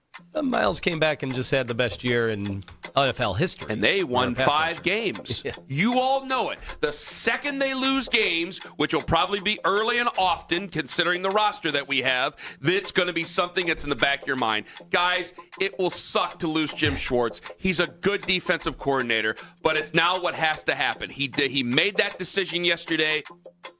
I disagree, obviously. Money's part of the apology. I don't think it's the only reason he comes back. I think the reason he comes back is he likes coaching Myles Garrett. He's going to be doing this exact job no matter where he goes. And quite frankly, year 4 in this system with the players he has gives him a better shot of being a head coach than year 1 switching system somewhere new. Well, there is something to the idea of just keep building on this thing until they get it right. I mean, that's got to matter to him, I would think. I don't want to do it for the reasons Ken laid out.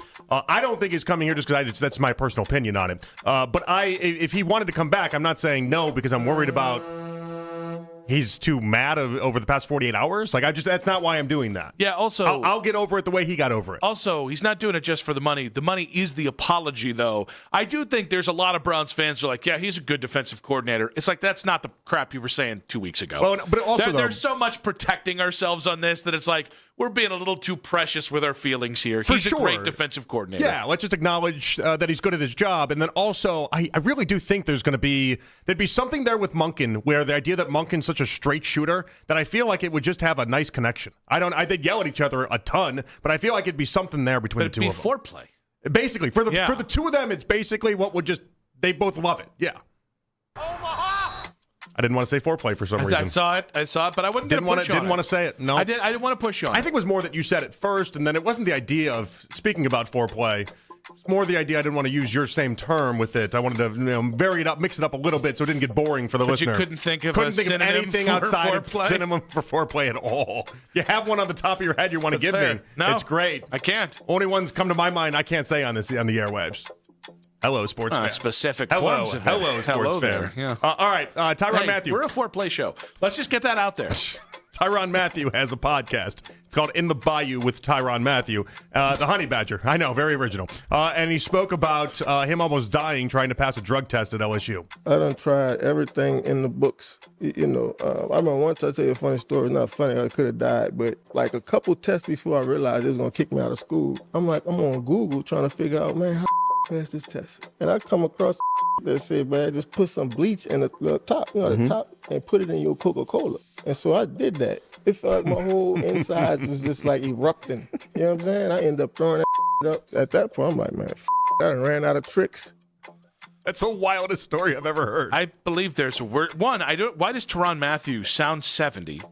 2, he sounds a little bit like. Did he think that the Coca-Cola was going to cancel out the bleach? I think maybe in his mind there's so much acid in the Coca-Cola. It watered down the bleach enough. I'm not really sure. Listen, there are some insane stories about what guys will do to pass drug tests, including sticking things where they don't belong. That's still not crazier than I drank Coca-Cola, which is acidic as hell and already really rough on your stomach.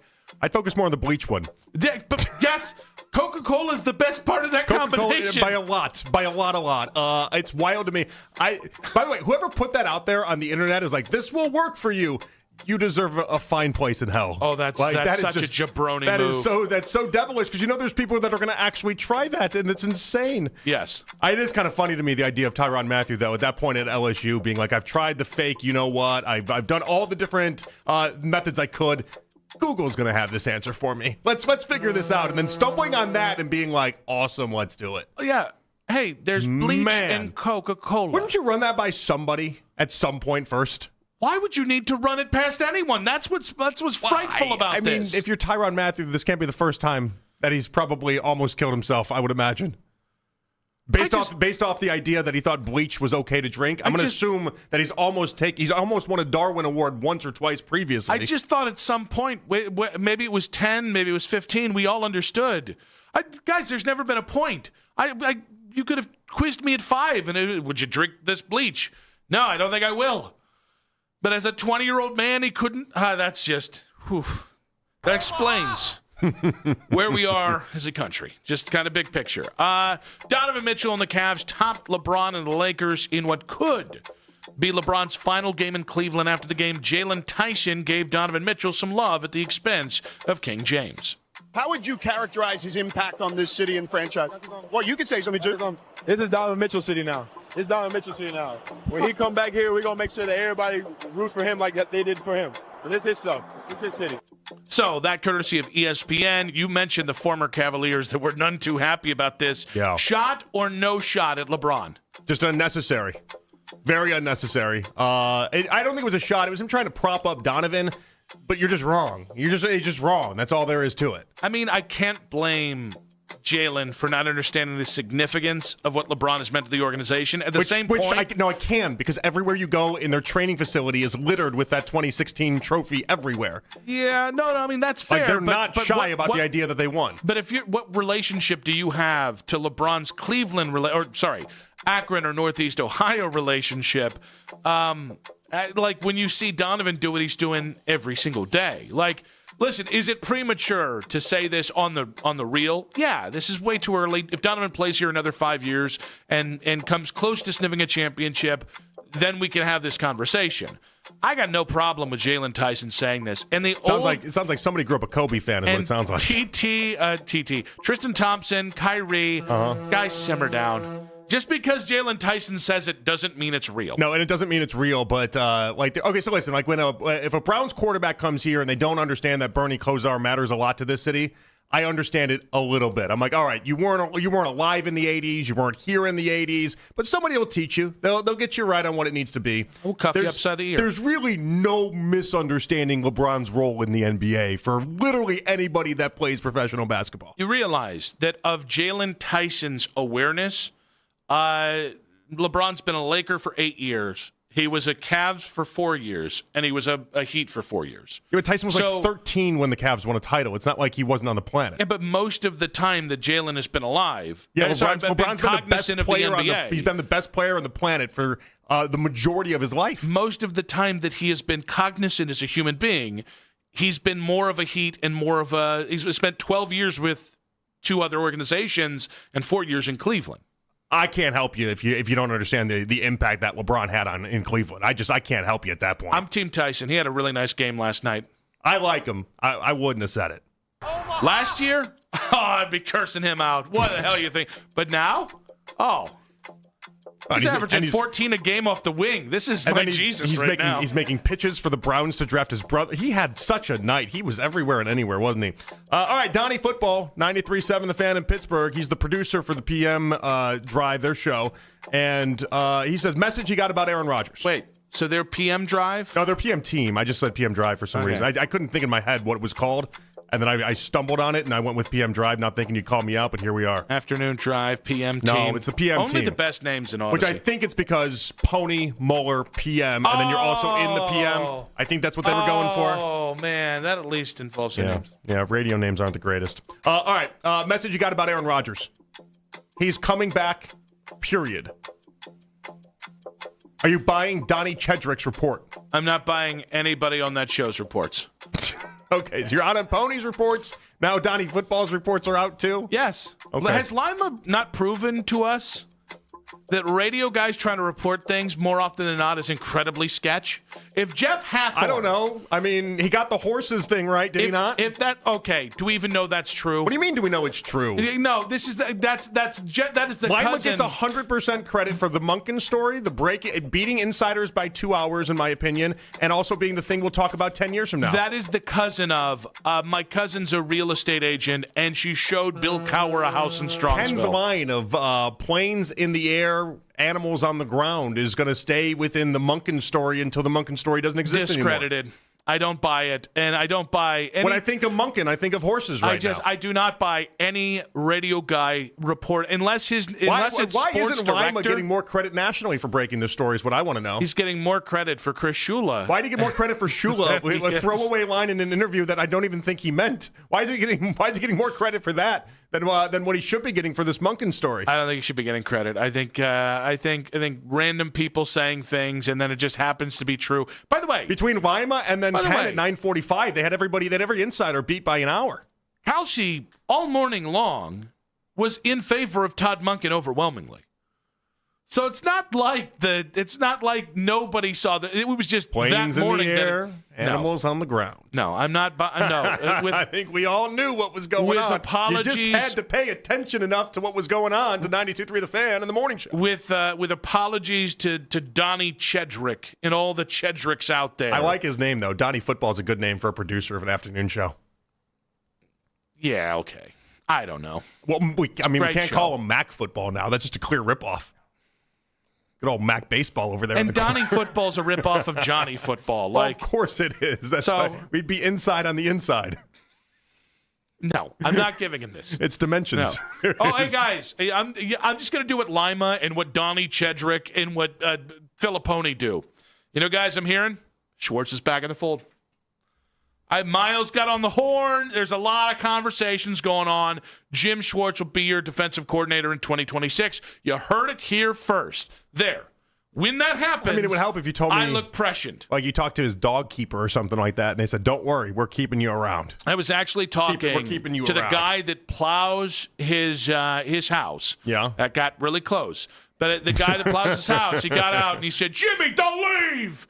And he went, "I'm not leaving. I'm just getting that raise, kid." That's exactly how it went down. Almost at a 90s cowboy situation there. Shorts in the corner, drinking his beer. That's right. Keep going. I do declare. All right, if it happens, if Schwartz stays, you heard it here first. Yeah, guys. If Schwartz stays, we'd we like can just, some credit. Because not radio me. people. This is not my report. This is your report. And by the way, I'll say it again. LeBron James was telling people yesterday at the Q. It's not called the Q anymore. It's called the Rock or Rocket or something like that. Red Rocket. I don't know. He was telling people at the arena, "I'll see you in June and July." That's what he was saying. I can't listen. That's just what he was saying. Why would he be seeing them in July? If you actually tweeted that out, it'd get a lot of likes, I bet. Rob Long of the Big Bad Morning Show in Baltimore. Now, that's an original name for a show. 105.7 The Fan in Baltimore joins us next to talk Todd Monken being the Browns' next head coach on 92.3 The Fan.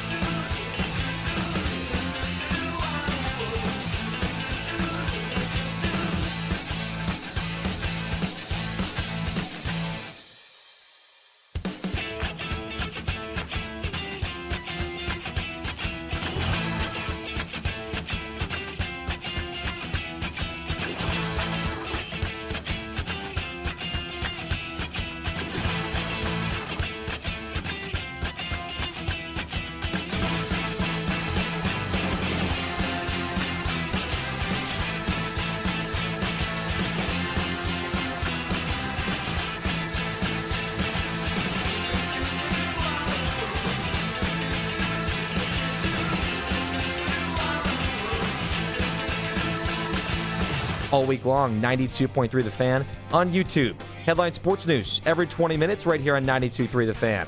From the University Hospital Sports Desk, I'm Cam Manna. The only place for Browns news on your way into work. The Ken Carman Show with Anthony Lima. Weekday mornings starting at 6 a.m. 92.3 The Fan.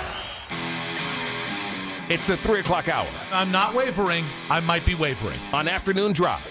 And the Fan is looking for a winner. Enter the code word INK, I-N-K, at 923thefan.com before 4 o'clock for your chance to win a pair of 3-day passes to the Incarceration Music and Tattoo Festival, July 17th through the 19th at the Ohio State Reformatory. Get tickets at incarceration.com. It's all from Incarceration Music and Tattoo Festival 2026 and Sports Radio 92.3 The Fan. The Swartz will be with us coming up at 4 o'clock. Greg Swartz of the Bleacher Report talking Cavs, LeBron, and whatnot. Nick and JP back with you, though. Todd Monken, have you heard about this? Have you seen about this? Have you heard about this? He's the Browns head coach. To get the inside skinny on what we're getting in Todd Monken, the hire in Baltimore as well, we head out to the Make It Right Call Kyle Wright hotline and welcome on of 105.7, The Fan out yonder in Baltimore. Stupid-ass computer in front of me. The great Rob Long. Rob, welcome back to the show. Thank you very much, guys. How you doing today? We're doing all right. I think yesterday was a day of many emotions. Today, we've found our reason and intellect. What was your reaction to Todd Monken getting the hire here in Cleveland? I didn't see that coming. To be honest with you, I thought Todd Monken would end up in New York with John Harbaugh, his former head coach, as the offensive coordinator, do a couple more years there and then see where he would land after that. I'm not saying it's a bad hire by no stretch of the imagination. It's just one that I didn't see coming. I don't know what shocked me more, the Browns hire or the Steelers hire. Interesting. All right. Well, so how did this end in Baltimore for Monken? Like, by all accounts, wasn't great with Lamar at the very end. The offense wasn't great, obviously, the whole last season. But how did this end in your eyes? Personally, we have revisionist history. Todd Monken was criticized for many things that previous offensive coordinators were criticized from, dating all the way back to Cam Cameron. It seemed like every offensive coordinator left here with the same criticism, which leads me to, there's a policies and procedures manual, the way you do things. The one steady, the one constant, and that was John Harbaugh. I saw Todd Monken, and I'm a big SEC fan. I saw him in Georgia. That offense I saw in Georgia wasn't the one I saw here in Baltimore. The tendencies that I saw in Georgia wasn't what I saw here in Baltimore. But I saw the same tendencies with Monken here towards the end that I saw with every other offensive coordinator towards the end. So I don't know. I do know. I don't think the problems that we had at the end were just Todd Monken. I think a lot of that was who he worked for. It's interesting. The year before Todd Monken comes to Baltimore, there's the contract kerfuffle. There's some criticism and that ongoing criticism about Lamar as a passer and how he plays late in games and when they're behind and all that. And then obviously, year two of Monken, and all of a sudden Lamar's going for 4,000 yards and 41 passing touchdowns. I guess this is a long-winded way of asking, how much credit does Todd Monken get for Lamar's development as a passer in that second MVP? I think more of the offense gets a lot of the credit because if you look at Lamar Jackson in 2019 before Todd Monken, he proved then that he was a passer. They ran the ball a whole heck of a lot that season, but I think Lamar proved that he was a passer before Todd Monken came in town. I think when the 4,000 yards and things of that nature was, he had different weapons, and also the offense was different. Greg Roman ran a very elementary-style passing game where there were receivers almost next to one another holding hands with Lamar would throw the football. It wasn't that way with Todd Monken. So I think the revolution of the offense, Monken could take more credit for than Lamar Jackson. How do you think he'll be as a head coach? I don't know. To be honest with you, I don't know because I don't see him as being a very outgoing or talkative type of individual. I didn't see that here because John Harbaugh cast a big shadow. I think he's a very good coach. I think he's an outstanding offensive coordinator. But when you don't, if you ask me how the Ravens' new head coach, Jesse Minter, is going to be, my answer is going to be, I don't know. I expect good things from him. I expect big things from him. Todd Monken's a football guy. If he has any organizational skills whatsoever about him, I think he will be a good head coach. But you are as good as your quarterback. And who's that going to be in Cleveland? You are as good as the organization that's in front of you. How good is that in Cleveland? So I think Todd Monken's success, like any other head coach, is predicated on what's around him. If he can get the pieces around him, he can succeed. But he or no other coach is going to succeed. When you guys had Baker Mayfield, Baker was playing pretty decent. Stefanski was coach of the year and doing great things. Then all of a sudden we hit the carousel of quarterbacks, and I can't even name how many you've had over the last 3 years. All of a sudden, Stefanski looks like he can't coach. Well, that's what bad quarterbacks make you look like you can't coach. All right, Rob, we've already gotten George Warhop, the former Ravens offensive line coach, to join Monken here. Just from that perspective, I know there's some coaches that Jesse Minter wants to keep. I know there's some coaches John Harbaugh wants to take. What's the latest on potential coaches maybe joining Todd Monken from that Baltimore staff? We haven't heard anybody else really, because it all depends on what I think. I think Todd Monken is going to be the other shoe that drops. I think we have to wait and see what John Harbaugh is going to do ultimately before we know what Todd Monken is going to get. I would venture to say the majority of those coaches have direct ties in relationship with John Harbaugh, more so than in Cleveland. And that's why I was so surprised, because he doesn't really have that long list of guys at his disposal here in Baltimore. So that made me a little bit surprised too. I did not know Cleveland would go this way. We've not heard anyone who else is potentially go to Cleveland. It's more what John Harbaugh wants. He's going to get the pick of the litter. He's probably going to get the first picks. And it'll be really interesting to see now that Monken has gone to Cleveland, he was the first choice for offensive coordinator for Harbaugh. Who's next for Harbaugh? And that may hurt Monken, because, the next guy in line may go as well. Rob, I got one more Monken question. A lot of people go back to that Week 16 game against the Patriots and how they handled the rushing attack in the fourth quarter and not using Derrick Henry for the final 11 minutes. Was that a constant criticism with him, or was that just some isolated times? Let's go back to the AFC Championship game where, you only had 6 handoffs to your running back. Was that Todd Monken? Was that John Harbaugh? We've gone games before Todd Monken where people disappeared from the roster, from the lineup. I call the Ravens offense the either-or offense. You had guys like Isaiah Likely and Mark Andrews in the offense, and either one of them would go off. You could not incorporate 2 people. And I'm gonna answer the running back question, but I'm just trying to give you some background. This has been a constant with the Baltimore Ravens offense. Talented players disappear. That's why Hollywood Brown wanted out of town, because talented players disappear in this offense, even before Todd Monken. So was it a constant with the running back position? Not so much with Derrick Henry. That's why people were so up in arms. And the response that Harbaugh gave us, well, it wasn't Henry's turn to be on the field, despite it being a close game. You got a Hall of Famer, on the sideline because it wasn't his turn. I can't say it was a constant issue with Monken, but throughout the years, there's been constant issues. It's not the running back, tight ends, wide receivers, you name it. It's been constant with the Ravens offense, even before Monken. So, Rob, obviously looking at the head coach hire that Eric DeCosta and your owner has made here, Jesse Minter, what's interesting about this is I remember the second the job came open, I was like, oh, that makes sense for Jesse Minter because he had been on the staff there, the Harbaugh connection, he's Harbaugh adjacent. And then they ran this, what seemed to be a pretty diverse search, and still ended up on Jesse Minter. I'm just curious about what you think of that hire and the process that led to the confirmation, the coronation of Jesse Minter as the next head coach of the Baltimore Ravens. Well, rumor is it was a second team that was really pushing it. They really wanted Jesse Minter, and they were probably going to make an offer to him, and it sped up the process for the Ravens to choose Jesse Minter. As far, I don't know, nationally, a lot of names were being talked about, but here in Baltimore, and especially on our show, we thought there were just 2 guys. That's Kubiak and Minter. Those other guys I thought was just window dressing. I didn't think those guys really were consideration, Flores and all that. I never thought twice about them. Salah, I thought the 2 guys were Kubiak and Minter. And then all of a sudden, during Steve Bisciotti's press conference, he said the next coach may not have a great record when we bring him in. So then people start thinking about Stefanski. Is he talking about Stefanski? Because I think in terms of the retread coaches, he, in my opinion, was the most likely to, because he was younger and he had some success before the bottom fell out there in Cleveland. So all of a sudden, the third guy started creeping in. But when it was all said and done, it was Minter, and I think is what you said. Number one, we had a guy named Adafi Owe in Baltimore who had no sacks this year. He goes to Los Angeles, what Minter is. He had 7.5 during the regular season after the trade, and he had 3 in the playoff game.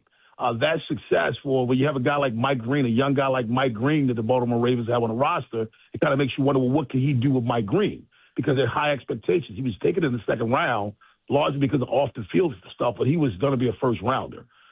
So I think with the lack of success of the defense last year, it led them to wanting to go defensively. Lamar Jackson's going to be fine regardless of who's on that side of the football calling plays because he's that kind of guy.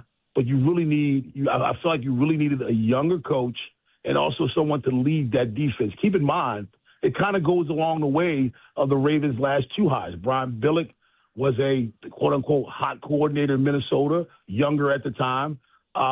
Even though John Harbaugh had never been a coordinator, he came from a very successful coaching tree, not just his dad, but also Andy Reid. So now you get a guy like Jesse Minter who had some familiarity with the system because he's been here before. He also, from that similar coaching tree from Harbaugh and other guys, Jim and John, it made a lot of sense. And his ties with former coordinators and assistant coaches as well, where he could probably put together a staff a little bit quicker than some of the other younger guys. What was the fallout from the Baltimore Sun report and some of the other stuff we've heard since about like the Dolphins and then even some wild trade scenarios that have him going to the Raiders for Max Crosby and then the number 1 overall pick, which would be Mendoza? What has the fallout all been? Lamar Jackson? Yeah. Okay, Lamar Jackson, and this comes up a lot, but let me ask you a question, honestly. Do you want to play for the Raiders? No. Okay, Lamar Jackson has a no-trade clause. So in order to trade Lamar, you got to trade him somewhere he wants to go. There's no way you're going to tell me you want to play for the Las Vegas Raiders. There's nothing out there that makes you want to play there. Then the Miami Dolphins, when he wants to go home. How many NFL players play at home? Where does that come from? He wants to play in the warm weather. I don't know where these things come from, but they seem to get legs. It makes the teams that people are naming, it makes no sense for a guy that goes for a successful organization. He's going to get paid regardless of where he plays. Why those organizations? That makes no sense to me. I threw out a possibility before the guy just completely flamed out in the postseason. You know, maybe a Houston situation where you get a starting quarterback and C.J. Stroud in return. But I don't want C.J. Stroud now with what we've seen lately. But I'm just saying it has to be a trade that makes sense for both parties. Lamar Jackson with a full no-trade clause in his contract, the teams that people name, it makes no sense for Lamar Jackson to want to play for those teams. Rob, great stuff, buddy. Always appreciate you. Enjoy the beginnings of the Minter era. We're going to hunker down with Monken, okay? Thank you very much. Hey, good luck to you. I like Monken. I like him.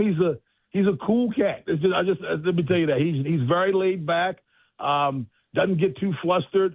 I don't wish him too much success because you're in our division, but I am very, very biased to Todd Monken. I try not to sound biased, but I'm hoping that he's successful down there in Cleveland, not at the expense of the Ravens, of course. That's exactly what I want. I just want to kick your asses for like the next 10 years. Rob, you owe us one, buddy. The people in hell want ice water. They might get it before I get the Browns beating the Ravens' ass. All right, buddy, be good. I'll be good. Rob Long there, 105.7 The Fan in Baltimore, host of the Big Bad Morning Show on the Make It Right, Call Kyle Wright hotline.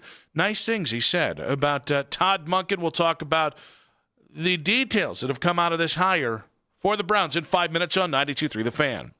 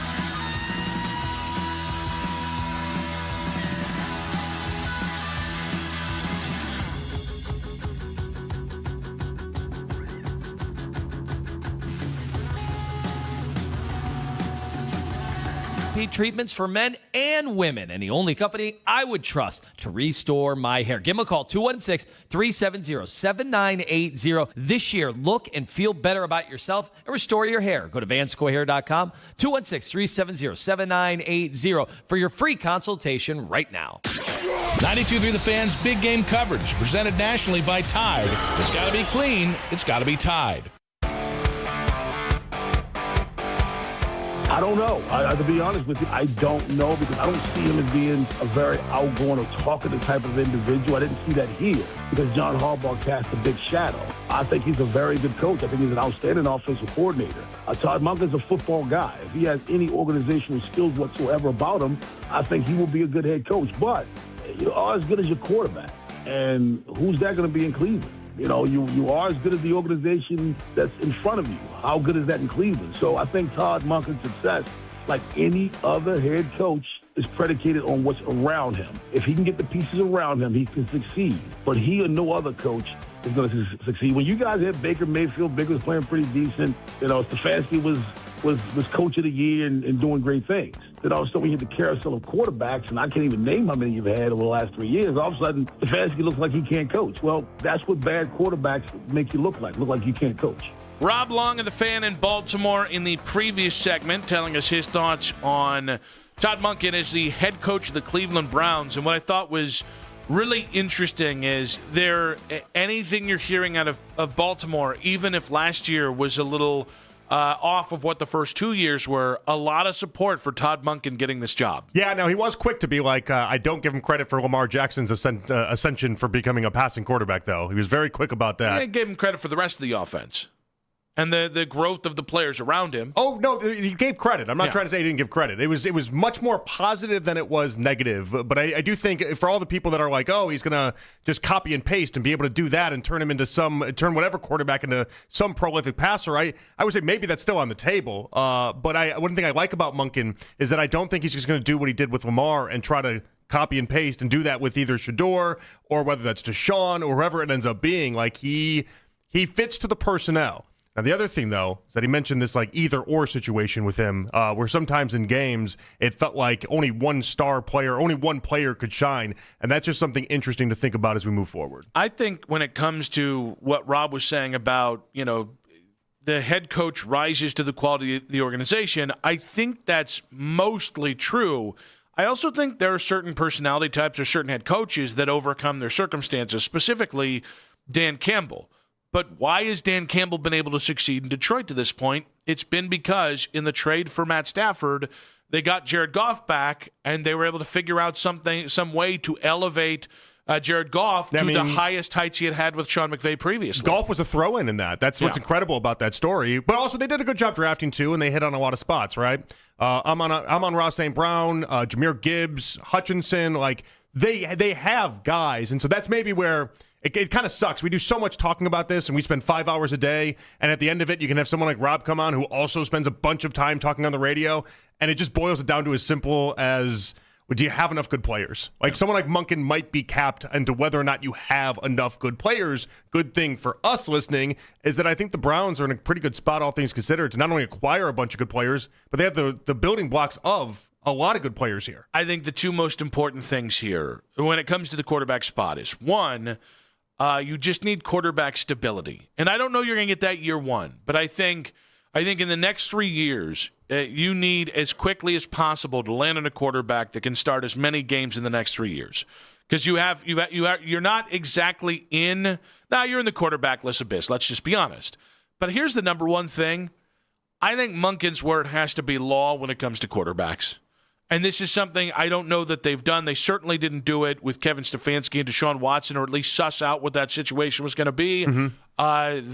Any quarterback that goes in that room needs to be done because Todd Monken believes that guy is going to be either a starter or a capable backup or a developmental piece. You cannot go off the board the way I think you did too many times with Kevin. Well, yeah, and it'll be interesting to see. Does Monken come in and instantly have a guy in free agency that he wants or a guy that he's interested in, and how immediately will they respond to that? Or was part of the pitch. I mean, we saw the report from Albert Breer in his mailbag today. One of the questions that the Browns had out of the 6 questions that they had for people that were interviewing for the job was, what would you do with Shedeur Sanders? How would you make him better? And so, like, they clearly are trying to make what is here work. It's just whether or not you can. One of the developments that have come out about this since we went off air yesterday, and I can't remember if it was late last night or this morning, at times a flat circle, but was that Todd Monken is getting a 5-year extension, a 5-year commitment from the Browns. Yeah. And it's interesting. I think a lot of people took that and went with it. I think, listen, contracts don't really mean much to Jimmy Haslam once you get into year 2 or year 3 of them. Yeah. But I do think that's a good. I think that's the kind of contractual stability that a guy.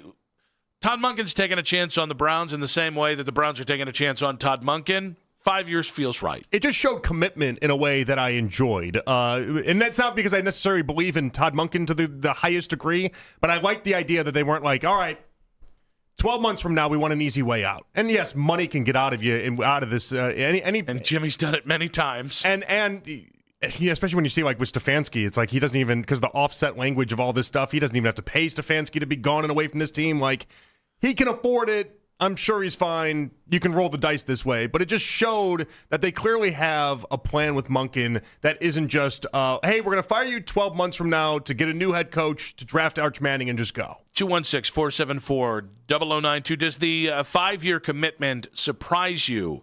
I think, and listen, all of this is done with the asterisk of if it's a dumpster fire, it's a dumpster fire. You can't help it. Mm-hmm. But the Browns need this to be at least a 4 or 5 year hire.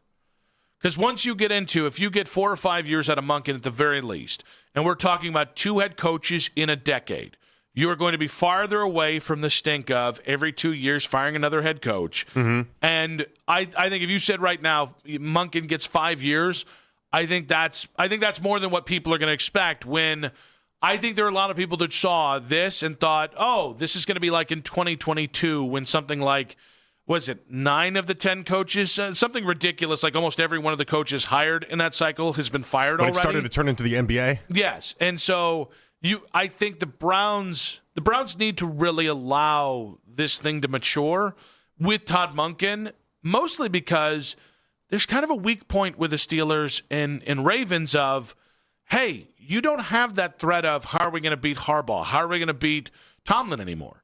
Yeah. I think that's I think that frees you for some pressure because those coaches now have to prove themselves in their situations. It does, but you also, I just keep thinking about Gerard Mayo through all this conversation, and it's just like I think there's going to be a reality that sets in that like if you can get ahead of the idea that he's not the guy, and again, he hasn't even started day one, but if after year one it looks like how Gerard Mayo did in New England, you have to be open to the idea that not only if you get a better prospect or somebody out there, you make the move, but if it's not working, it's not working. Like, don't force it just because you want to be the stable team or seem to be stable. Yeah, but I think the tough thing here is he in a I think if they make the right moves, you can be in a position to prove he's a good head coach next year. But he's still dealing with a quarterback room that would probably rank in the bottom 5 of most NFL head coaches' choices to take. I like, there is a part of me that's like, listen, I think with the right offseason, focusing on the O-line, get yourself a number 1 wide receiver, I think you should be able to be a 500-ish team somewhere, 7, 8, 9, 10 You got him in the wins next playoffs year. with your burger bag. That was me jumping the gun before I realized exactly what Jimmy and Andrew were going to do. But yeah, they're in the damn playoffs. I mean, I don't know. Does a burger bet exist? That's not a prediction. That's just me trying to get a free burger out of Daryl. But I think you can surprise people this year. But also understand that's dependent on one of these quarterbacks figuring it out. That's not. You can't expect Todd Monken to come in and be a miracle worker. If it happens, great. Right. But like, there's a part of me that's like, if we get a year in and it's like, man, that offense didn't look all that better. Yeah, their quarterbacks, look who they were.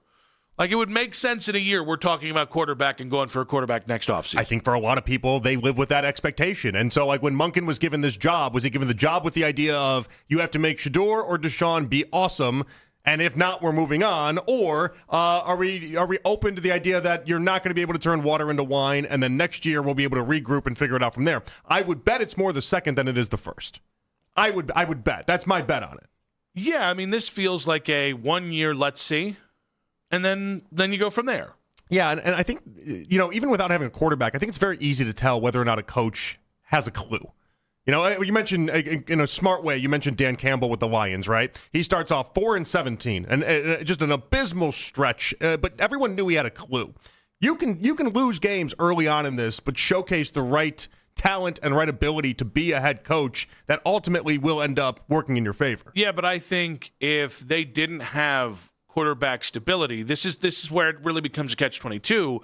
I don't think Dan makes it out of the first 2 years. No, and he might not have. And again, this is where I also implore teams to, you just got to pay attention. You got to look and see what's around you. That's why I bring up Gerard Mayo. Everyone knew that was not going great. Everyone knew that was a disaster. And so they ripped the Band-Aid off. They swallowed their pride, and they did what they had to do. Like, you have to just be flexible about it all. I think we'll know relatively early whether or not Monken seems like he's got a good grasp on it. And the amount of experience he's had in the NFL, I'd be surprised if he didn't have an early grasp on it. What I struggle with is, one, the Browns under Andrew Berry and Kevin Stefanski always appeared to be the adults in the room, even as the process begat some really stupid results the last 2 years. So there were a lot of people who thought I actually disagree with you.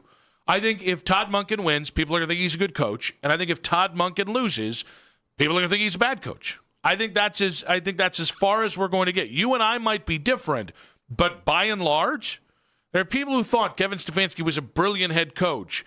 8 wins over 2 seasons, and all of a sudden, Kevin Stefanski was the dumbest man on the planet. Listen, I think for a lot of people, it's just as simple as how many games did you win or lose. I think that it boils down to a lot of that for a lot of people. But I think for the people that are paying enough attention, I think in a year, even where you have losses, you can tell whether or not the guy has a clue and has the right idea. Part of what I moved away off of Stefanski was that in these losses, some of the problems that existed while he had wins never went away. And you saw a lot of the warts continue to just be really elevated. And so, like, I don't know. I think you can tell in many ways. I think it's easier to identify for the people that want to. For enough people to just be you lost too many games or you won too many games, and it is what it is. Like we even know within the good coaches, Nick. Like, no one's given Zach Taylor his flowers while appearing in a Super Bowl. Everyone looked at him and was like, I don't know that I like this guy. There's all sorts of coaches we look at that win games, and we're like, I just don't know. We just saw it with Sean McDermott for 7 years. People are like, I don't know about him. Yeah, won a bunch of games. Sirianni's got a 700 winning percentage, and people still question if he knows what he's doing. But here's kind of what I struggle with. Like, I think if you're Freddie Kitchens, it's obvious. So, I think it's blatant and obvious. I think if you are, I'm trying to think of somebody who's just walked in day one and just been lights out. Liam Cohen. Sure. Ben Johnson. If you're Ben Johnson, I think it's fair to say, all right, that guy just has something. He's hitting the ground running. I think it stands to reason that Todd is already coming in behind the perceptional 8 ball. For sure he is. And I think that's going to complicate this. Well, people I think people are going to look at him like he's an idiot or a bad coach until he proves otherwise. 100% the idea that people are waiting to pounce on the idea that Todd Monken isn't good at this because the perception is right now that he shouldn't be good at this. And so he's got to overcome that. And even guys like Ben Johnson that came in with a great perception and the idea that he would be awesome at this, they get a little bit more leeway because of it. For sure they do. 216-474-0092. Want to hear from you guys on this. How long of a runway do you expect for Todd Monken to have? And I do think, I think this is a very tricky year because I think if the Browns to me, it's on the front office. The front office has to set Todd Monken up for success because you're kind of already setting up for failure with his quarterback room until something changes. Whether that's one of these guys plays well and Monken leads you out of that, or whether that's you trade for a different quarterback or however it is, nobody should be looking at this and saying, oh, if in a year the quarterback room it's crap, well, Todd Monken's not a good head coach. Is that a fair way to say it? Yeah, I mean, there's so many factors that go into this. You know, like it's unfair to be like the quarterback room sucked, and so now I think you suck. Like that's obviously unfair. Let's go with Dave in Cleveland. Dave, welcome to the show. Hey, good afternoon, fellas. Good afternoon. What you got for us? All right, try to bear with me here. All right, this is the conversation between Harbaugh and Monken 12 days ago. All right, I'm gone, buddy. I'm leaving. All right, I got this gig that I'm going to hit at New York Giants. I need you to come with me. All right, and Monken says, man, I think I might have a chance to be a head coach finally. Can you give me a year or two, Harbaugh, and let's see how it goes? And John's like, man, you're putting me in a bad spot. I don't want to have to go out and find another OC. You know, you and I have got a great thing going here for a while. And pretty in-depth conversation. This is like a one-man play. and then Harbaugh says, all right, you know what, dude? We have had a good thing, and we can get it back. I know we can. Go try out Cleveland, see how it goes. And, you know, in a year or two, you know you're going to have a job with me. I'll fire my OC because I've had my experience with you, and you're very a great dialogue OC. intensive. Dave, you could have just said you think that he's going to fire his OC in a year from now and then just go back and hire Monken. You could have just Tell said me more that. about this conversation. This is some good dialogue. We didn't need to do the dialogue. You got to have the dialogue. The dialogue was unnecessary, Dave. We didn't need the dialogue. Dave, I think you're a good writer here, and this improv is showing some good writing. We didn't need the dialogue, Dave. I We just disagree, needed your Dave. thoughts, Dave. I like It doesn't even matter if he's a good coach. Monken is a smart man. I'm calling it now. He will be gone after a year or two. The problem is Andrew Berry. All right? So either he's here for a year and then we fire Berry. Were we going to get that in the one-man play, too? Was he going to turn around and be like, the problem's Berry? I'm telling you it's Berry. Please don't do an Andrew You don't want to Berry hear voice. the dialogue. You don't want to hear my dialogue with Berry and Haslam because something's cooking there that none of us would approve of. Todd, the verticals aren't great. That's my Andrew Berry. All right, Dave, we got a boogie, 1 to 2 buddy. years. Thanks, guys. Thank you so much. I like the dialogue. The dialogue was stupid. No, the dialogue was fine. The dialogue was It dumb was as just hell. he was feeling out the dialogue. Call in, give your thoughts. I just wish you would have done different you don't need voices. a back and forth one-man play. I gave you an What Andrew was Berry that? voice. I think, hey, Todd, come on and sit down. Give me like a little Monken voice. Give me a little Harbaugh voice. That was the only thing. I would like different voices. Yeah. Just trying to follow the dialogue. But if you actually listen to the words, the writing wasn't bad. Oh, I listened to the words. I listened to the words. Jeez. How much of a leash does Todd Monken have? More from you guys in 5 minutes on 92.3 The Fan.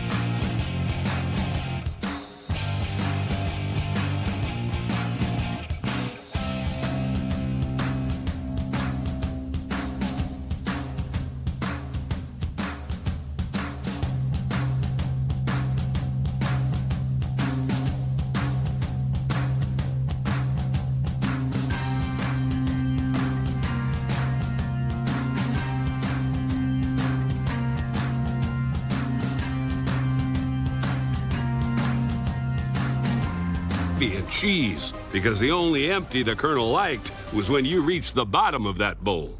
The Colonel lived so we could chicken. 5 KFC bowls for just $5 each. Prices and participation may vary. Taxes, tips, and fees extra. Hear all of the latest from this week's Senior Bowl in Mobile. Total football coverage. We are Sports Radio 92.3 The Fan.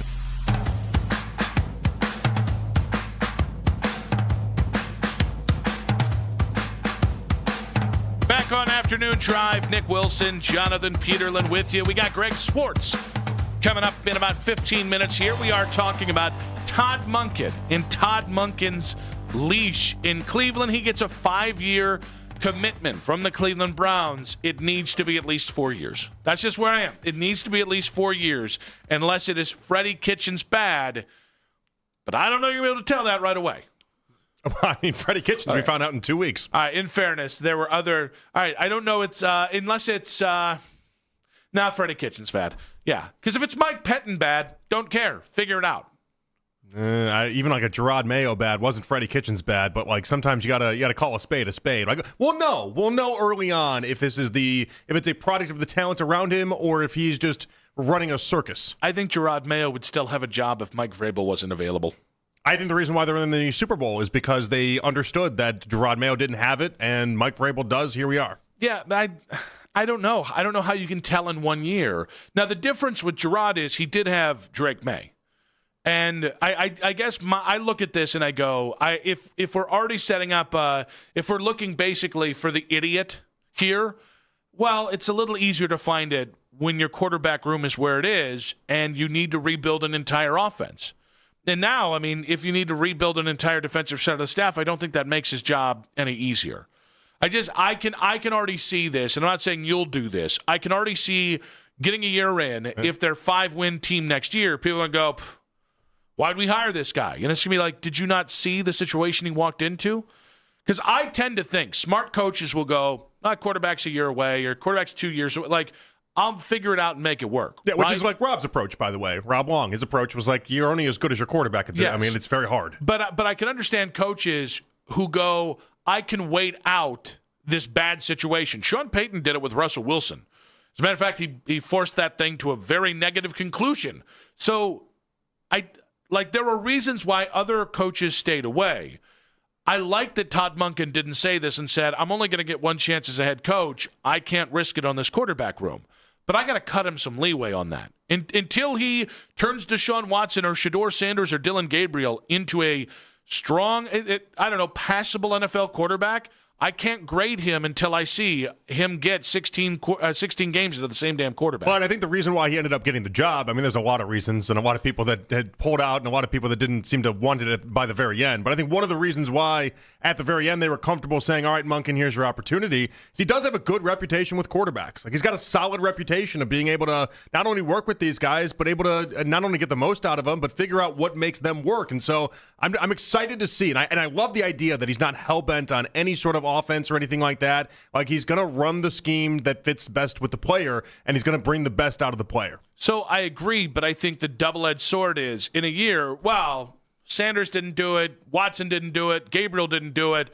What the hell did we hire you for? It's like, I think we got to be realistic about it. I know you will a be. lot of I think people I'll won't be, and I get it. You come from the right place, and that everyone online is insane, and a lot of people that we have, even as callers and people listening, and people that we talk to in our day-to-day life, they expect the world out of these guys. And people that write things in this town, people that host on this station. Like, a lot of people have expectations very, very quickly, and I get that.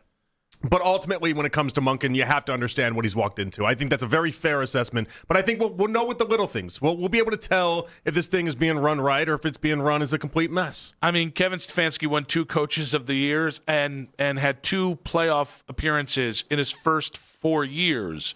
And I think by the end, we couldn't tell if he was a good coach anymore. So what was the lie? Was it the last 2 years or was it the first 4 years?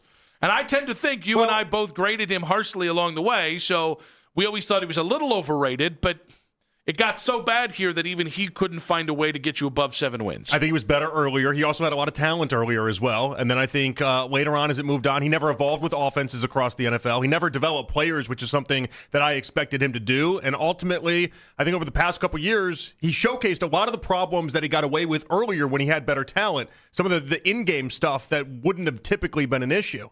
But to answer your question, I never thought Stefanski was a good coach anyway. And I don't look at because he won 11 games with 5 different quarterbacks in 1 year as if he's all of a sudden some great coach either. I'm not going to rewrite the Stefanski stuff in my head. Dan and Amherst, welcome to the show, buddy. What you got for us? Hey, guys. As far as Kevin goes, there's lots of things we can call out. Questionable calls back in the red zone, and so there's all kinds of things that stood out. But as far as Todd Monken goes, anything short of 3 years needs to get Andrew Berry fired and Jimmy Haslam to sell the team. This guy's walking into this 3-win team team this year. It was a 5-win team. 5-win team. 5-win team. These expectations. I mean, this is an analytics-driven hire. That's what it seems came out of it. That's what this front office is all about. So I expect him fully to have 3+ years. He's got a 5-year contract. I expect 3 years. Anything short of that, like I said, is going to get people fired in that front office. And, this whole thing, I mean, I heard Daryl Ryder earlier talking about a bridge hire. This is a bridge hire. Are you kidding me? Why would you hire a head coach with the expectation that a year or 2 years and you're out anyway? That doesn't make sense to me for an organization, for a billion-dollar organization to operate that way. I really want to make a point here, Dan, because you're 100% right. And actually, when Daryl said, and other people have pirated that as well, and I thank you for the call, it has annoyed the hell out of me. Smart organizations don't think, I need someone to get me through the next 1 to 2 years. You would have kept Kevin Stefanski.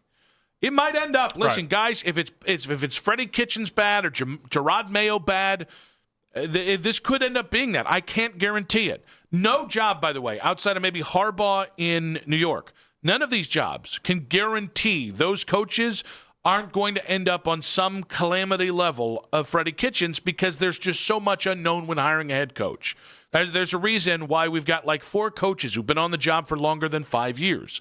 At the same point, if I refuse to believe, for all the many ways that I feel like the Browns have miscalculated things and the mistakes they've made, I refuse to believe they're so short-sighted, and here's another word, dumb, that they would think about a bridge hire as a head coach. That just doesn't work in the NFL. It also just doesn't make sense for Andrew Berry either. Yeah. Like, he just doesn't have the time to be able to be like, I got a bridge hire. Year 7 entering this thing, he's going to do a bridge hire. It just doesn't make any sense. Daryl, though, and by the way, there's a lot of people that cover this team that were around Monken in 2019. And part of what I think the appeal for Monken myself is that I think the NFL world didn't want to give him a chance because he is just too much of a straight shooter, and he's grumpy, and he's a little bit of a I call it whatever way you want it. He seems kind of like a jerk, okay? But like I look at that as a feature for him in this because I feel like we might be able to get something the rest of the world, NFL world, just passed by because they didn't want to give him the job because they didn't like his personality.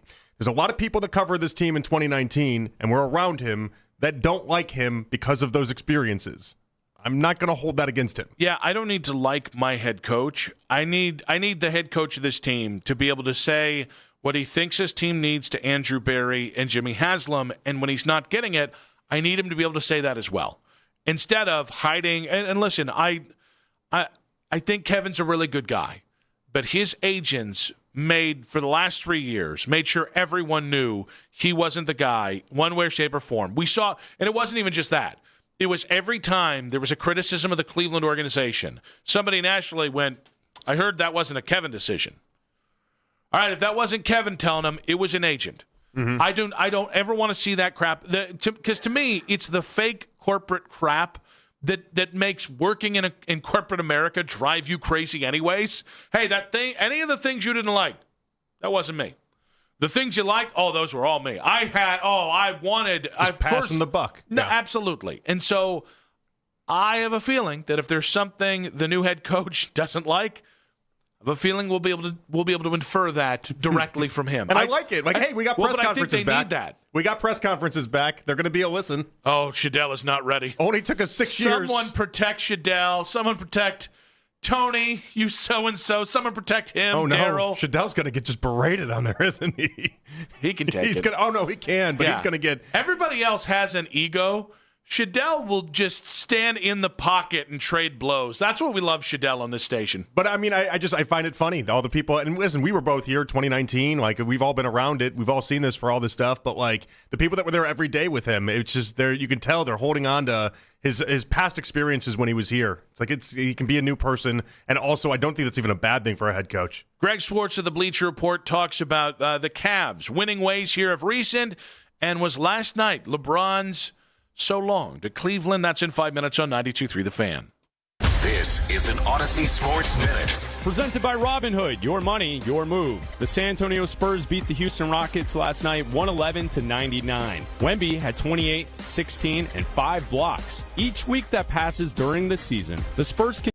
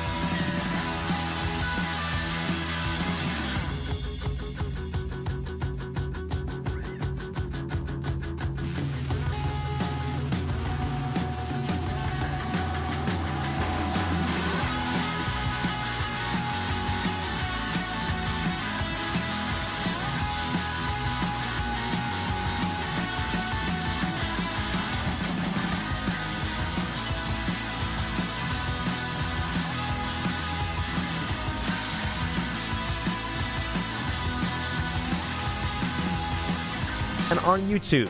Headline Sports News every 20 minutes right here on 92.3 The Fan. From the University Hospital Sports Desk, I'm Cam Manna. Tide is the official sponsor of Odyssey's big game coverage. Tune in for nonstop previews and analysis leading up to kickoff on February 8th. If it's got to be clean, it's got to be Tide. It's the 4 o'clock hour on Afternoon Drive. Give me more, fat man. You can listen to The Fan anytime, anywhere on the free Odyssey app or by telling your smart speaker to play 92.3 The Fan. And now you can find The Fan on YouTube, including The Ken Carman Show with Anthony Lima. 6 to 10 a.m., Baskin and Phelps, 10 a.m. to 2. Afternoon Drive, it's Nick Wilson and myself, Jonathan Peterlin. We go from 2 to 7 live each and every weekday on The Fan's YouTube channel. Subscribe to our channel for free to watch all the best content from your favorite shows in The Fan live and on demand now. Nick and JP back on Afternoon Drive. Cecil Shorts of Mount Union glory, longtime NFL player. He played for Todd Monken in Tampa Bay at the end of his career. We'll talk with Cecil coming up at 6 about the Todd Monken hire. What can we expect from the Browns' new head coach? We have been talking about Monken's leash here, but nice Cavs win last night. Very, very comfortable. We had a Cavalanche in the third quarter, which feels like we've gotten scant ones of those this year, but Cavs continue to get on the winning side of things, even without Evan Mobley. To talk about that, talk about whether last night was LeBron's last time playing in front of the Cleveland crowd, which he did mention. He was from about 35 minutes south of here. I'm also from Akron, but I don't go around people, like telling everyone. I work in Cleveland, but I'm from Akron. I'm from Northeast Ohio. You're open on the night show. Laid out how much you are from Akron. Well, no, that was just that was old you. That was old me. I was old you. Now I'm more provincial. What were you, the 4th greatest? I was the 6th greatest export. There it is. From okay. Akron. All right, there it is. LeBron, Rubber. I should have thrown in the Black Keys in there. Oh, you didn't have them in there? No, I jealousy. Oh, okay. That's fine. It's good people to be jealous of. I mean, they were getting their flowers at the time, but. To talk about the LeBron stuff, the Cavs stuff, and whatnot, we head out to the Make It Right. Call Kyle Wright hotline. You know him as a Cavs and NBA writer and reporter for the Bleacher Report. The great Greg Swartz joins us now. Greg, welcome to the show. Thanks for having me on. I always thought you were the pride of Lodi, Ohio. I'm sorry. I got my Ohio cities mixed up, I guess. Well, here's the thing. Lodi was proud of me. Akron. Right. That's negotiable. Wadsworth, that's where I grew up for half the time. So really everyone can claim me because I don't need to just specify one place. I'm Northeast Ohio, baby. I like it. All right. Was last night LeBron's swan song. Did you take the crying in the pregame tribute to mean LeBron is done? Listen, there's 2 things that we know about LeBron. Number 1, he's great at basketball. Number 2, he loves attention. So I think any potential last game going in Cleveland or anywhere else, there's going to be an announcement that comes first. LeBron is 100% the type of person who wants the farewell tour. He wants to get his flowers at every single stop that he has, and he's earned it. Kobe did the exact same thing. I remember being at Kobe's last game in Cleveland, and there was probably more Lakers fans there than Cavs fans. He did a 30-minute post-game press conference, which I had never seen a visiting player do before, and it was wonderful. Like, I enjoyed every second of it, knowing okay, this is Kobe's last game. He's doing a special media presentation just for us, and it was great. And I think LeBron is going to do the same thing. I think he deserves to do the same thing. I think it's funny to even pretend that he would not want to soak up all the attention that he could get. And I think we've seen that in Northeast Ohio as Cavs fans that, yeah, he's great at basketball and he loves attention. So, no, I don't think this is LeBron's last game in Cleveland. I think he's got at least one more game left, and I think there will definitely be an announcement before his final season. All right, so realistically, though, is that with the Lakers next year, or who's that with?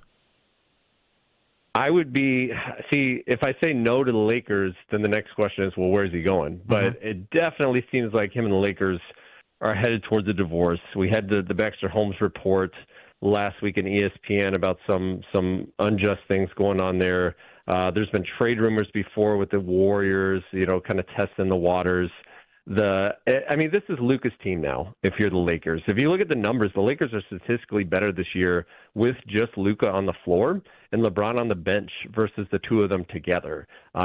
Everything the Lakers do from here on out is built around Luka Doncic, as it should be, because he's 26 and LeBron is 41. So I would be surprised at this point if LeBron signed up for that.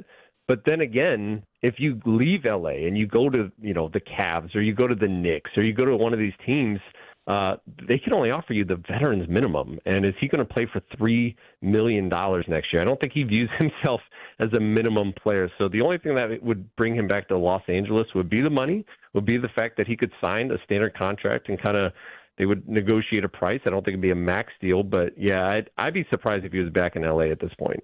Greg, it's interesting. I had a couple people text me, LeBron looks washed yesterday. I've watched him enough this season that I think he's just checked out. I can't think of a time where he looks as checked out at different points in games. If those are the two extremes, which way do you lean with where LeBron is at 41 years of age? Listen, LeBron had a terrible start to the season. Remember, he was out at the beginning of the year with sciatica. He came back. He didn't look good in his first couple games. He breaks the scoring streak where, going back to 2007, where he scored at least 10 points in every game. But I pulled up his numbers, even if you go back just in January, that 11-point game was the outlier. For the month of January, he's averaging his normal numbers, 25 points, 7 rebounds, 7 assists. These are standard LeBron numbers. Like I said, that 11, that's the lowest he's had in a game since he broke the streak. If that goes all the way back to December 4th, where he had 8. This was the outlier. This wasn't the normal for LeBron. LeBron's actually been pretty good. The 3-point shot isn't there. I think he's going to be somebody that still needs to rely on getting in the lane because he is so strong still. He's good at drawing contact even at age 41. But no, he's still got a lot left in the tank. I've been pleasantly surprised just watching from afar how good he's looked in the month of January. Yeah, Greg, I agree with you. I watched Tuesday against the Bulls, and I just kept thinking to myself, there was multiple stretches, quarter-length stretches, where I thought LeBron was the best player on the court, and that's a court that involves Luka.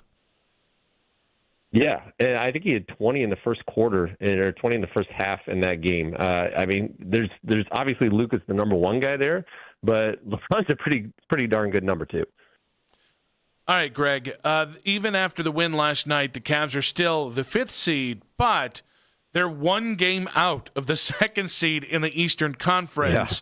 Yeah. They have won 5 straight. They're playing .800 ball in their last 10 games. How real do you think this recent turn is for the Cavs back to playing consistently really good basketball? Yeah, it's crazy to think as good as they were last year in the regular season, as much as they've struggled in the regular season now, that they're all one game out of second place. It's ridiculous. I think that probably says more about the East than it does the Cavs. When you've got the Knicks that have been struggling, I know they're on a recent little 4-game win streak, but the Knicks have been struggling. I think the Celtics and the Raptors, eventually they're going to fall back into place. I don't think they're teams that are, 10 games above 500 being that good. I could see a team like Orlando. I believe in them more, making a run up the standings, and maybe like a Boston and Toronto falling back down. But we're not going to catch Detroit. I think that's out of it. I think Detroit they're the right combination of young and motivated, that they care about the regular season, as they should.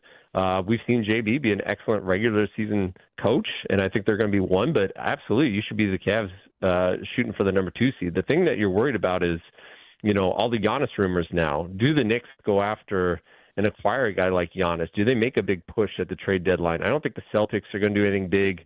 They're still trying to stay behind the second apron. The Raptors kind of made their big move last year with Brandon Ingram. If it's going to be the Cavs and the Knicks battling for that number 2 seed, because Detroit's locked up number 1, and this trade deadline is going to tell us a lot about that. Are the Cavs a better team with Tyson on the floor instead of Garland? Oh, wow. I'm not going to go that far. Darius Garland is still a multi-time All-Star. When he's healthy, he's still one of the most electric players in the NBA. And as good as Tyson is, he's got more of a gritty game to him. He does a lot of things well, but Darius Garland, from a pure skill set, I would still take Garland over Tyson. All right, with that, how big of a role do you expect Jalen Tyson to have in the playoffs this year?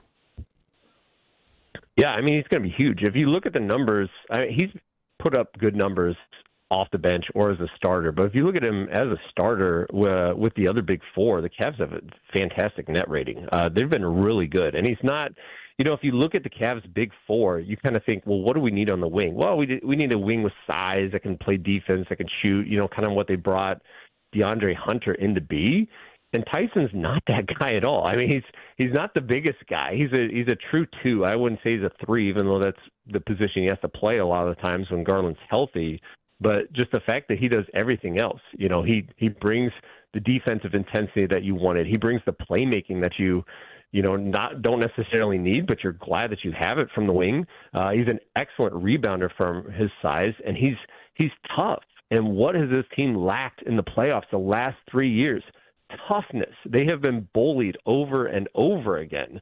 So I love that he's not afraid to speak his mind, like we saw in the postgame interview yesterday when he's talking about it being Donovan Mitchell City, and just his play on the court. He's tough. He's exactly the player we need. He's either going to be the starting small forward in the playoffs, or he's going to be the very first person off the bench. What expectations do you feel like we should now have come postseason for this team? I would say let's see healthy. If we're healthy, health-wise, where do we look? And let's see what this team looks like after the trade deadline. Are they a team that is still aggressive, that we know, okay, we're $22 million into the second apron. We have the most expensive roster in all of basketball. Do we lean into that like they did in the offseason where they gave Sam Merrill that contract, which looks like a home run signing? Because they still have an $8.5 million trade exception from the George Niang, DeAndre Hunter trade. So they could still absorb a player for $8.4 million or less and send out a second-round pick. Now, that's going to add tens of millions of dollars onto their luxury tax bill and drive them deeper into the second apron. So I don't think they're going to do that, but they have the option to if they want to. So, or do they go the opposite way and say, hey, DeAndre Hunter, he hasn't given us what we need. He's making $23 million. Do we ship him off for a cheaper piece and cut this tax bill? So I'm curious to see what they do at the trade deadline coming up in a week, and if they go all in, if they try to cut money a little bit, or if they just keep the roster as is. Greg, at the risk of going full NBA trade machine, I'll ask you, what's the kind of offer that you think, you mentioned a cheaper piece for DeAndre Hunter. There is some speculation that the Cavs would be enticed to move off of DeAndre for performance reasons. What's the kind of trade that you think would make sense from the Cavs' perspective that might make them better while also saving some money? I mean, it's tough to find that trade. I think you look at it, kind of the teams that are in flux right now. You look at a Sacramento Kings that they have veterans, but they're not really doing well. You obviously are eyeing the Milwaukee Bucks to see what they're going to do with Giannis. If they trade Giannis, then do they put a guy like Bobby Portis available, a Gary Trent Jr., Gary Harris, some of their veterans that really aren't making that much money? And then do you try to trade a DeAndre Hunter for like two of those guys, and you add a second-round pick or something, and you get deeper overall and maybe cut $5 million in salary, which would be tens of millions of dollars off the luxury tax bill? So I could see something like that. But, I mean, they knew what they were signing up for when they traded for Hunter last year. They knew what his contract was. They knew they were going to be in the second apron. They haven't gotten the same production that they needed. But also, we haven't had a healthy Darius Garland for very much of the season. And Hunter's not a big create-his-own-shot guy. He can do it, but I think he's better when he gets those corner threes and he gets set up. So I think they should just hold on to this roster and keep it and see if they can be healthy come playoff time. J.J. Redick last night not pleased that Luka Doncic fell off the court with the raised floor. We've had the raised floor here forever. I don't know what the NBA is supposed to do. I don't know what the Cavs are supposed to do, but will it get highlighted enough that the Cavs are supposed to make some sort of change off of this? Or is this more Luka's problem and J.J. Redick's problem? Listen, if they were ever going to make a change, it's going to be because of the Lakers and a superstar like Luka Doncic. It's not going to be when Drew Smith for the Heat gets hurt and the NBA kind of shrugs and moves on. But I don't know how many times I've almost hit my shin on that court walking on for pregame, because it's just at like that right level where it's like, oh yeah, we have a big step up here. If it's ever going to get changed, it's because of that. Obviously, with the hockey floor being underneath, but I think that was just kind of a freak accident, and maybe that's on his teammates to run over there and grab him. How about that? I think it's more about your shins. If we're being honest, like they could use some denting, Greg. My kids have put enough dents in them, but thanks. Greg, great stuff, buddy. Appreciate you as always, and I'm sure we'll have you on more as we get closer and closer and closer to the NBA trade deadline. Of course, the whole playoff thing, whenever that happens. All right, appreciate you guys. Greg Schwartz there, Bleacher Report, NBA and Cavs reporter. We'll react to what he had to say about LeBron and the Cavs in 5 minutes on 92.3 The Fan. Get it right the first time. If you can't do that, get it right the next time. Nick Wilson here from my friends at Bookman & Son. I did not get it right the first time I went jewelry shopping. I went to a big box jewelry store. They ripped me off. It left me a poor taste in my mouth for a very long time because I didn't get the customer service approach, nor did I get something worthy of what I paid for it. And for a long time, I thought that's how you bought jewelry. And then I met Josh through the station, and I just thought, wow, what a great guy. But it wasn't until I walked in those doors in Brecksville that I got it. Because you walk in, it's a laid-back environment. Somebody casually greets you, how can we help you? And then a couple questions later, you're looking at the piece of jewelry you came to see that fits your budget, your lifestyle, what.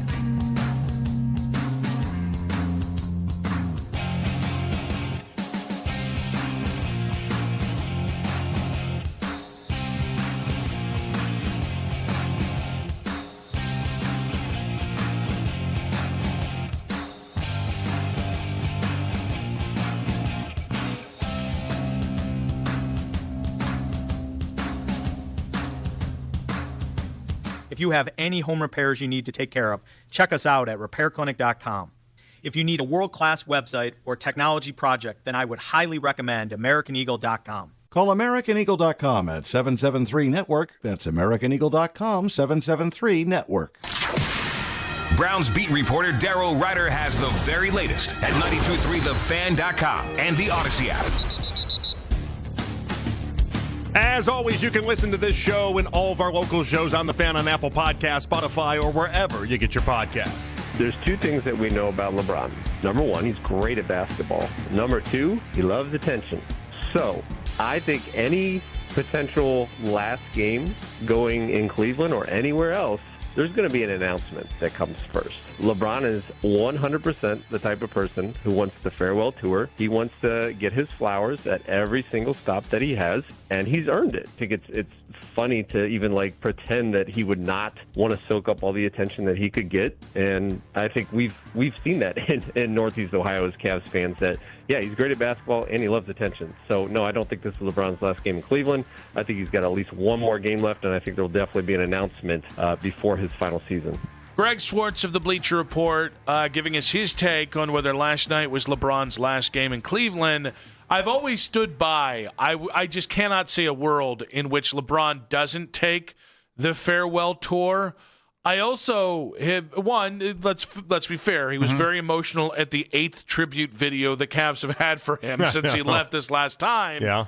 And 2, I've just never seen him this checked out before. So those two things kind of have me off my... But I think it was just a bad game, though, because he's looked much better in recent weeks. Oh, no. I don't mean specific... What do you mean? You mean watching golf videos and stuff like that? Yeah, I think it's apparent, he's doing within what he wants to do to help, but he's not... You can tell he's giving Luka his space. But is that a Lakers problem or is that a LeBron problem? I don't know. I think it's a Lakers problem. I would agree with that. That's my hope, because I want to see LeBron play every game like it's his last game, because that's how he's played so many. When he plays incredibly hard. Yeah, there was something that happened on Monday in that Bulls game that I was watching, though, that, again, we didn't see that yesterday. Yesterday, he wasn't very good at all. One of the worst games I've seen him play all year long, in fact, which is odd. Maybe the crying got to him. I don't know. It was Jalen Tyson. Jalen Tyson just owned him. But in the second quarter against the Bulls, he was the best player on the court for a long stretch. But he was doing this bully ball type thing where it's that'll play. There's a lot of guys that they get to LeBron's age, and because they're just so athletic, the game just never translates at that point. That's not what LeBron was doing. That type of game, you could play for 3, 4, 5 years playing like that. Yeah, I also think because again, I got our buddy Coach Lance. We had other people that were texting me "Oh, LeBron's washed," and I'm like, he's averaging 22 a game in a year where he started injured. 22, 6, and 5. He's increased. He's been really good. His washed is better than 96% of the rest of the NBA's best. So that's the funny thing about it. Everyone's oh my gosh, LeBron, he's taking a step back. He was 6th in MVP last year. Yeah. So fine. So what is he now, the 13th best player in the NBA? It's incredible to me the way that people are talking. And it's one of these things where it's LeBron can still play, and not only can he play at an extremely high level, if he gets on your team, if he gets here, or let's say if the Knicks get him, anyone else can use a LeBron James. It's not even a question at this point. Here was LeBron's comments last night on whether this could have been his final game in Cleveland. Every road arena that I've been in, take everything in, not take the moments for granted, because it could be. I obviously haven't made a decision on the future, but it very well could be. So, and obviously it means a little bit more here for me personally because of, grew up 35 minutes south of here. Now, I don't know that he'll play next year. I don't know he'll come home, right?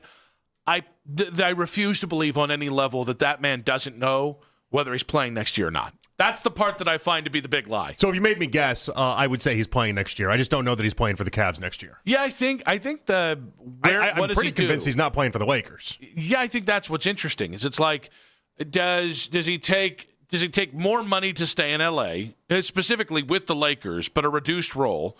Because I think that's where you can get your most money. Or does he go to the Clippers on a vet-min deal? So the report was, at least the report this morning, I think it was Windhorst and then somebody else too. There was multiple ESPN reports that the Lakers were going to ask if he wanted to come back, it would be a significantly reduced pay rate. Mm-hmm. And so I don't know, is LeBron going to get – I just think the Lakers – they're ready for the Luka era. Like, they're ready for this transition. It's an odd thing, but it's true. But a significantly reduced rate could still be like $20 million a year. Well, yeah, I mean, he's making $50 million right now this year. Whereas the Cavs can offer you about $3.5 million, and it's to me, I've always said it's not that LeBron would pay or play for that pittance. It's more often than not in the NBA, what you make determines your role. Well, it's and also, I think LeBron would be cognizant of how replaceable he would be if he came in and had a bad half of the season to come back to Cleveland or L.A. or wherever. Yeah, it'd also be a little weird considering he was the guy that's like, I have to take every dollar, because if I don't take every dollar, then they're going to eventually ask less and less from every superstar, and so I have to for the other superstars. I think we both looked at that as like, oh, yeah, LeBron just wants to make as much money as possible. But, like, it was a very important thing to him for so many years. When Tom Brady was taking discounts to stay in New England and to help out the whole team around him, LeBron was like, nope, taking every single penny. That's part of my mantra. I kind of could see, though, while we're because LeBron's going to want to engender as much goodwill on this retirement tour if he takes it. And him, whether it's Cleveland, Miami, or the Lakers, him taking a vet-min deal and still being one of your 5 starters and still dropping 22 points a night and being an integral part of whoever he's with. Yeah. Him doing that, he would be like, I've made a lot of money off this game. I wanted to give back to the game. I wanted to come. He could certainly sell it as I wanted to come back home and give my hometown the best chance to win a championship, and that meant taking less money. Like, I can understand if he gets to a point where he goes, I've been about the money. This is about doing it the right way on the way out as a means to give himself that golden parachute on the way out. I've always thought he's about the story. Oh, yes, exactly. It's the only story that makes sense. Yeah. Any of the other stories don't really add up. Like going to New York, who cares if you ended up playing for the Knicks or not at one point in your career? I think he'd care. No, I mean, he does, but like that's not a story. And sell it with Nike. But that's not a story. You know what I mean? Like, again, Nike would be able to sell all sorts of shoes and he'd be popular in New York and all this stuff. But like in the big picture side of things, what's the better story? Well, the best story that exists is him going home and then being able to do something with the Cavs team his final year. Yeah, and so what's interesting is I really can't imagine LeBron playing for the Clippers for any amount of money because it's a perceptual thing. There's still, I know Steve Ballmer has turned that a little bit of the optics on that team. They're still the second team in L.A. And I still don't think it's particularly close. I know, but it keeps him in L.A. is the idea there. So he can do all his different stuff. I think it's L.A., I think it's Miami, I think it's Cleveland. And I don't think there's a chance in hell he's going back to Miami. I don't think so either. And I don't know how you could. Listen, I think LeBron takes umbrage at a lot of things that he shouldn't take umbrage at. He should take full umbrage. He should take umbrages. He should take Jeff umbrages at the way the Lakers have treated him since they traded for Luka. And I think he has. I am offended on behalf of. I have taken Jeff umbrages on behalf of the way they're treating LeBron James. That's twice with the Jeff Umbrages. I didn't want to go Bo Umbrages because I didn't know everybody would understand. Can we talk about the crying last night? You may. Felt a little performative to me. LeBron's not a good actor. I didn't think it was real tears. I didn't think it was a real. Everyone's like, I've never seen him that emotional. I've never seen him actually cry. I don't think you saw it last night either. Put his jersey over his eyes. Like I think that was very much performative in my eyes, which would lead us to believe that even he knows last night wasn't his last time in Cleveland. That was better acting than what we saw in Trainwreck. You need to give him that. No, I won't. Have you ever seen a Cuyahoga Sunset? LeBron delivered the train wreck lines perfectly. Disagree. It was Space Jam 2 where he really displayed the idea that he doesn't know how to act. You gave him the long form. You put him with Bill Hader, and the man could chop it up. He had some real chops, some acting chops. He's not winning an Oscar for either of them. Well, no, he wasn't a major piece in Trainwreck. Plus, it wasn't that good of a movie. But like Space Jam 2, he absolutely stunk in. All right, we got to get to. Hey, Matt, welcome to the show, buddy. Do you believe that LeBron was legitimately crying? Or do you think that was the worst acting we've seen from him from the second Space Jam movie? Absolutely not. That was, Razzie level. Everything LeBron does is performative and trying to influence LeBron's legacy. That's why. The thing that's always irked me with LeBron, especially irked me on like when he came back, tried to make it all about Cleveland when, post decision, even like, in some of his interviews, he always said, kid from Akron. And then he hated people from kids from Cleveland, this, that, and the other thing. And then all of a sudden he comes back and he's like, Cleveland, I love you. This is for you. It also irritates me too, Nick, that, you were the sixth greatest export of Akron behind, was it Devo, Black Keys, Rubber, LeBron, and I can't remember what the other ones were, but neither can I. I must have surpassed them. You were almost there, though. Yeah, you missed one. I can't remember it either. But my biggest issue too is and I don't know if anyone else from Cleveland's salty about this. Him and Dan Gilbert could never work out their ego checks. He goes and he's always demanding his max contracts out of Dan. Then whatting and moaning that he doesn't have any help. Immediately goes to Miami, takes a pay cut. I don't know if that was just Riley whipping him into gear, but it's they're able to build a team around him, win 2 titles, and then he comes back here, immediately demands his guys, demanding max contracts with 1-year opt-outs, so no one would ever come here, and then like I said, LA and Miami, he was signing long-term contracts right from the get-go. It just always irks me.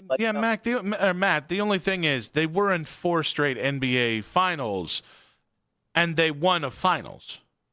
I don't think the contractual thing set back. And by the way, I think LeBron and Dan did a really good job of setting their egos aside. And I think, unfortunately, it was Dan who blinked first in that trust battle by trading Kyrie when Ty Lue and LeBron didn't. Well, and he treated the Lakers the same way as he did the Cavs from that perspective. Not the initial contract, but everything after was 2-year deals with player options for the second year. Well, by the way, Mike on Twitter saying it's going to be the Knicks or the Cavs. For some reason, he thinks I'm saying the Knicks aren't going to be a story. He says him going to the Knicks is a story. Why? Well, in the NBA world, it's a massive story, obviously, but I don't think it's a storybook ending was the point. I don't think if you're trying to write this up like it's a Disney movie, the guy doesn't go to New York to close it out. That's who wants that? Outside of New Yorkers, who's rooting for that storyline? Are you buying LeBron doesn't know whether he'll retire or not? And you're not going to love what the USA Today said about the Todd Monken hire. That's in 5 minutes on 92.3 The Fan.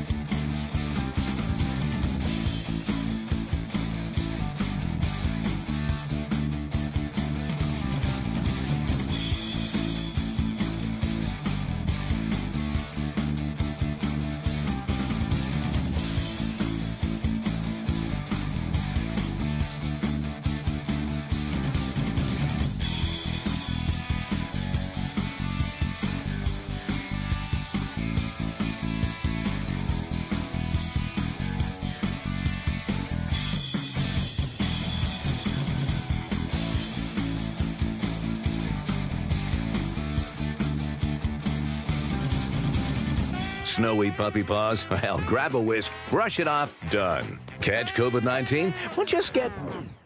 Actually, there's no hack for COVID-19. But if you test positive, prescription medications for COVID exist. Ask your doctor if they're right for you. Visit PfizerForAll.com to learn more. Sponsored by Pfizer. Want to talk Browns while you're at work? Baskin and Phelps, weekdays starting at 10 on 92.3 The Fan. The lead coming up in just about 20 minutes here. Nick and JP back with you. We do have Cecil Shorts, longtime NFL wide receiver, coming up at 6 o'clock. He played for Todd Monken in Tampa Bay. We'll get his take on Todd Monken, this hire, the state of the Browns, so much more at 6 o'clock with Cecil Shorts III. But I don't think people are going to be surprised by this. I also don't think they're going to like it. USA Today ranked the current 8 head coaching hires that have been made in the NFL. John Harbaugh, pretty easily number 1 there. Yeah. Jesse Minter, number 2 with Baltimore. And then Kevin Stefanski, number 3 in Atlanta. And they have to go all the way down to the number 8 spot where they have Todd Monken of the Cleveland Browns. It's not great. I do wonder if whoever the Cardinals end up hiring, if maybe we got a chance to beat them out. Oh, it's going to be off the McVay hire. So it's if it's Mike LaFleur, you know that one's going to leapfrog Todd Monken. I know, but there's always like a roundabout chance that they do something. Like, didn't they interview Ron Rivera, your guy? There's no chance in hell they hire Ron. I don't think so either. But like the idea that they're interviewing Ron Rivera tells me they're a wild card in this scenario. It is the Cardinals. We could get something really stupid out of them. But yeah, as of right now, we need the record to show nobody's really thrilled about the Todd Monken thing when it comes to a national perspective, and that's okay. He's got to rewrite that whole story. Yeah, I'd also harken back to what I thought maybe my favorite point Ross Tucker made with us yesterday. These hot lists that come out are NFL agents or sometimes teams putting names out there that it's not based on qualifications. It's based off buzz or who you know or anything. Yeah. It doesn't really upset me that nobody likes his hire. Like, think about it. I like Peter Schrager. You know, I've always been a big Peter Schrager guy. Always, when no one's going to bat for Schrager, I'm going to bat for Schrager. This is where he digs the dagger in. But just like he's on this whole rant about Bubba Ventrone being like awesome for the Rams and all this other stuff, and it's like, pay attention. Yeah. And then I even saw some Browns fan respond and was like, he cost us 3 games, and Schrager responded with like capital LOL, as if that's not reality, if it's not true, as if the Browns themselves were so bad they couldn't even be in a position to have lost 3 games. Is this due new to special Schrags? teams? I don't know. We have new Mac on the show, and he's a cursor, he's a gambler, he's a womanizer. Like, is that Schrager now? He gets that ESPN bread, and all of a sudden that we've lost humble pie? Maybe. I like calling him humble pie. I like that. But it just speaks to the idea and what you're talking about, that like sometimes they just push these guys out in front of everybody and they expect people to eat it up like slop, and it's just not reality. Oftentimes, it really isn't. Yeah, like, I'll be honest with you. I think if I don't want to get into specific rankings. Another show does that quite well on this station. But I think Jesse Minter being a top 4 hire is embarrassing. He's not. I would have liked to hire him here, but I think in terms of what he's actually done, he's had 2 years as defensive coordinator in the NFL. It is a significant risk by Baltimore because they started their search thinking Jesse Minter, and I don't think they really tried deviating off that path, no matter how many people they interviewed. So. I don't think that's the... Honestly, can I just say, if you just read them out loud, none of these are great hires. Yeah. Like Robert Saleh being ahead of Todd Monken, and Robert Saleh was the 6th best hire, Actually, no, sorry. He was the... I'm still going. He was the 4th best hire. That's insane. He has a lower career winning percentage than Jim Schwartz does as a head coach. He just has nothing to go off of, is the point. A lot of these guys have no bona fides. That's the reality of this coaching search and where these guys ended up. And so, yeah, like, guys, Todd Monken is Joe Brady a better hire in Buffalo, or does he have Josh Allen? I just don't know how you could even make an argument that like the idea that Josh Allen likes Joe Brady is the only part where they'd say this is a better hire. Mm-hmm. Like and also too, think about it this way: they don't want to look like idiots 3 years from now with this USA Today article and the freezing cold take world that we lived in. So what's going to make more sense? Predicting that Joe Brady actually works with Josh Allen and seems okay, or that Todd Monken is going to work with the Browns? Like, they're doing the easy bet that I hate when people easily dismiss anything with the Browns because it's same old Browns. I almost think that this coaching class, I understand why a team like Cleveland felt they had to jump into these waters. I understand why the Raiders, why that Pete Carroll thing was so disastrous and such a weird thing with having to fire 2 of his 3 coordinators in season and Pete just kind of seeming even increasingly out of time. I understand why a lot of these jobs had to open up. I don't understand why Buffalo, Baltimore, and Pittsburgh, Pittsburgh's a little different because Tomlin walked away. I don't know why any team that had an established sitting head coach felt the need to dip into these coaching waters. A year from now, it's different because you're going to have Sean McDermott. You're going to have Mike Tomlin potentially. They didn't do it with the idea of we have another coach in mind. They did it for the idea, the same reason why we ended up doing it with Stefanski. We just needed a new voice. So, I just look around here and I'm like, listen, I didn't think much of Brian Callahan. Is Robert Saleh really that much better? Because his salvation is he finally has a quarterback that might be able to win with. I do like the Brian Daboll hire, but come on. I did learn that Robert Saleh's got like 8 kids. I didn't know that. I think I did know that. I didn't know that. Yeah. Now, I would like Saleh was getting after it. I want to know if he's still after it or whether they've closed the baby factory. The one looked like it was a pretty tiny kid. Yeah? Yeah. Like we're on like a Phillip Rivers path here for Robert Saleh. There's never a point. Listen, I would, I've got 3 daughters. I would have loved to have 5 or 6 kids. If money allowed, if it just made sense. I'm done it too. Yeah, no, I would have. Don't even want to think about a third. 6 kids. Oh my gosh, can't even. 8 kids with the idea of I'm not done yet. But you're like an involved parent. I'm an involved parent. I feel like 6 or 7 kids is it's like an easier ask if you're one of those dads that doesn't actually dad.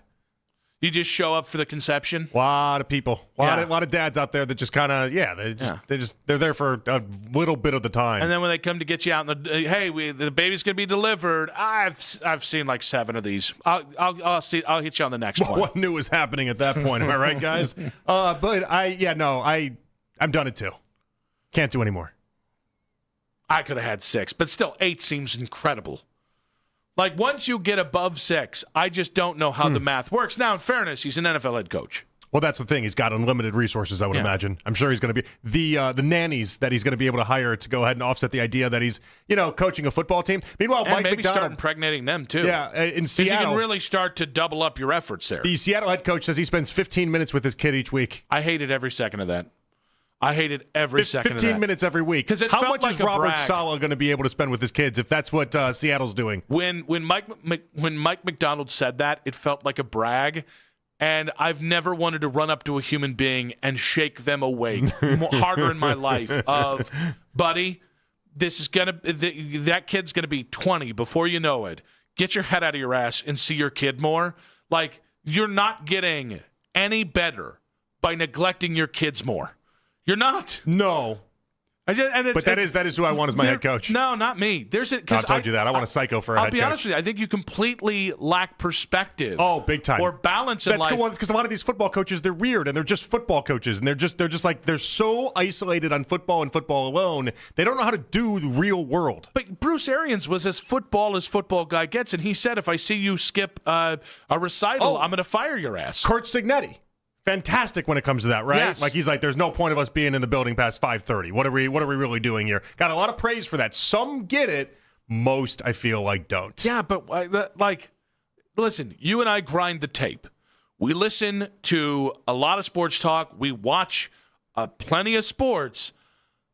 But when my kid comes in the room and wants to hang out, like, oh, hey, my best friend's in the room. I guess I'm going to have to pay attention to them. I can miss 5 seconds of this game. Because they're going to get bored with me after 5 seconds anyways. I'm an old man. Okay, I'm good. That's good your kid gets bored with you at this point because I'm waiting for that with mine. Now, all this being said. Mine's obsessed with me. She's like my shadow. I don't take any of this personally because I look at this and go, this is a perception thing. I think this hiring market is wonky as it is. And I think praising even like the Harbaugh hire, he's got a great brand name. That's a worse job than you realize. I think within 3 years, it would shock me if of these 8 names, if at least 6 of them weren't toast after 3 years. Oh, yeah, there's a lot of we haven't seen them do it at this level yet, be a head coach in the NFL. And so, I think it's a really hard thing, by the way, is trying to prognosticate out what somebody's going to look like when you've never seen them be a head coach in the NFL. I just think it's incredibly hard. I think it's something that I think listeners out there understand, but people that get tasked to do these USA Today articles, it becomes incredibly unfair. It's kind of where the Browns did zag on this one. Jeff Hafley's relatively young, within NFL parlance. I think he's under 45. Joe Brady, I don't even know Joe Brady's 40 yet. You look at all these coaches, how many of them hired a 59-year-old? McCarthy. Yeah, that's a little different because he's at least been a coach.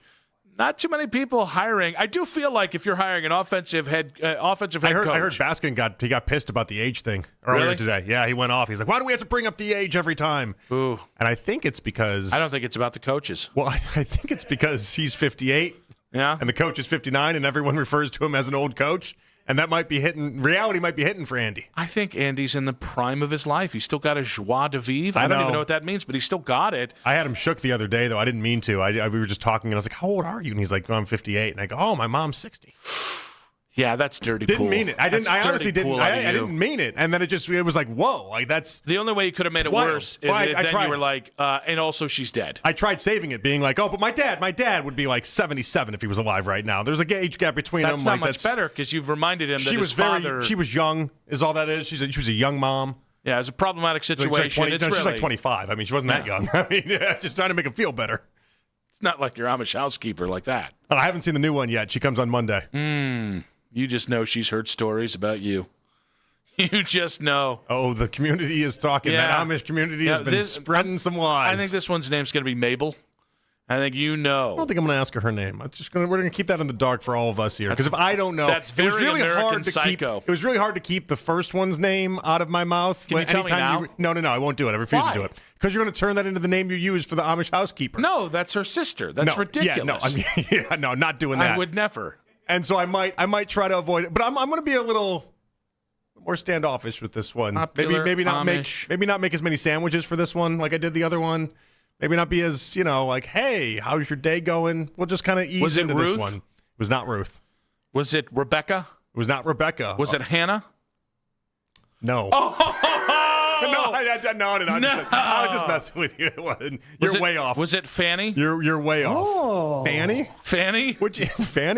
Was it Maddie? Man, imagine. No, Maddie's a nice name. Was I like it the Miriam? name Maddie. No, what do you stop pulling up like the top one? What are you doing? The top 5 most popular Amish names? Was it Sadie? What do you top 10 most popular Amish names? Lydia? And you're never getting Ruth. You're not getting it. I think I might have said Ruth, but still, Ruth is this next one's name. You're not getting it. Yeah. That she wants to be Ruth Peterlin. Tell Elise to watch out. Because it sounds like this one's ruthless. Oh, boy. Ruthless. The lead in 5 minutes on 92.3 The Fan. Idiot.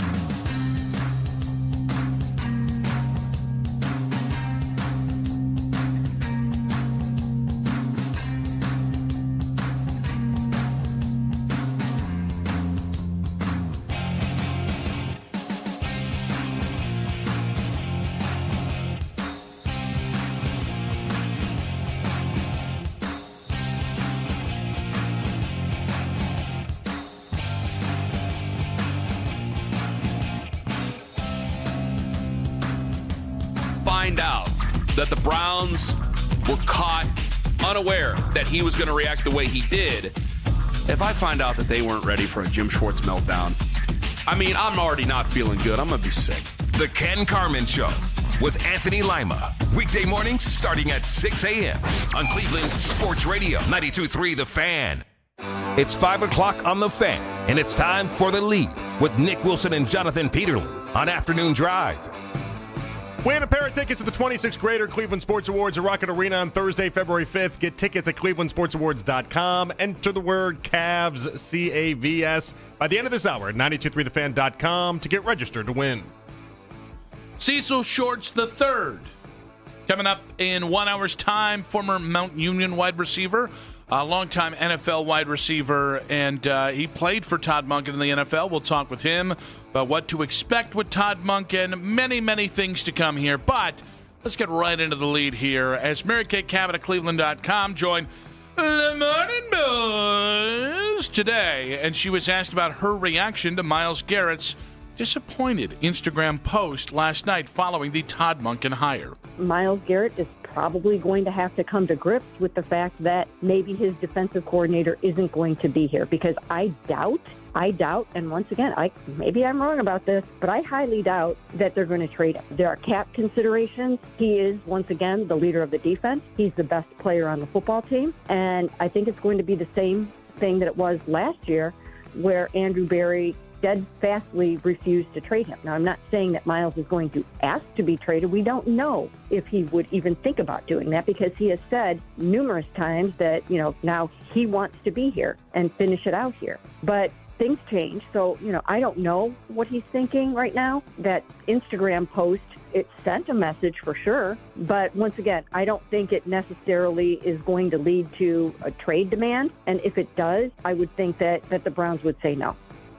Yeah, I mean, that is one of the responses here. Now, obviously, you can see Myles Garrett just taking it to the extreme and being as annoying as possible until they do, in fact, trade him. But the Browns do hold that card of being like, yeah, no, we're not really interested in doing that. Yeah, I think, listen, I unlike a fair amount of people here, I have no problem with Myles reacting to this, because I didn't take it as like, oh, he was furious that it was Monken. I think he was more just disappointed it wasn't Jim Schwartz, in the idea that I'm sure Myles heard that Jim Schwartz stormed out of the building and all that kind of stuff. So we pointed out this could be a possibility yesterday, given the Schwartz stuff. Yeah. But to me now it's now on guys like Myles, and it's on Monken. Get together, come up with a plan of action, and see if you can reverse Jim Schwartz's frustration. And if not, well, Myles, you did take the money. Yeah. There is that. I mean, that's the Mad Men line. That's what the money's for. Mark Schlereth on with Baskin and Phelps today. He explained why the Browns chose to hire Todd Monken over Jim Schwartz. The defense isn't the main concern, and I think any coordinator, I'm not saying any coordinator can do what Jim did, because he's phenomenal. But when you've got a Myles Garrett and you've got some stars on your defense, your middle linebacker Schlesinger was unbelievable this year. You mentioned Ward. When you've got great players, I think the one thing you look at is, how are we going to fix this offense, and how are we going to develop an offense? And I think that's probably why you go that direction, as an organization. And that really is the main function. And I did several Cleveland games this year, and things like an offensive line that is aging and probably has their best years well behind them, that needs to be upgraded. One of the big issues I had as I looked at your guys' roster was every receiver seems to be about 5'11", 195 pounds. There's a lot to be done. Yeah, I'm not saying he's wrong. I don't love the idea of, well, the defense didn't need fixed. It's like, who is the best head coach for this team? I'll say he's wrong. I reject the premise of it. Which premise? The idea that basically anybody could have coached a defense with Myles Garrett to have success, because I watched Joe Woods coach this defense and not have success. I don't think enough people are remembering that, by the way. They need to. I think too many people are acting like it's just going to be the easiest thing if Jim Schwartz isn't here.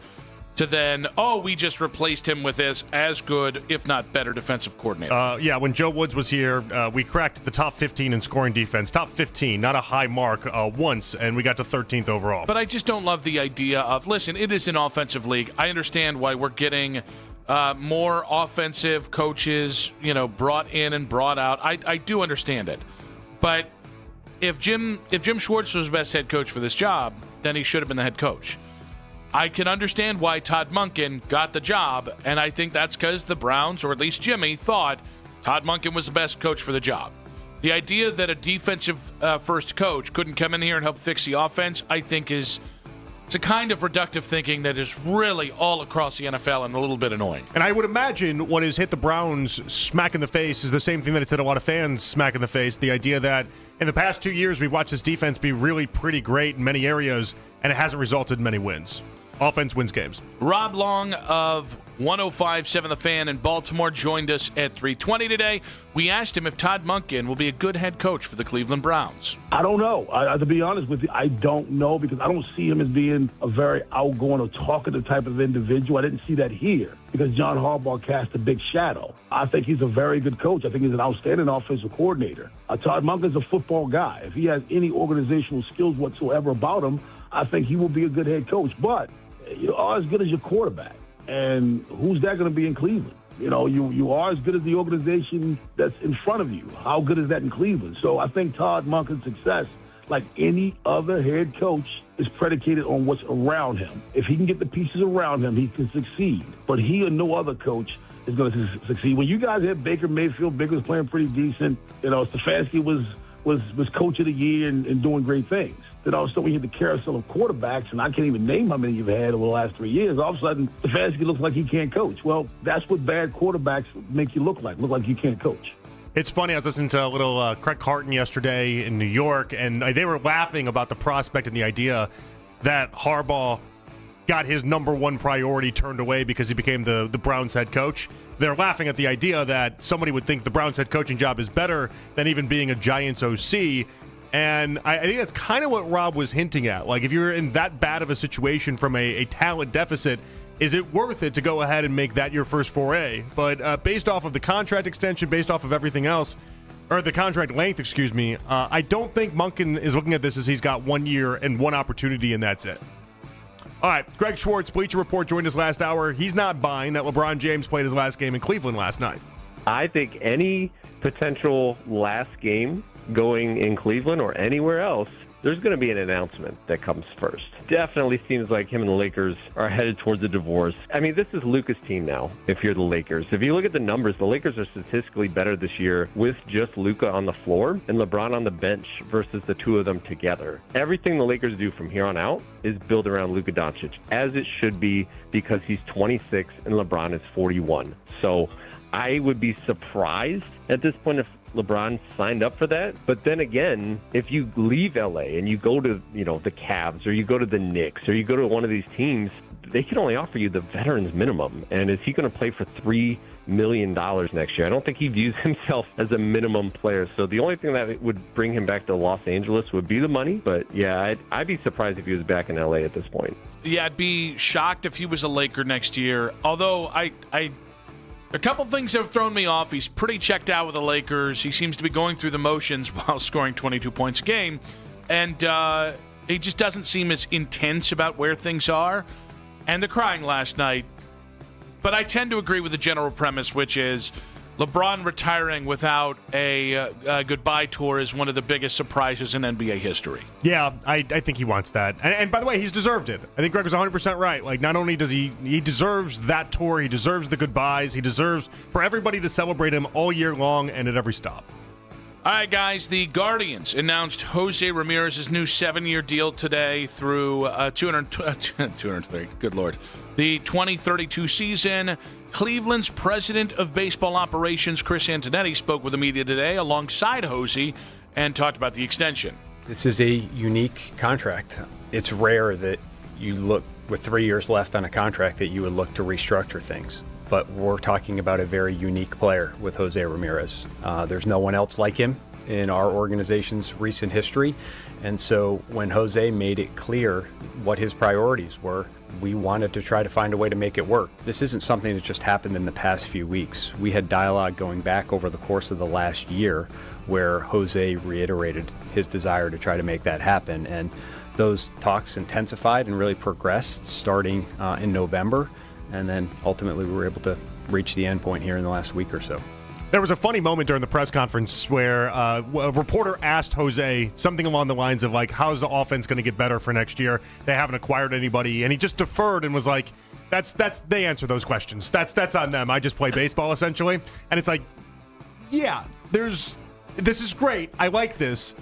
But your projected opening day payroll right now is still $78 million. You still need a much better offense if we want to get this thing going, and it shouldn't fall solely on Jose's shoulders to go ahead and make the offense run. Listen, if Jose wants the offense to be better, he just has to hit 75 home runs this year. I think you're going to say take an even bigger discount. No, you know what, Jose? We're going to need another $15 million. We need some friendlier team discounts. You've already given up hundreds of millions of dollars. We need you to be even better for us that way. That we're not going to use to sign anybody.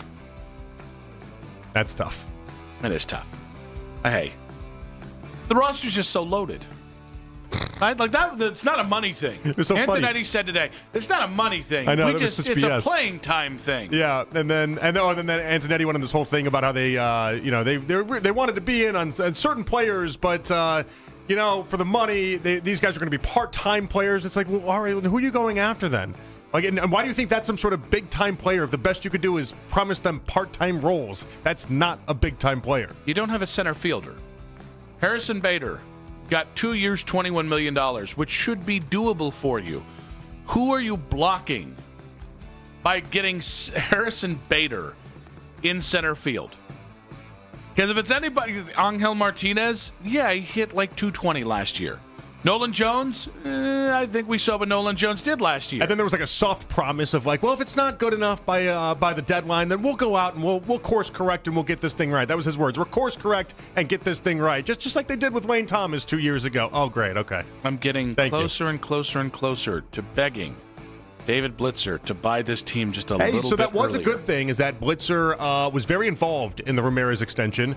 And so, like, he's starting to come around a little bit more. They said this is the most involved he's been in any decision since being involved in the ownership conversations, etc. And so that was a good positive. It's after the 2027 season is the earliest he can take over ownership. Todd Monken treating Deshaun Watson like Lazarus in 5 minutes on 92.3 The Fan. Hey, don't be pressured when it's time.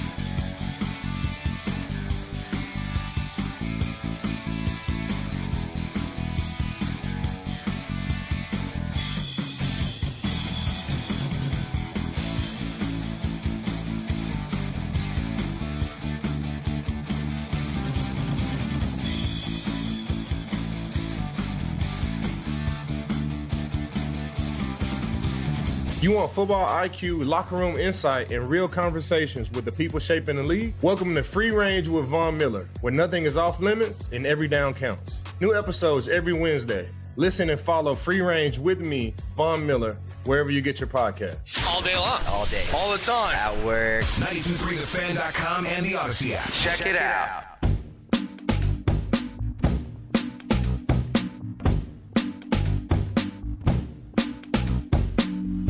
Cecil Shorts III. Coming up in about 40 minutes here, Nick Wilson, Jonathan Peterlin, back on Afternoon Drive.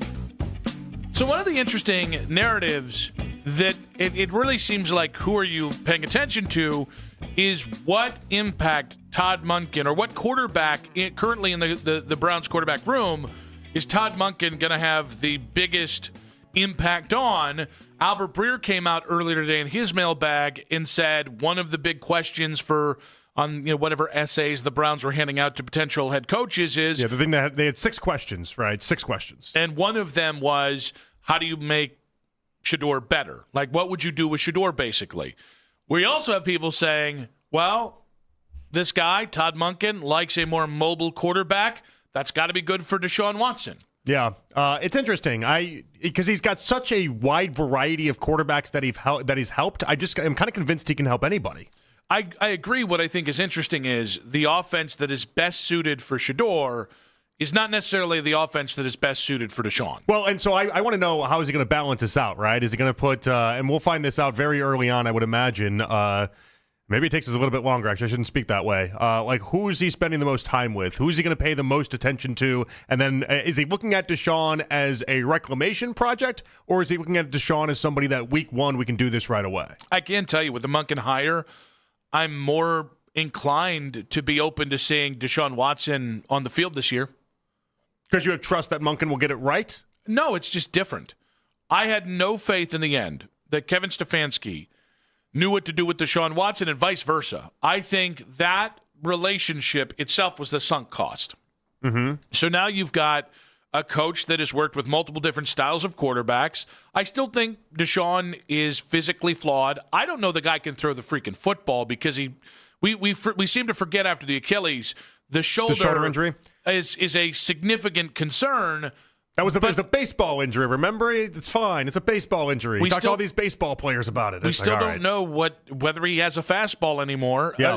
But at the same point, I'm interested to see Todd Monken work with him. Well, that's at least okay. It's not the same recipe that you failed with 3 times before. The advice I would give him, though, is that he's too injured of a player to take seriously and to keep moving forward with. And so, like, if you're going to split up reps or you're going to try to decide which one, and we'll have a camp battle, and I don't know if the camp battle will be between Shedeur and Deshaun, and an unnamed player, I'm not sure. But there's going to be a focus on somebody there, and I wish the focus would go to Shedeur instead of Deshaun. I think that makes sense. I'm probably more comfortable with that as well. Like, I am genuinely excited to see if Todd Monken sees anything in Shedeur. I think because again, like, it was apparent that Kevin was sledding uphill when it came to his relationship with Shedeur. I just don't think he. Mm-hmm. And I don't think it was about the physical talent. I think there was some disconnect in how Shedeur conducts his business and how Kevin wants his quarterback to conduct business. I don't think we're going to have that with Todd Monken. If you look at Lamar, if you look at Jameis, if you look at all the quarterbacks he's had, they're not just different styles, they're different personalities. Mm-hmm. I think that bodes well for both Deshaun and Shedeur. And so, again, like, I at least have curiosity with this quarterback room that I didn't have if Kevin Stefanski is getting year 7. Well, and so I told you before that I thought the selling point, if you're Deshaun Watson, and you need to scream this from the mountaintops, would be the idea that Stefanski was the idiot the entire time. Mm-hmm. Like, Stefanski was the one that didn't know what he was doing. It was all Stefanski's fault. He was the problem. He didn't know how to run an offense, all these type of things. And so then you get your next opportunity, and if it is with someone like Monken and then you look good, people will reflectively go back to, I guess Kevin just didn't know what he was doing. Yeah. He had 13 quarterbacks here, didn't know how to get any one of them really right to begin with. Maybe it was a Stefanski problem. Now, when Mary Kay joined the Morning Boys earlier today, she talked about why Todd Monken was hired.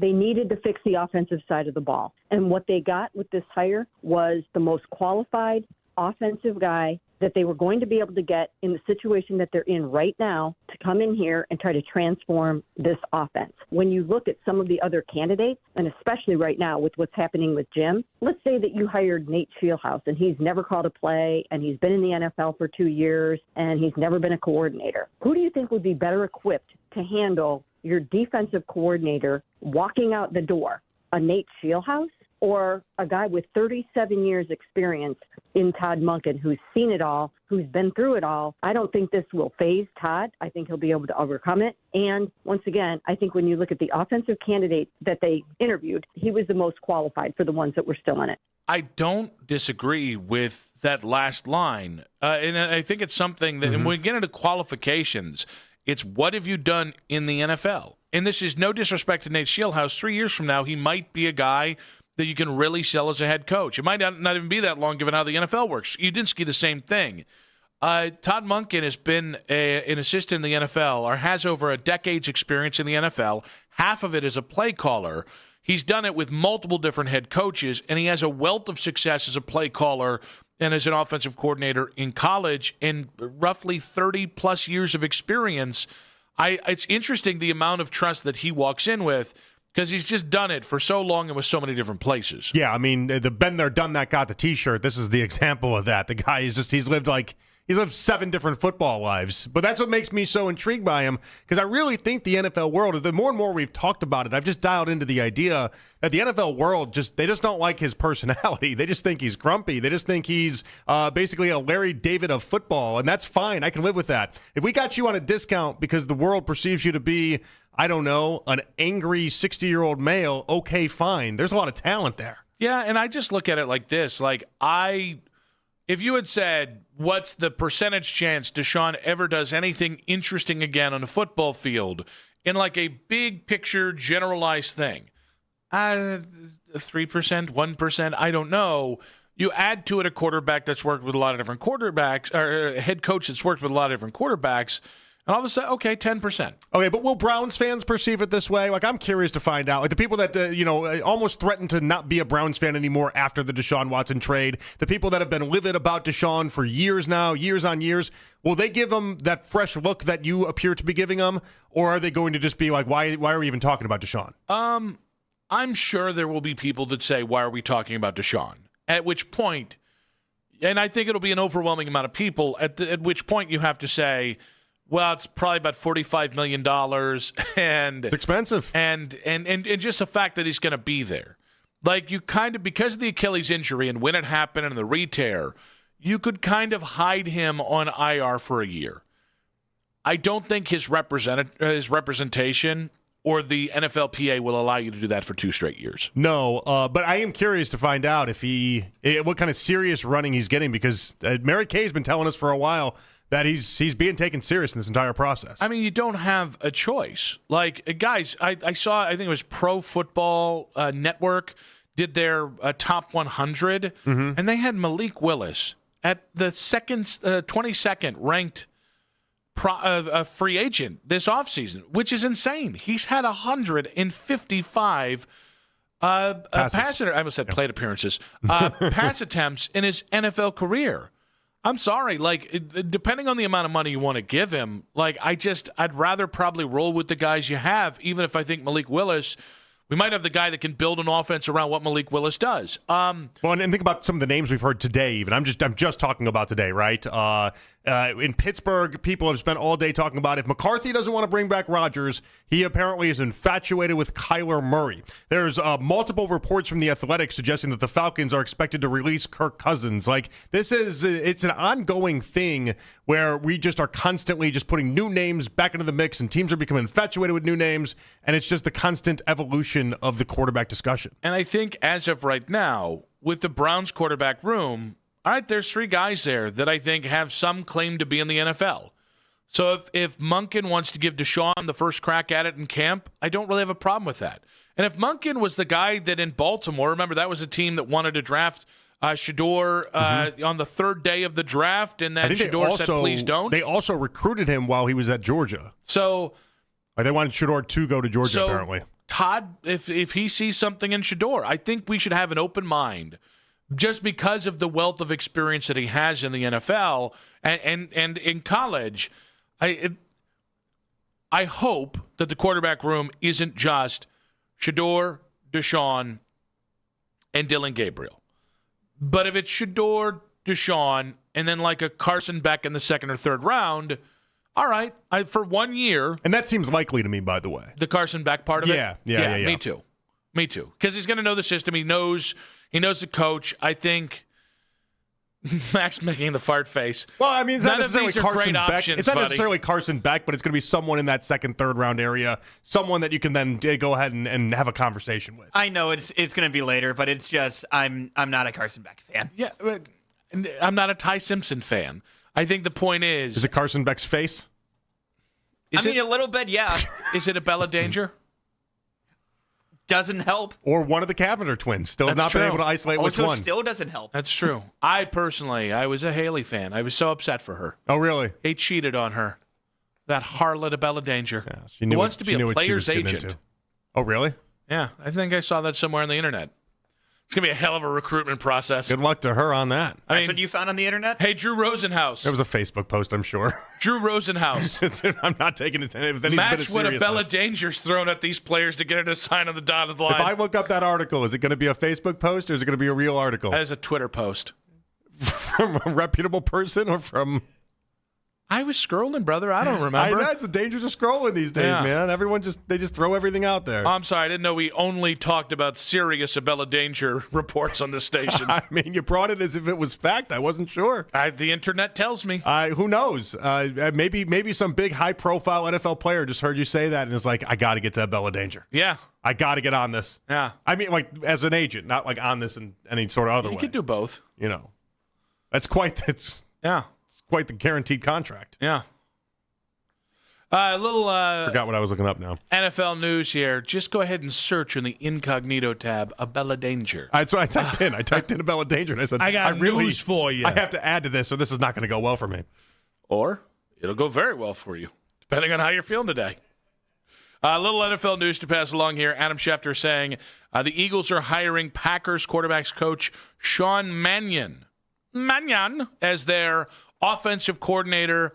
I interviewed twice for the Eagles job, and I'll be moving on from Green Bay. Finally, somebody took the Eagles OC job. We didn't know. We didn't know who was going to have the stones to do it, but Sean Mannion was that guy. I got ML Football being your lead newsbreaker on a Bella Danger's potential careers in NFL They put a lot of agent. content out, just like a Bella herself. That's right. Everyone's in the content business. That is. Different types of content. But yeah, everybody, yeah. I bet they're just doing it for clicks, too.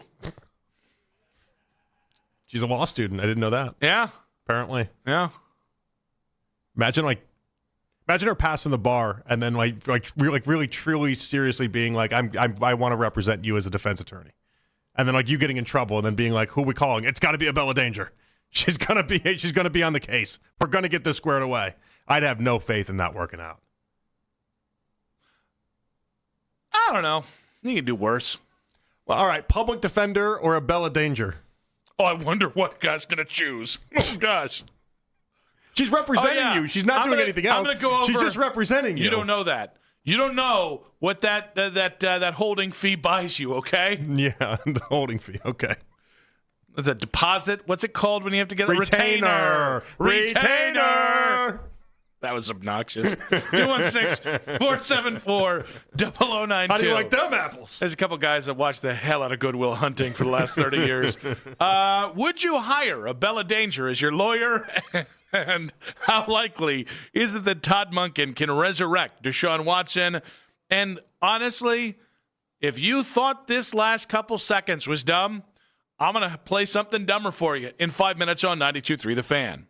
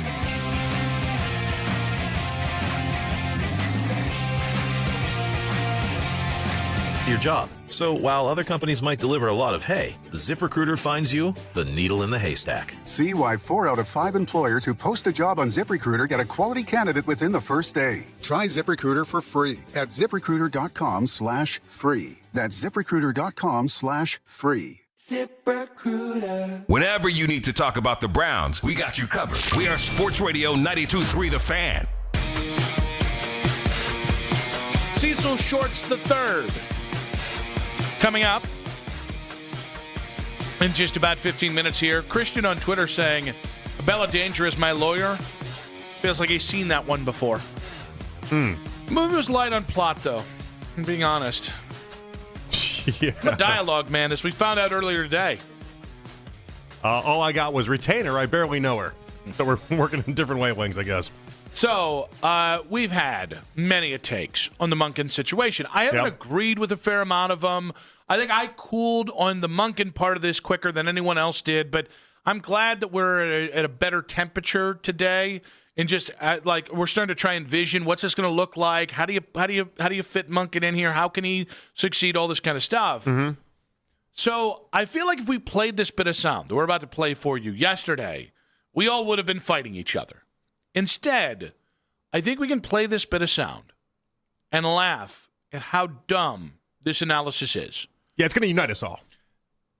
Emmanuel Acho. Already, by the way, when you say, I've got sound from Emmanuel Acho, you're already playing from behind the 8 ball.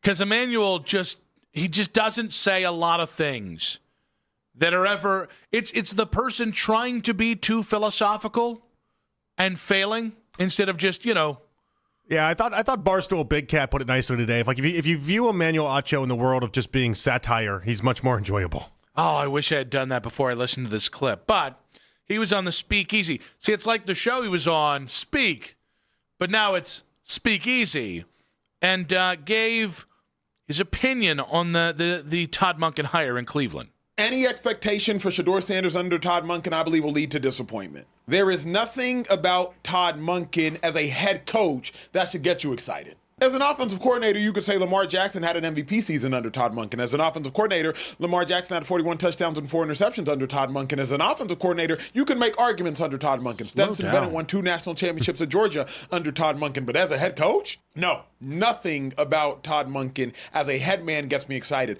I need to see who the offensive coordinator is going to be. But what I don't yet see, T, is how is Todd Monken going to command that locker room, command that group of men? And also, if I'm Shedeur or anybody in that locker room, why am I listening to Todd Monken? What have you won on an NFL level as a head coach? I don't even have expectations for Shedeur under Todd Monken because I believe any expectations I would have, he would not meet. Because why am I excited about it, T? Why? You make yourself sound more like an aggrandizing a-hole, saying the dumbest thing ever when you clap along with what you're saying. It was emphatic. But the point is... Emphatically stupid. Yeah, the point... all right, so Caleb Williams never should have listened to Ben Johnson then? If you're a first-year head coach, your quarterback should just never listen to you? Is that's kind of the takeaway that he's trying to give off here? I believe what he's saying is no first-time head coach in the NFL deserves any player to listen to them. And then you have to have had success as a head coach in the NFL in order for it to work. And by the way, he squeezed in there as an NFL head coach after he realized that Monken clearly won back-to-back national titles in the college ranks. He does have bona fides. Monken has accomplished things, and to act like he hasn't is just silly. I just think it's funny. I've heard a lot the last couple days. People do that. Well, if I was Jim Schwartz, here's what I would do. And it annoys me to no end. This one's worse, though. As much as, if I was Jim Schwartz, I'd tell Jimmy Haslam to shove it. Well, okay, but you'd be speaking as a Browns fan who's pissed at Jimmy Haslam, not as Jim Schwartz himself, and he might have actually told here's where this doesn't help the Shedeur discourse, though, is because then people take stuff like this, and they think that this is Shedeur's prevailing thought. As if he's just not going to pay attention to Todd Monken, as if he's too good to pay attention to Todd Monken. And it's Shedeur never has said anything close to this. We don't know Shedeur's thoughts on this at all. Well, one of my big points is that it's not that people don't like Shedeur, it's that they don't like his followers, and then they're blaming Shedeur for that. Which makes exact sense if you cross it with this commentary right here, does it not? Yes. And so it's interesting. Like, I tend to think people who say Shedeur will never work out because his followers are too crazy, I think that's lazy, and I think you're being sensitive. And I think you have to be able to separate your own personal feelings from the people that are fans of him with, you know, the person himself. Mm-hmm. And I think there's a huge difference between those two things. In fairness, I couldn't do it with Tim Tebow. But my own assessment of Tim Tebow is I thought he was fake. So that was part of my problem. But at least I had that with Tim. And he seems like a nice guy by all accounts outside of this. I guess we don't really know him. He does. But at least with Tim Tebow, I never bought what he was selling. And it felt like some version of something that as a Christian, it always offended me. And in reality, I think a lot of people have stuck up for him and say that he does believe. But at that time, at least I had that to go off of. But the Tebow followers were far more egregious than anything Tim ever said or did. With Shedeur, kid's been nothing but nice, humble, thoughtful, involved in the community. And it doesn't matter because of things like Emmanuel Acho saying this. And by the way, Emmanuel Acho was a scrub in the NFL. Yeah. I don't mean to, that sounds really personal. What I mean is he bounced around the NFL for a couple years, and he was never secure enough to not listen to a coach. So when somebody says, well, if I was Shedeur Sanders, here's what no, you wouldn't. Or maybe he did. Maybe that's why it didn't work out for him. That's true. Maybe he just went rogue and was like, I'm not paying attention to anybody. I got in an argument with somebody on the Browns beat earlier today, and they were trying to. Was it Daryl? No, I don't want to give out names, guys. I don't want to give out names. So it was Daryl. Come on. I am saying yes, and oh yes. No, I can't present the argument we got into because I want Daryl to be able to present this himself. Fine, it was Zach Jackson. I don't want to put a name on it. Come okay, on, it was guys. Josina Anderson. Yeah, we can do that because she blocked me. I can't believe she blocked me. Oh, you could put it on Shedell. That man's Teflon. I'm not putting it on Shedell. I didn't talk to Shedell. Put it on Shedell. I didn't talk to Shedell. I can't put it on Shedell. Shedell can take it. You think Shedell can't take it? Anyway, Jonathan Peterlin. Daryl had wondered whether or not Shedeur could even withstand the ferocious nature that Todd Monken likes to coach. And I was like, you got to be kidding me. You really think that's going to be an issue? And then he went into a couple explanations that I don't want to say because they make no sense to me, and he can say them when he's on the program himself. But like anybody thinks that he's like too entitled, or they think that he's going to be, not open to listening to Todd Monken is insanity to me. I don't know in which way the Emmanuel Acho piece is dumbest. I really don't. Like, I've tried to, because I heard it earlier today for the first time. It's definitely the ending. The ending is definitely the dumbest part. I don't know. I think it is. The idea that Todd Monken doesn't have enough bona fides to even have any attention paid towards him. Oh, I thought you were saying the ending was the Shedeur piece. But yes. No, hey, Shedeur shouldn't listen to him is incredibly dumb. Nobody should listen to him because he hasn't done anything as a head coach. That's like 90% of the NFL most years. And like this hiring cycle in particular. Yeah. So that's incredibly dumb. And then he kind of clapped to really make his point. I kind of like the clap. While it being a dumb thing made it even dumb. So it was a threefer. I kind of liked the clap because it's very hard to do as I'm demonstrating for you right now. Man, that is not easy. Your rhythm over there. That is not easy to do. It's really not that hard. I think we found Acho's talent. But not yours. But not mine. No, thank you. I want to see Peterlin out on a dance floor. That was better at the end. Oh, come on. The rhythm. Come on. The lack of rhythm, friend. It's exactly as you would expect me on the dance floor. A lot of ass and elbows. I got one move. Shopping cart, baby. Yeah. we just grab up top, we take it down, and then we put it back. I don't dance anymore ever since somebody that worked here said me dancing looks like slider dancing. I've never recovered from that. I'm not showing anything that. If Vanessa wants to see it, I'll lock the door and show her. Nobody else is seeing me dance. Yeah, I have a no dancing policy, except at weddings. I get drunk, and I dance a lot. Nobody's asking for it, but I dance a lot. Is Elise embarrassed? No, she loves it. Oh, because it's the only time I'll do it. She loves it. Yeah. I like that. Yeah, she loves it. I haven't been able to get drunk at weddings. Shopping cart, baby. We're grabbing from the top shelf. We're bringing it back down. You ever go to the bottom shelf? shelf? Oh, yeah. You got to mix it up. Yeah, that's the curveball. That's the curveball in the dancing. Oh, God, he's going to the bottom shelf. And then he picks it up. Yeah, he does. 216-474 0092. In college, I learned how to Soldier Boy.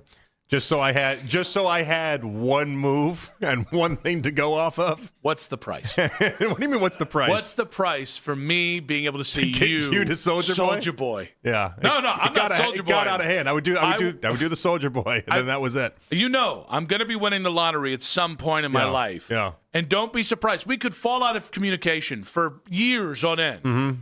But you'll know, because I will show up in seersuckers. Yeah. And I will look like a Southern dandy. And I said, Mr. Peterlin, I'd like to make a deal with y'all. Yeah, I feel like you're like Mr. Beast. You just lay $100,000 at my feet and be like, I want the Soldier Boy.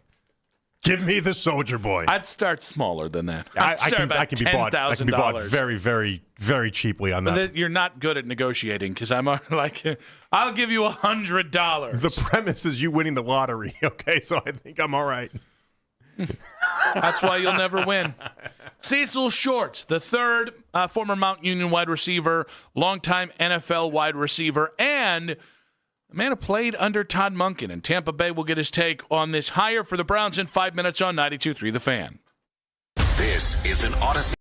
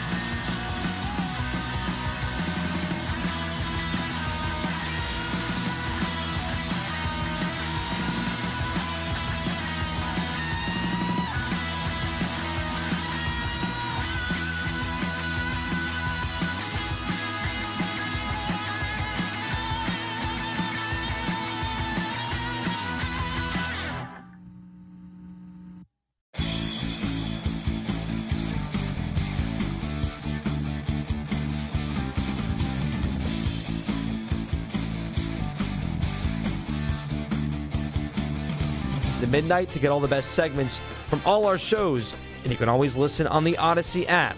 Headline Sports News every 20 minutes right here on 92.3 The Fan. From the University Hospital Sports Desk, I'm Cam Manna. Browns beat reporter Darrow Ryder has the very latest at 923thefan.com and the Odyssey app. It's the 6 o'clock hour. Someone step on a duck. On Afternoon Drive. Check out the Fan Off-Season Special every Tuesday night from 7 to 9 with Jake Bolnick, Coach Riz, Darryl Ryder as they recap all the latest Browns news and moves ahead of this offseason and free agency and the draft. For 1 week, the show moves to Monday, February 2nd with Westwood One's Pro Bowl games broadcasted live from the Super Bowl on February 3rd. Listen right here on 92.3 The Fan. Stream us on the Odyssey app and watch every episode live on YouTube. 1 hour to go. Nick Wilson, Jonathan Peterlin with you. Cecil Shorts will be joining us actually in about 20 minutes now. He had to move. He has a quick engagement we'll get to at 6:20 with Cecil. Give us a little insight there on Todd Monken. But the Jose Ramirez press conference was today. And we got into this a little bit earlier in the show. But I want to bring this back because I've just had enough of Todd Monken talk for the moment. I'm just going to be just above board. I need a little bit of Gardos and a little bit of Cavs. We've already talked a lot of Cavs today. And it was Chris Antonetti commenting on the conditions that have led to the team's quiet offseason. In the current Major League Baseball economic system, we are not in a position to compete for top free agents. So we have to think about alternate ways of building teams. There were some players that we targeted that fit a very defined role on our team, but we weren't able to get them. It wasn't a financial reason. In fact, the players that we made offers to signed elsewhere for very comparable deals. It was more about playing time. Because we wanted to give those young players opportunities, the players we targeted felt that they could play more somewhere else. So I can tell you, I think Crying Poor might have better success this offseason with Guardians fans than we couldn't possibly find playing time for these free agents. No, this was the best season for them to cry poor because it feels like everyone now has a green light to cry poor at any point with baseball. If you're not the Dodgers or the Mets right now, you get to go ahead and do that. But it doesn't change the fact that over the previous years with an S, they have not done nearly enough for this roster. And it doesn't change the fact that if last year their opening day roster was approaching $100 million, and right now this roster is approaching $78 million, and that's by the internal revenue guess, by the way, that's not nearly enough. Also, are we including the Class A we are, money? Yeah. So that you take that away, that's another $6.5 million that goes away. And there's a couple others in there too that we could easily just subtract if you were trying to do like a COTS contracts type thing. That would put you closer to like 55 to 60 million. So listen, you know me. I am not sky is falling guy. I tend to believe this organization is going to give you a chance to win on any given year. But this feels like last year felt like we're doubling down on our farm system. And we're going to make a couple, they traded for Nolan Jones. They did sign Carlos Santana. And going into the season, we all thought this just isn't enough, right? This feels like doubling down on a double down. Yeah. And then they got away with it last year. They did. I mean, they've technically back-to-back postseason appearances. Like, they got away with it in a way that you're not supposed to. This offense is at the bottom of the baseball basement. Like, it's as bad as it gets. I mean, you're competing with the Rockies and the Marlins and teams like that when it comes to offensive just suck. What kind of kills me about it is it's not like Chase DeLauder has some elite, he's got elite power, right? That's one of the guys that they might want to play this year that has an elite tool on the offensive side of things.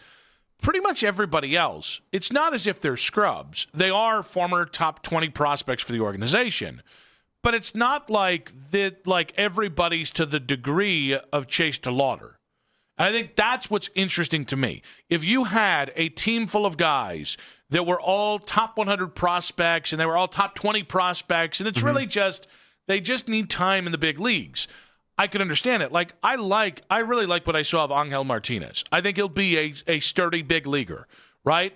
I don't think it's helping him any bit being in this offense, nor Daniel Schneemann, anything like that. I think they've got guys that are going to be, at the very least, okay big leaguers. I don't see them turning into the 27 Yankees if everybody on offense turns into be a good player or turns out to be who I think they are. I mean, I think they're just relying way too much on a lot of these guys to then all of a sudden just become great.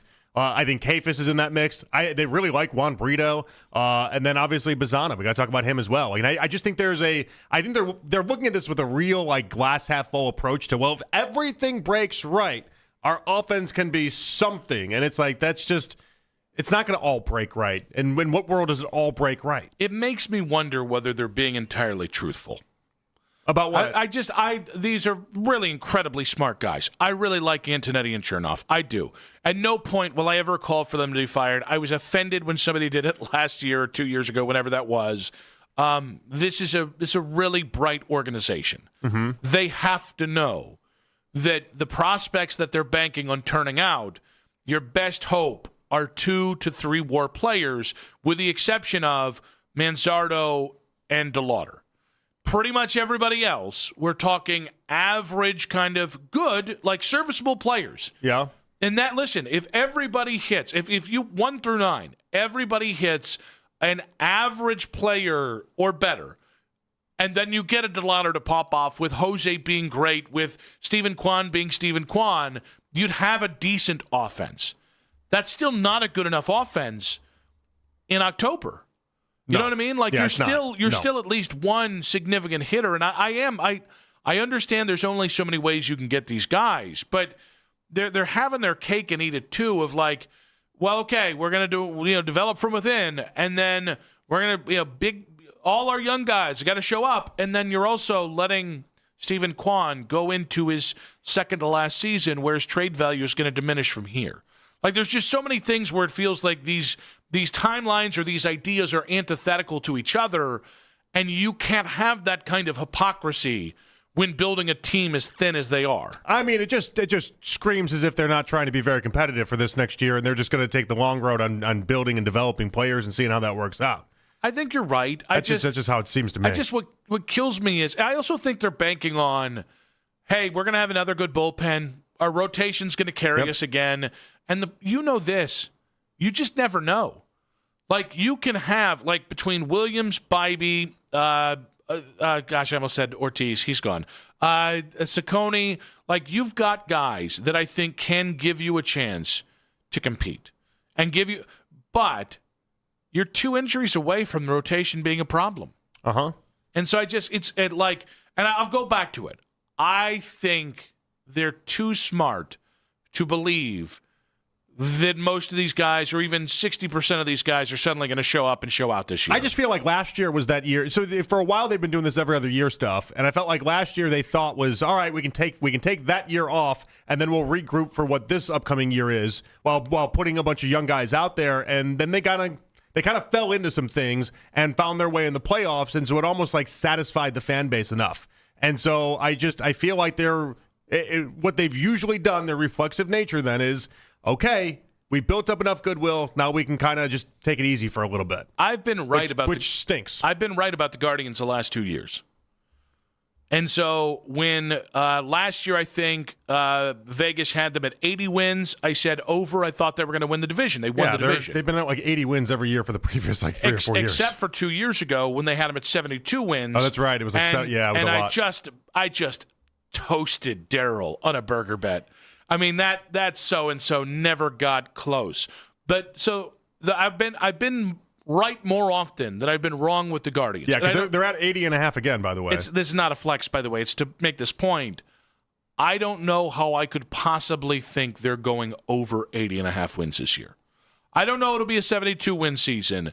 This feels like a significant step back. Well, so the saving grace for them in this is that a lot of the teams that did make the playoffs last year, and a lot of teams that seem like they should have been competitive, I'm Mariners, Tigers, Reds, they've done nothing this offseason. Mm-hmm. Like, there's a handful of teams that everyone expected was going to go out there and make a lot of additions, make a lot of jumps, make a lot of big moves that have just sat on their hands and done nothing as well. Yeah, I just don't. I mean, you've done.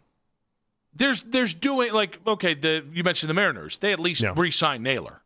Like, they have not re-signed Suarez, which I think they should, because I think that's a very winnable division, and I think you can get back to where you want to go this year. But, like, at least you've re-signed him. What is it? Colin Holderman? Is that a guy that I know the name of from this offseason? Peyton Pallett, that's a kid you got from the White Sox in the Rule 5. Like, those are the guys that are going to determine whether the season turns out. Because maybe this is the way. Carter Kaboom. Kaboom. Kaboom.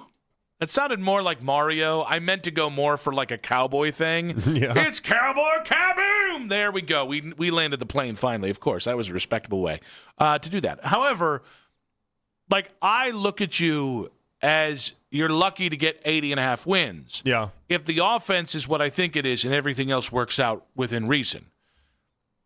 What if it doesn't work out within reason? I think that's the concern. And I hope I'm wrong. I love when the Guardians are good. I mean, isn't it simple then? What happens at the deadline is you trade Quan, and then you just you limp to finish out the season, and then you just kind of regroup and basically just tell everyone it's all developmental. Yeah, I think that's. But here's my concern. I mean, it sucks because it's a wasted season. Well, and it's a wasted. You've only got your window in Cleveland until somebody comes in, or there's a salary cap, or somebody comes in and spend money. Your window in Cleveland over the last 5 years has been, last 10 years has been based around your pitching staff. And Gavin Williams, Tanner Bybee, they're in the meat of those pre-arbitration years going into arbitration in the very near future. We're a year away from having the conversation to trade either one of those guys. Well, Bybee's different because you've got him on the extension. Yeah, that you gave last offseason. But still, like, you are wasting another year of this kind of pitching when you don't have to. Like, and again, like, I'm calling to sign Harrison Bader. That's if you're lucky, that's a 6-hitter, right? Like, Miguel Andujar, who I think is probably, or Austin Hayes, who I think is probably more closer to a 2-hitter. But, like, I'm not asking for Cody Bellingers. I think those things are. I don't dawdle in those kind of insane delusions with the way baseball is. But the idea that you're already thin going into a season usually means you don't have the guys you need to go throughout the season. I know, and that's just a shame. It doesn't have to be this way. The part that sucks is the Dolphins clearly understand not only the nature of what baseball is right now, where nobody is getting ridiculed for not spending because everyone's just angry at the Dodgers and the Mets and all these other teams. And on top of it, if he's going to be gone in 2 years, if the earliest you can take over for the Blitzer group is going to be 2027 after that season, it wouldn't shock me if for the next couple years they just are very, very light on payroll. Yeah, and it's such a mistake. Oh, it sucks. It just miserable. is. Because you are, again, and like I'm not going to hammer the Dolans because there's enough people in the town that just do it whenever it's convenient, and I don't think it takes a lot of thought to do it. But there's enough talent here. There's enough talent here to at least be a really compelling team in the AL and certainly in the AL Central. And you're not even meeting meeting the bare minimum of what should be done. You're not even clearing last year's goals. You're not even approaching last year of Carlos Santana and the other moves they've made. And I think that's just a shame. And I feel for Stephen Vogt. I feel for the guys in that locker room. And on some level, although they're obviously the guys in charge of the philosophy, I kind of feel for Cernetti, who, again, you got the staff, you got the pitching staff, you got the rotation, you got the bullpen. This could go really right if you get the right breaks.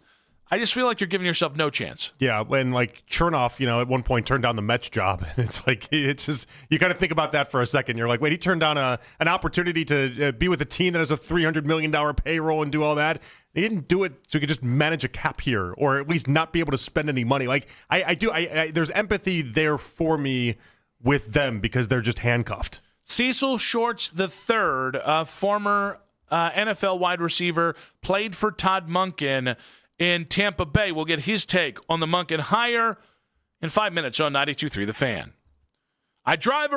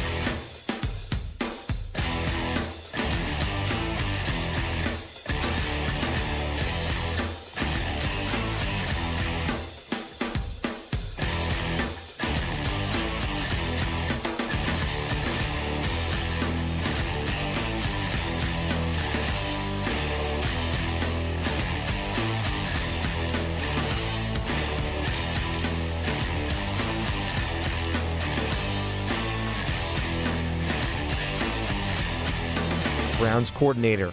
Listen to the Fan Rewind weeknights 11 to midnight to get all the best segments from all our shows, and you can always listen on the Odyssey app. Headline Sports News every 20 minutes right here on 92.3 The Fan. From the University Hospital Sports Desk, I'm Cam Manna. There's only one place to hear breaking Browns news. This is the radio home of the Cleveland Browns, 92.3 The Fan.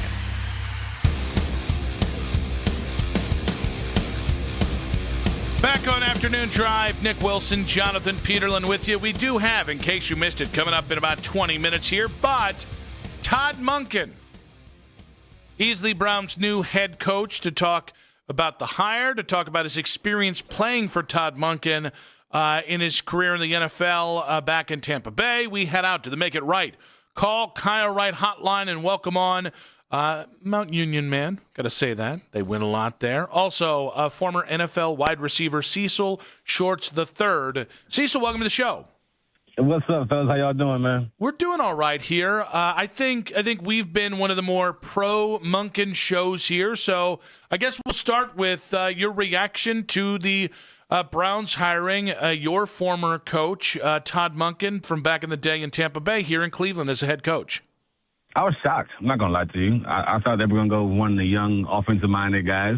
I just knew, and from the reports being seen, it was going to be the guy from the Rams or another guy out there that was young and up-and-coming and kind of going with the trend, right?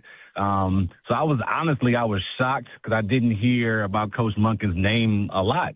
But if I sit back and look at it now from the perspective, this could be a really good hire because of the type of person that he is, the type of leader that he is, the type of man that he is, the type of demand he'll have, how relational he is. So I think it's a good hire. I don't think it's attractive to maybe Acho, who he said something ridiculous today, which I don't want to talk about. Oh, my gosh, I don't want to get on a rant about him. That was ridiculous. But it might not be the most attractive hire, but it's a solid hire. And he knows the game. He's a winner. The last two stops, he's done nothing but winning, with whether it was in Georgia or whether it was in Baltimore besides this year. So overall, I think it's a really good hire. Just my first initial reaction was I was shocked. Well, now it sounds like you want to yell about Emmanuel Acho. The floor is yours. Listen, for a guy to go out there and say why would Shedeur listen to him if somebody's never been a head coach? Like, that doesn't even make sense. He's been coaching for 37-plus years. Nothing but winning all across his platform. Tons of experience, tons of guys he's impacted. It just didn't make sense to him to go out of his way and talk about a guy like this is his first year ever coaching in sports, period. This dude's been coaching for 37-plus years. And I've been one of the guys he's impacted, right, from not only a football perspective but a man perspective. And I expect more when media guys get out there and communicate. I know it's about clicks and getting people to get attention to what's going on, but people will do that if you put out good content. People will do that if you talk about legit stuff and think about it and put some effort behind it, not just go out there and talking outlandishly about things that don't even make sense. And he knows that. I don't care what he says. He knows that was a dumb comment he made about Coach Monken. So when it comes to, you mentioned about the impact Todd Monken had on you as a player and as a coach, can you speak to that directly for us? Absolutely. Just one thing about him, he's 100% straightforward, doesn't beat around the bush. And when you're in that type of business, that's what you need to hear as a player, even if it's a tough conversation. He knew how to be relational.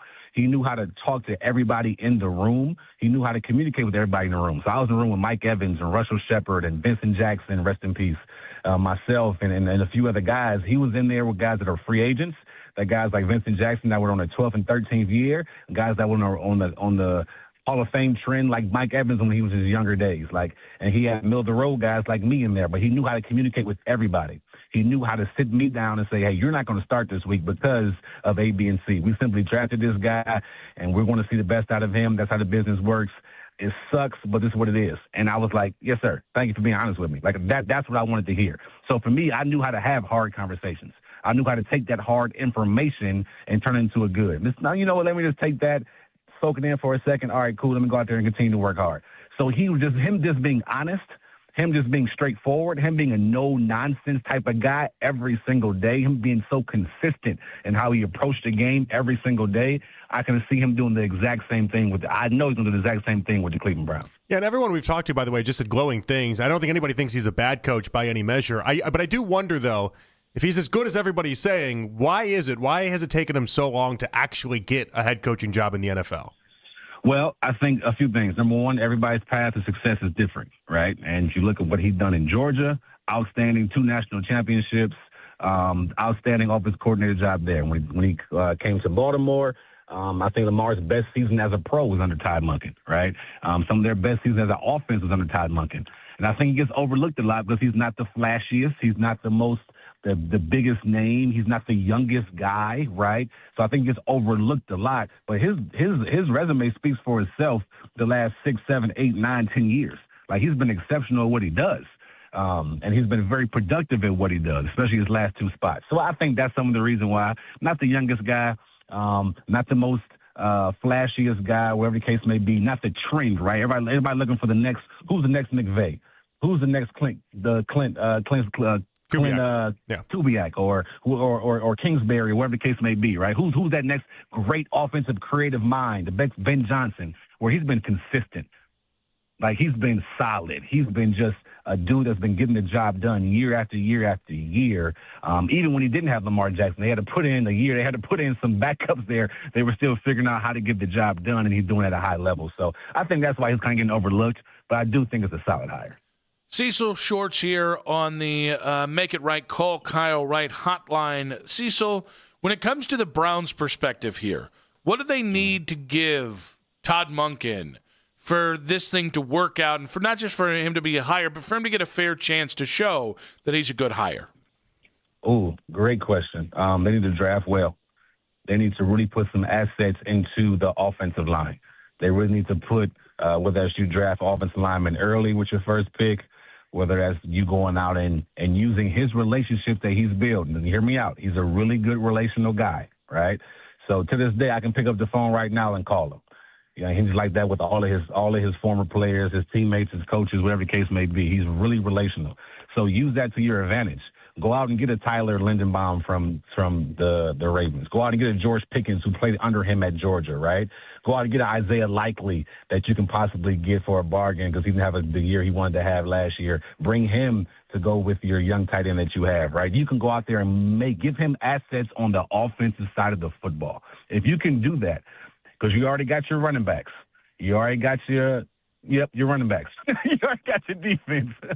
You still want to see more from Shedeur, right? But you got to surround Shedeur and Quinshon Judkins and Dylan Sampson and all these young guys with pieces that can help elevate their game. I think if you do that with a draft and free agency and possibly moving some cap space around, making trades, being bold about it, you can see some things go well for Todd Monken early on.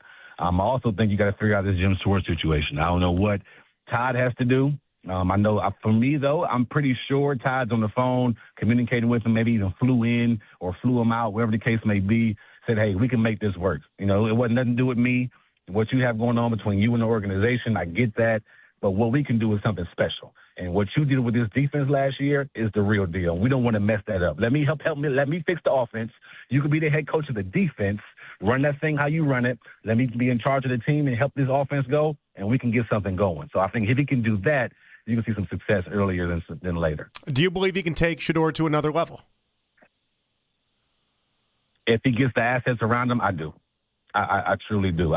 Just being around him in a football setting and knowing how there's no set system he feels like he has to be in. He has to run this. He has to run that. He's open to doing what's best and what his players do well. So he's going to learn what Shedeur does well. He's going to know what Shedeur doesn't do well. He's going to help run the football. No matter where he's been, he wants to run the football, which will open up the play action, which will open up things down the field, which will open up the entire playbook if you can run the football, right? So I do believe he can get the best out of Shedeur, but also that comes with, like I just mentioned, you've got to get the offensive line in there. You've got to figure out ways to add pieces, develop DeJuan Jones, develop these guys, bring some of these older guys back, or go out and spend some money. And I don't know the cap space situation. I know it's kind of shifty or kind of icky with you still paying Deshaun and others, right? But you got to figure out ways to get that offensive line bolstered big time. If you can do that, I think you'll see some good things from Shedeur. Cecil, looking to somebody else that was on the staff in Tampa Bay with you that is now up in Cleveland with Todd Monken is George Warhop, the offensive line coach. I know you're a wide receiver, but did you have any dealings with George, or do you have any kind of knowledge about kind of what he brings to the table? So early on, I knew I wanted to be a coach. Like, I knew I wanted to be a coach. So while I was in the league, to this day, honestly, I love watching coaching. So whether it was me in the meeting and I'm just watching Coach George just get after somebody, he's a strict dude when it comes to offensive line. He's a no-nonsense type of guy. He's a demanding guy, not demeaning, but very demanding about what he wants to get done. He will call you out. We're in team meeting rooms, and he'll call you out in front of everybody. Or he'll say, hey, that's my guy doing really well in front of everybody. Or he'll take up for his guy, whatever the case may be, right? He owns his room. And that's what's needed when it comes to the offensive line right now. They need somebody that's going to be taking full ownership of what's going on and be holding these guys accountable. He did a really good job in Tampa Bay, talking about George Warhop here. He did a really good job developing Donovan Smith, because Donovan Smith was a former first-round pick, I believe, out of Penn State. Maybe he's in Kansas City right now. I can't remember where he's at. But he did a really good job developing him when he was a young pup. So he was a year or two in the game when I was there in Tampa, and he did a really good job getting the most out of him and developing him and pouring into him and holding him to a standard, right? Holding him to an expectation. And he was so consistent. Honestly, he's the same guy that Monken is, just in the offensive line form. Like, they're going to be strict. They're going to get the best out of their guys. They're going to hold them accountable. They're going to love them when they do well. But when they don't, they're going to let them know it. And then the guys know, like, okay, I need to step my game up. So I'm excited that you got George in there, because I think that'd be a big step up from the previous year. So I got to ask you, because you're a wide receiver then, with Jerry Jeudy, when you watched last year, and I know you pay great attention to this Browns team, when you watched last year, did you think to yourself, like, he's just in an impossible situation, or was he the one that was causing a lot of the situation and the problems when it came to his performance in particular? He didn't play well. That's just what it is. He didn't play well. He did not have a good season, and it was on him. The drops, the consistent drops week after week, the fumbles, the attitude he had, his ability to not make the big catch or the 50-50 ball, that's on him. Like, you got paid money. It's on you, no matter who's the quarterback, no matter what the situation is. If you're a true number one, you get the job done. That's just what it is. So for me, and I'm a Jerry Jeudy fan, but for me, last season showed me he's not a true number one receiver. He's more of a complimentary guy. He can be a 2 or a 3, right? But he's not a number one at all. And you don't want to have to depend on him to be a number one, because he showed you in critical situations, whether it was third down, whether it was big plays down the field, whether it's him making big drops, that he's not a consistent number one. And for me, that was disappointing, because after the year before, I'm like, okay, maybe we can do something. He had a big game against Denver, his revenge game a couple years ago. Mm-hmm. And then this year comes, it's like, man, it was a letdown. But I think this is what he's been consistently. He's been consistently a 2 or a 3 receiver. That's who he's been consistently. So that's what we got to believe, what he puts out on film. So I don't think it's nothing to do with everything else. You can blame the play calling. You can blame the 4 or 5 quarterbacks, 3, 4 quarterbacks, or maybe 4 or 5 quarterbacks, whatever it was, right? You can blame all that. But when the ball came your way as a receiver, it don't matter who's throwing it. If it's catchable, you got to catch it. If you're a true number one, it would be no question that you were true number one. He's not that guy. He's more of a 2 or a 3. And I'm leaning towards 2.5 and a 3, just to be honest with you. I would try to revamp that room as much as I can. Cecil, our listening audience might not realize this, but we are within about 8 weeks since you were named as the next head football coach at Houston Christian down in Texas. So I want to know, has it sunk in yet that you've fulfilled this dream of being the head coach? Oh, man, you put me on the spot. It's still surreal. I watched my dad be a head coach in Cleveland, Ohio for 2 decades. He's still a head coach at track right now at Brush High School. So I watched him make an impact on numerous kids' lives over and over and over and over again. And now I get to do the same thing and possibly coach with my youngest brother, AJ Shorts, as well at Houston Christian High School here in Houston. And Texas, just like Ohio, in Texas, it's big. Like, it's a big deal when you play football, high school football in Texas. So for me to get this opportunity, supporting the kids, to really help revamp this program and make something special out of it, it's an exciting time. I think I just started. I got named, I guess, about 8 weeks ago, but I only started wherever the first week back from January was. So it's been a whirlwind, but it's been awesome, man. Everything I could dream of, it's been that. So it's going to be a lot of fun. Well, it's awesome to hear, and we're excited for you. And, if you start climbing up the ranks, maybe, 5, 6, 7 years from now, let's say you take over, maybe go to college. Maybe you're in Oklahoma or you're in Texas. Remember Nick and Jonathan, because we're not really going to be helpful as coaches. We're maybe good get-back guys, though. But we are comedy. And I think football programs need more funny, at least in my case, fat men on the sidelines, keeping things light and kind of establishing that part of the atmosphere. Hey, you know what? It's always, nowadays especially, they make up jobs and roles for guys. So we'll definitely keep that in mind. Yeah, look at Belichick and Jordan Hudson. Yeah. They just create jobs out of anything. Cecil, I'll be your Jordan Hudson. You heard it here first. Cecil, yes, great stuff. We appreciate you. Best of luck. And can't wait to see what Coach Monken does here in Cleveland. Hey, appreciate y'all, man. Y'all take care. Cecil Shorts there. The third. I almost forgot the third. I keep forgetting the third. On the Make It Right, Call Kyle Wright hotline. We'll react to what he had to say, and we have, in case you missed it, in 5 minutes on 92.3 The Fan.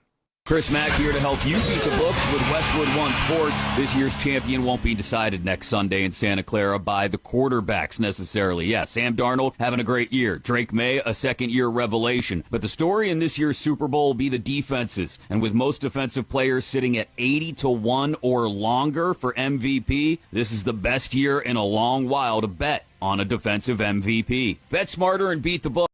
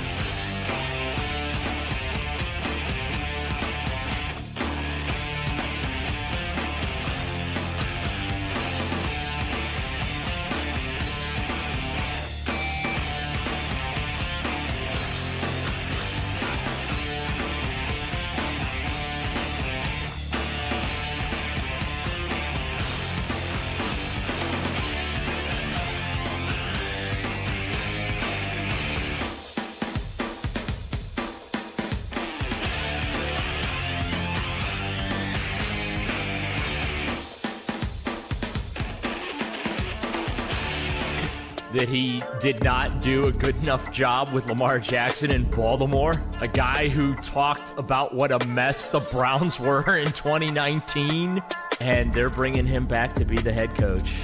I give him 2 years. Listen to his reports on the station with the most local sports talk in town. We are Sports Radio 92.3 The Fan.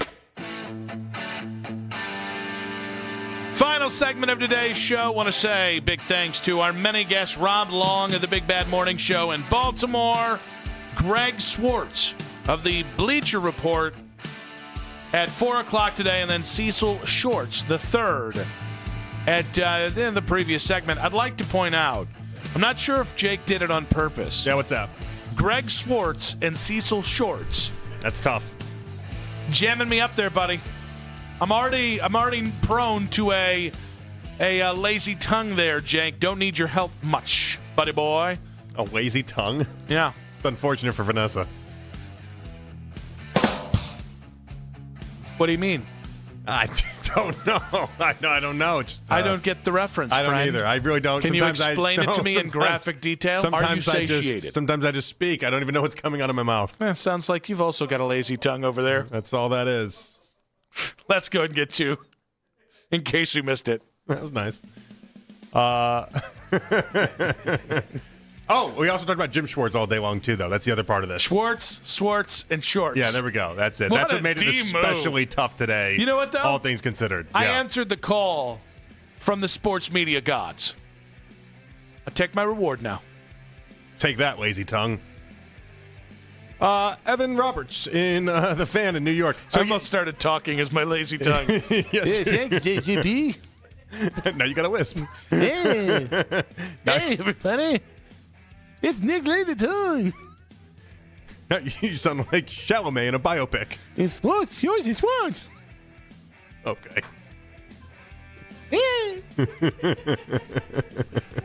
I mean, it's Bob Dylan, right? Yeah, clearly. It's clearly Bob Dylan. He's got a lazy tongue. It's clearly what that is. Yeah. All right, so yesterday we found out that John Gruden was approached by the Jets. The Jets wanted to hire him on their staff, and John Gruden was like, no, thank you. I'd rather not do that. Evan Roberts in New York on The Fan came up with this theory, though. This is what he's selling.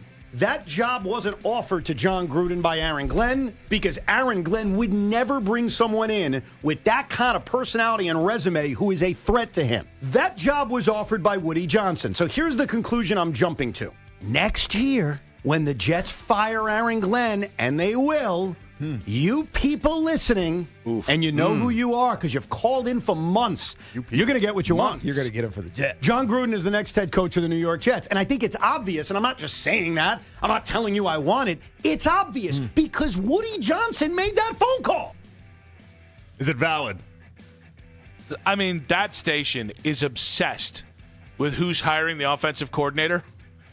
Like, Boomer and Gio have talked a lot about who's bringing in specific candidates, so... Well, the Harbaugh thing has them shook. Yes, it does. They thought they were getting Monken. They didn't get Monken, and so now they're just spending a bunch of time talking about everybody that they could end up getting. And, let's be honest, the Jets are a pretty easy team to tee off on. Yeah. Yeah, I mean, here's the thing. Woody Johnson is an even more unhinged version of whatever anybody thinks is the worst of Jimmy Haslam. Like, Woody Johnson is not a serious person. As an owner. Yeah. Like, he has every very advantage of the New York situation, and he's effed it up in every conceivable way. So I can't say, oh, that's ridiculous. And I also think John Gruden getting a chance after how things went in Vegas and the emails and all that, his next job coming in New York, it's pretty funny. I mean, I think he's holding out for a head coaching job, right? That's what. But like, no one called this last round. Yeah, I think he should have taken the job. I think. Hey, now, granted, it's not a good offensive coordinator job, but if there's an offensive coordinator job to be had, he can't even get a college job. No one's calling. So, like, we talked in multiple segments about John Gruden as a possibility for this upcoming cycle, like months ago, and it's like nobody cared in the NFL. So if he sees something out there that he thinks he can work with, he can get a quarterback to New York and help Aaron Glenn win.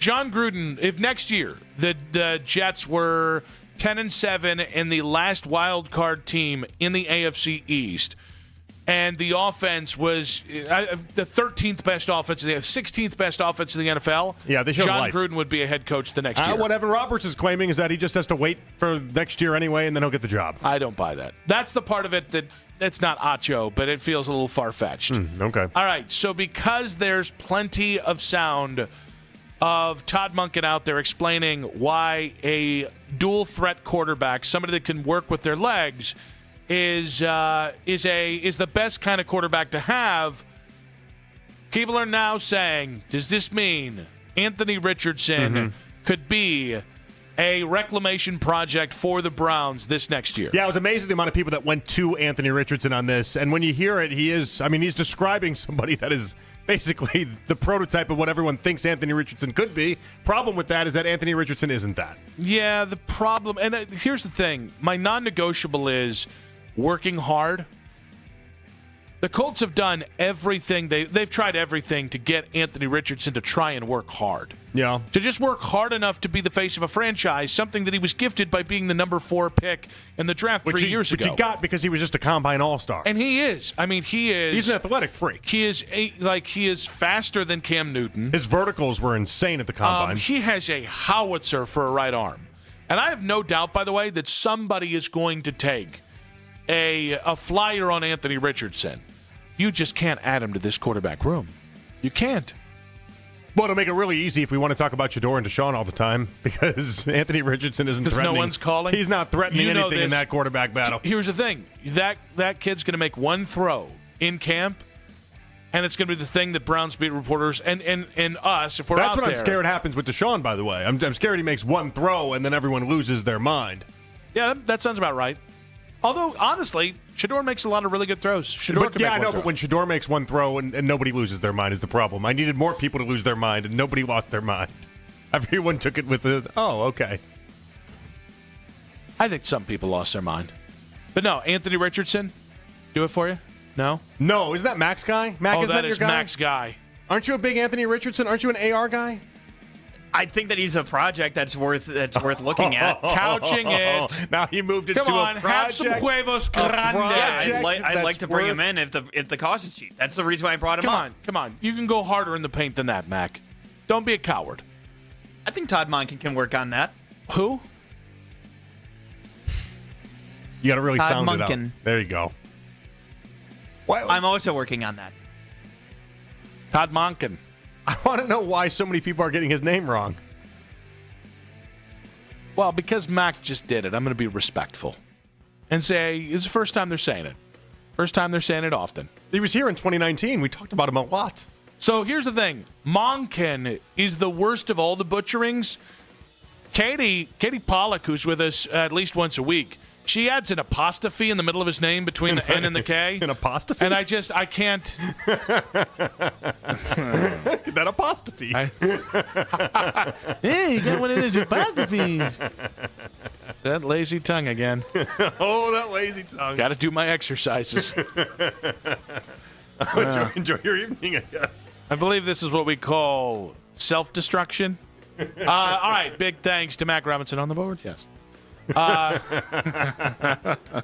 And big thanks to Jake Murren. Big thanks to Cam Mena. JP, good stuff. Have fun. I'll talk to you tomorrow. We'll be back. An apostrophe. I think I saw it through his phone. And he said, you guys got any apostrophes? His favorite food. I'm dying over here. Something about this segment, man. Something about this segment. Apostrophe, that's the one. All right, guys, we're back tomorrow on Football Friday, on an F-Off Friday. See you guys tomorrow, too. Keep it spicy, baby. Let's go. I love you. Have a great day. Take care, Nick. Take care of him. He needs help.